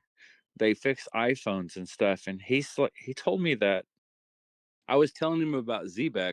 Smart guy. He's like, that's kind of the way we get paid. We get paid every 15 minutes. We get money sent to our account from our job, and it's handled inside of, I don't remember the name of the system, but that's what he told me. Interesting. He told me that like they clock in and they are just milked money, and the only reason we're on checks is because it's, they got to go check our hours and check everything else and take all the taxes and do all the whatever else, and they don't want to sit there and write checks all the time, and the transfer fees are expensive. It's $5 to pay people every time they pay them or whatever else. So that's why the average regular old employee is only getting paid once a week or once every 2 weeks or once a month, because it's just a hassle to do it. And that was the use case for ZBEC. And I mean, there's other ones that are tied to like ADPs, like I've used ADP for years, but the factory I used to work at don't do that anymore. I got my own business, but it's just making it where it was like basically instantaneous settlement. Like you and clock it's a in great and it's just like concept. you're just watching the pennies go up in your account as you're walking, and you can literally watch yourself make money while you're taking a dump. Yeah, and it's a great concept, and I think in the future these things will be used and useful, and people will it'll be there. It'll happen. I just don't think it's happening right now. I think we're too early, and everyone is pushing this narrative that it's happening right now and this is the new paradigm, because that keeps normies, okay, retail money from selling. So when the price goes up, they become the exit liquidity. Somebody has to lose. It is still a Ponzi scheme. Somebody has to lose. And that's what I'm trying to say is, like, I'm not saying that these things aren't going to do things. I'm just saying they're not going to run up to these numbers and stay there. They're going to come down very quickly, especially XRP, because Ripple is going to rug it with all that money that they're releasing from their escrow massively now. It's going into these private wallets, and it's sitting there waiting for the rug. And people are just not gonna be prepared.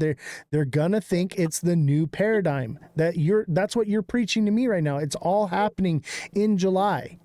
And it's all, yes, we're gonna get pumps, we're gonna get different things, we're gonna get all of this stuff, okay? But is it gonna stay up there? No, it's gonna be a cycle. And it's important for me as a creator. I have an obligation to the chat to make sure that I am, informing them of what is actually going on. Right. And I mean, I want to see this documentation. I mean, honestly, like I said, it ain't like I know it exists and I've seen it. It's probably I want to see on it YouTube, because, like, I mean, I can say things and you don't believe it, and you can say things. I mean, anything I'm saying, like, I'm gonna be like, okay, well, here's where I'm seeing and why I'm. Even what you're saying, there's no documentation needed to know that we are in a cycle still, and it's not happening right now. Any 4-year-old can understand that there's not, maybe not a 4-year-old, but any person can understand that there is not clear enough regulation and investigation done and a wiping clean of the slate before implementation actually happens. And chat, Well, by the I mean, way, like, there's according to- 102 people watching right now. Don't forget to send me a follow, guys. Chat, send me a follow. Come watch the show. Become a deluxe subscriber. Yeah, awesome.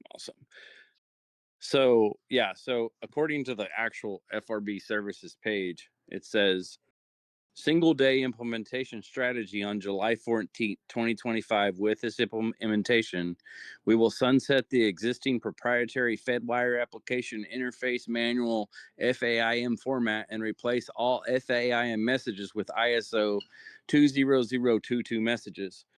As of June 18th, it is confirmed that FRFS will move forward with implementing the new ISO message format on July 14th as planned.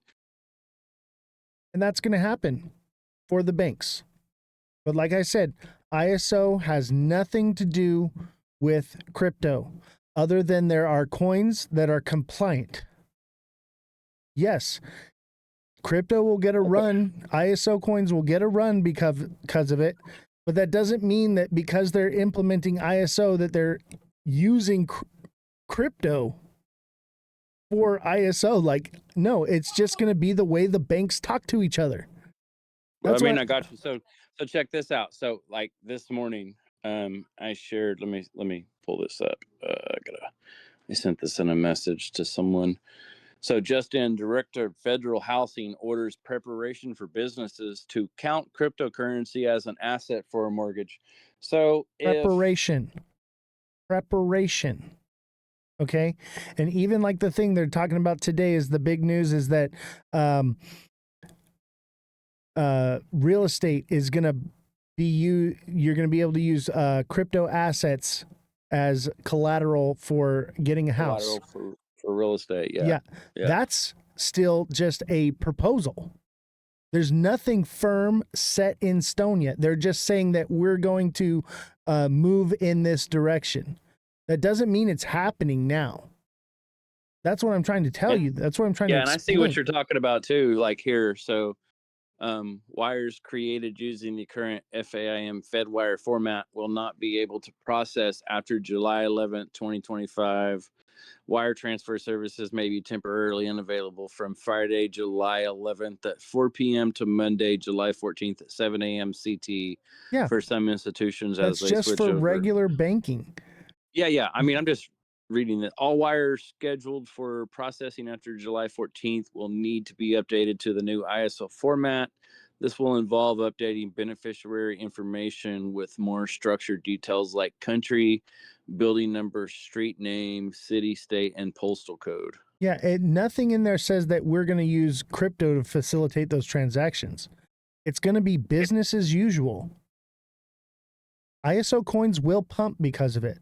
Because you were just speculating the same thing. That's what everybody is thinking. Okay, so like I said, if there's just $1 billion in inflow, you can easily expect a $50 billion rise in market cap. Yeah, and then you know what's going to happen? All the people that bought in early like I did are going to exit the market, take out our profits, and it's going to be a cycle. It's not going to stay up there. 500x game. I have caught some. I wrote up XRP on the last run. I'm a BTCC 500x player sometimes, man, and like I've got enough, to set in. I wrote up 300% on a 500x. Dude, I'm 37 years old and I'm retired off crypto. I'm 44, so I got you. I made $10.25 off this live. I'm not making money doing this. Yeah. Okay. I'm doing this because I'm trying to help people because a lot of people are being misled. And dude, I bought Shiba Inu in May of 2020. I bought $1,000 worth of it. Do the math. I was a millionaire. Okay. How many billions did that equate to? It was millions. It was like $3.5 million. And you know what? I meant how many billion Shiba. I'm sorry. Oh, it was a lot. I think I had over 1 trillion. Oh, nice. Okay. That's 1,000 billions. Okay. Yeah. Okay. Yeah. And so when that ran up, I was like, hey, I'm rich now. I'm gonna be fine. And I was playing Call of Duty with one of these guys in my squad, and he's like, "Dude, you should take out some of that money, man." And I was like, "No, man, I'm a millionaire. I'm good now." Like, it was 2020 with the lockdown. I figured, oh, like all this new stuff is getting implemented. It's gonna be there. It's gonna stay there. And I didn't listen, and I DCA'd it all the way to the bottom. I lost money. Yeah. And I would have retired. Well, I mean, I would have been retired in 2020 if I had, known 1 what I billion know now. Shiba was $40,000 just a few months ago. So, I mean, a trillion, that's 1,000 times $40,000 3 months ago.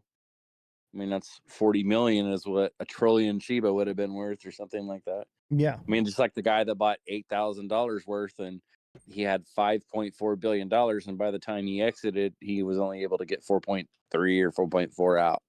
Yeah. I ended up all the way to the bottom, and then I pulled out what I had, and I never bought any more. Yeah. Usually after you get up in the market cap, I mean, I'm a numbers guy. I mean, that's kind of how I mean, I've caught 3,400x. I've caught 2,000x. Yeah, I mean, we've all endless 500x's. So, we've all made money and we've all lost money. Okay, I'm finally in a place where I understand the game. So when XRP ran up, okay, I'd been buying it for years, okay, and I rebuilt and just kept buying the bottom. When it ran up, I took profits on January 16th on the inauguration, and then on January 30th, I exited the market, and it's been downhill ever since. Okay, because I was smart money. And what I'm trying to do is teach people to be smart money and understand that this is not the new paradigm. The implementation of crypto is not happening next month. Okay. And that when things run up, make sure you're taking your profits and you're being smart. At least get your initials out, and not financial advice, but I've learned that how it works. I mean, I have pump out the 500 times hopium. my initials already out. So right. But what I'm trying to say is there's a lot of people that bought XRP at $3. Yeah, I got most of my XRP under 30 cents or 40 cents and stuff. And then like I not only had average person's year salary or 2 years in it when it was down there, I turned around and took 1% of my portfolio and did a 500x and did more on that 500x than I did on all of my holdings combined, writing up a 500x on a 300% because every 1% gave me a 5x. See, every person is different in their portfolio, where they bought in. And that's like for deluxe subscribers, I offer one-on-one coaching. So I create a specifically designed strategy for their personal needs. Okay. And I answer questions, do whatever. And it's like $10 a month. Okay. And once I get to 100, I raise the price. Okay. It used to be $199 when I first started. Okay. And I have to raise the price because of supply and demand. I just can't handle coaching over 100 people. Right. But the thing is everyone's situation is different. And a lot of people are uneducated, or not even just uneducated, don't understand. They're getting their news from TikTok, and they're believing that all these different things are happening now. And it's just not the case. You even believe that ISO was getting implemented in July and that's when the switch is getting flipped on. You were on that train. Okay. What I'm trying to do is let people know it is not happening right now. Things are happening, but it's not yet. We are too early. Make sure you take profits. So that way, when it does run down, you can throw all that money right back in, and then you'll be a billionaire. Then you'll be a millionaire, whatever it is you bought in at. Because it's not happening this year. There are so many people that come on just like you that I talked with. Josh was on here just a couple hours ago and was like saying the same thing. I think it's all happening now. And I'm like, it's not. It's not happening now.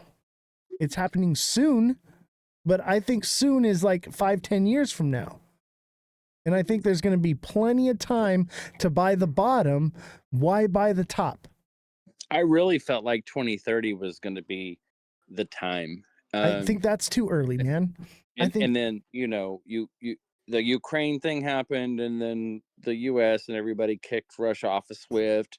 And then Russia turned around and said that we're going to tokenize palladium on blockchain and make that our currency, and it's going to be backed by that. And the whole world is sitting around holding a currency that's not backed by anything, and they're over there going to back something by gold. And then you've got, these countries. Iraq says that they're going to back their currency by gold. We go to Iraq. You got Gaddafi saying that he's going to back his currency by gold.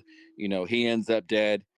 You can even go back all the way days of Hitler, when Hitler said that he was going to create a currency that is backed by gold, and he ended up dead. Anybody that goes against that system, that tries to tokenize their stuff on something that actually has a value, because obviously if I'm holding dollar bills and their dollars are actually backed by palladium and the value of their dollars are going up against the value of my dollars, people are going to want to leave US bonds and go into those other currencies. Well, since I'm trying to think of the Moody's downgraded the US dollar, these other countries are dumping the US bonds, and that's what's pushing the stablecoin initiative so hard, is that when those bonds are getting dumped, it's, from what I'm understanding, is the stablecoins are like short-term bonds for dollars, and they're drawing the high APYs out of them. And that's like, if they're trying to save the hyperinflation from happening inside of the United States, when all of these other countries, that since the United States is losing the intrinsic value on the dollar, and there's no longer a need for a reserve currency across the world, which the United States dollar is the reserve currency, but there's no longer a need for a reserve currency because you can move value across blockchain. How can you move value across blockchain if partner A has $1 million cash in their hand and partner B is supposed to get that $1 million? How is that value going to be transferred with 1/1000th of a penny, and their actual value be transferred between A and B? I mean, if Swift's in the middle, then yes, then they can handle that intermediary. Or if someone's in the middle, or there's something in the middle. But what about between banks that don't trust each other? How is value going to be transferred? Because right now, when Bank A Smart don't trust contracts. some small bank in the middle of nowhere, Smart contracts. Everything is going to be trusted on smart contracts. It won't matter because it'll be facilitated through contract.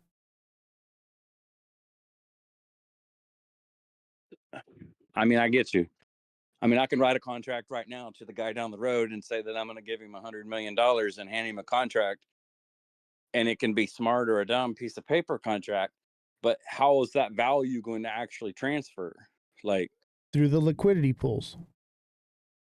Just like I said with XRP. It'll go into XRP and right out of it. Currency is going to end up backed by commodities. It's going to end up being backed by gold and energy and all these other things that they're going to be able to do. Do you believe our currency, that the world is just going to continue on? All of these countries that are crashing and collapsing because we're at the very, very end of the US dollar currency, and they're just printing and printing and printing and printing. And we're losing 9, 10, 15% a year right now. And it's just going to continue ramping up until the people finally just break. That's what I'm saying is like XRP is a fiat-backed crypto. XRP is backed by fiat. So it's also losing its value too. That's why I'm like, RWAs is the future. Well, the more money that goes up is the higher the value. So the more money that gets printed, just like Bitcoin, the more money that gets printed is the more money that ends up inside of blockchain. Exactly. So But also the yeah. value of that money is decreasing as well.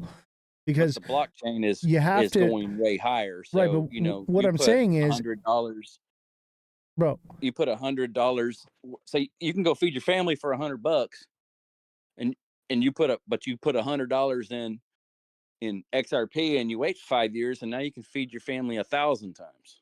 Versus if you just hung on to the $100, you can no longer, you know, no, now it's because 200. XRP is still backed by fiat. Okay. The money that's in it is fiat money. Okay. So in order to use it, it has to exchange back into fiat currency.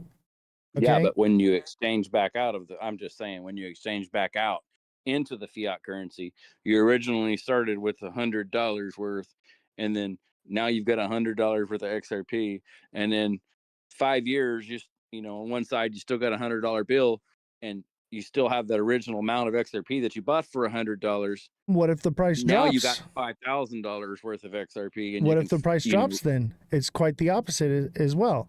That's why they're moving towards stable coins. Over long term, I mean, that's why I'm saying. I mean, like, I'm not looking at 5-minute candles. You know what I'm saying? I'm looking over what you're explaining is you're trying to take fiat currency and put it into something that's going to gain value, right?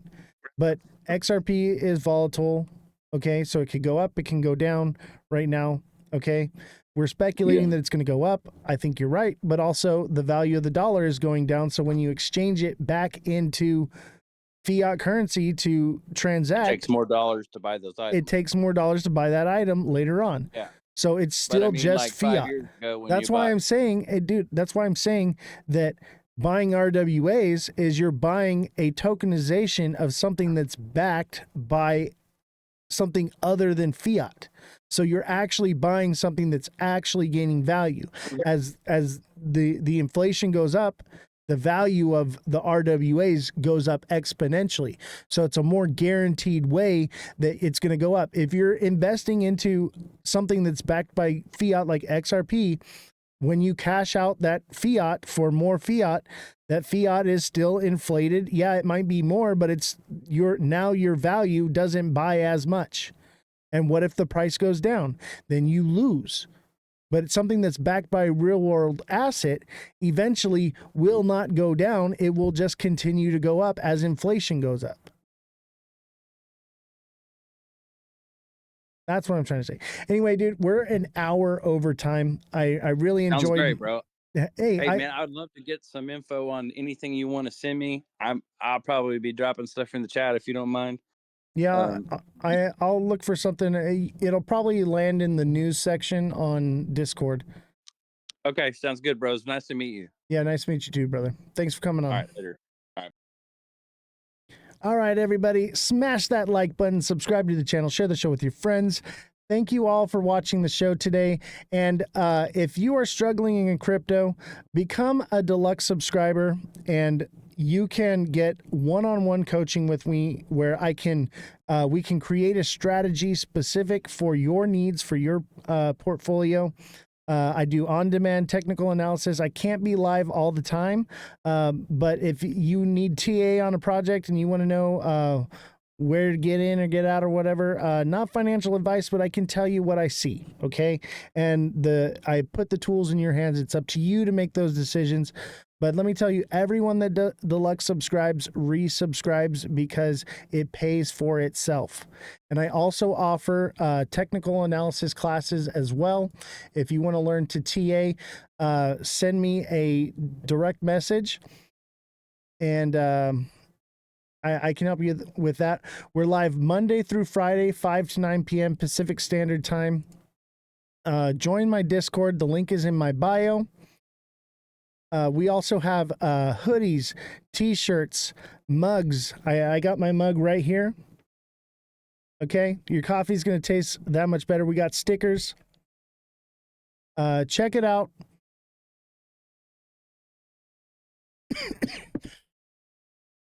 Isn't gold tokenized on XRP as well? Not yet that I know of. So if you're interested in learning TA, I'm offering a TA class. I only got a couple of seats left for that class. Send me a DM if you want that. But become a deluxe subscriber. Deluxe subscriptions will pay for itself, but it's all about, you know, we got to come up with it and you got to do it, you know. The ball's in your court, but it pays for itself, man, and it's cheap. One-on-one coaching, not a bad price. Censored by TikTok, thank you for the strawberry moon. TikTok seller, thank you for the 5 roses. Censored by TikTok, thank you for the 20 goats. TikTok seller, thank you for the 6 roses. And Justin Drango, thank you for your 3-month subscription. Send me a DM, Justin, and I will help coach you or any questions you have on crypto directly. And send me your email as well, and I'll get you signed up for the email alert system. Remember, guys, the email alert system is only free for this month. Next month, it will be $199. So if you want to continue getting those notifications, it'll be $199 from then on. And if you want to send a donation to the show, send me a message. I'll give you the Cash App, Venmo, PayPal, and you can send a donation. Thank you all for joining. There are so many gifts. I cannot even list them. We raised about $10, $10.61. That's pretty good. I'm trying to average 20, but viewership was amazing today. We were in the hundreds on viewership, which is awesome. And if you like the show, make sure you follow. Make sure you send me a follow so you can watch the show again. Set your notifications. Send in a daily heart me if you haven't already. Send whatever you can to help. Hi, Boppy.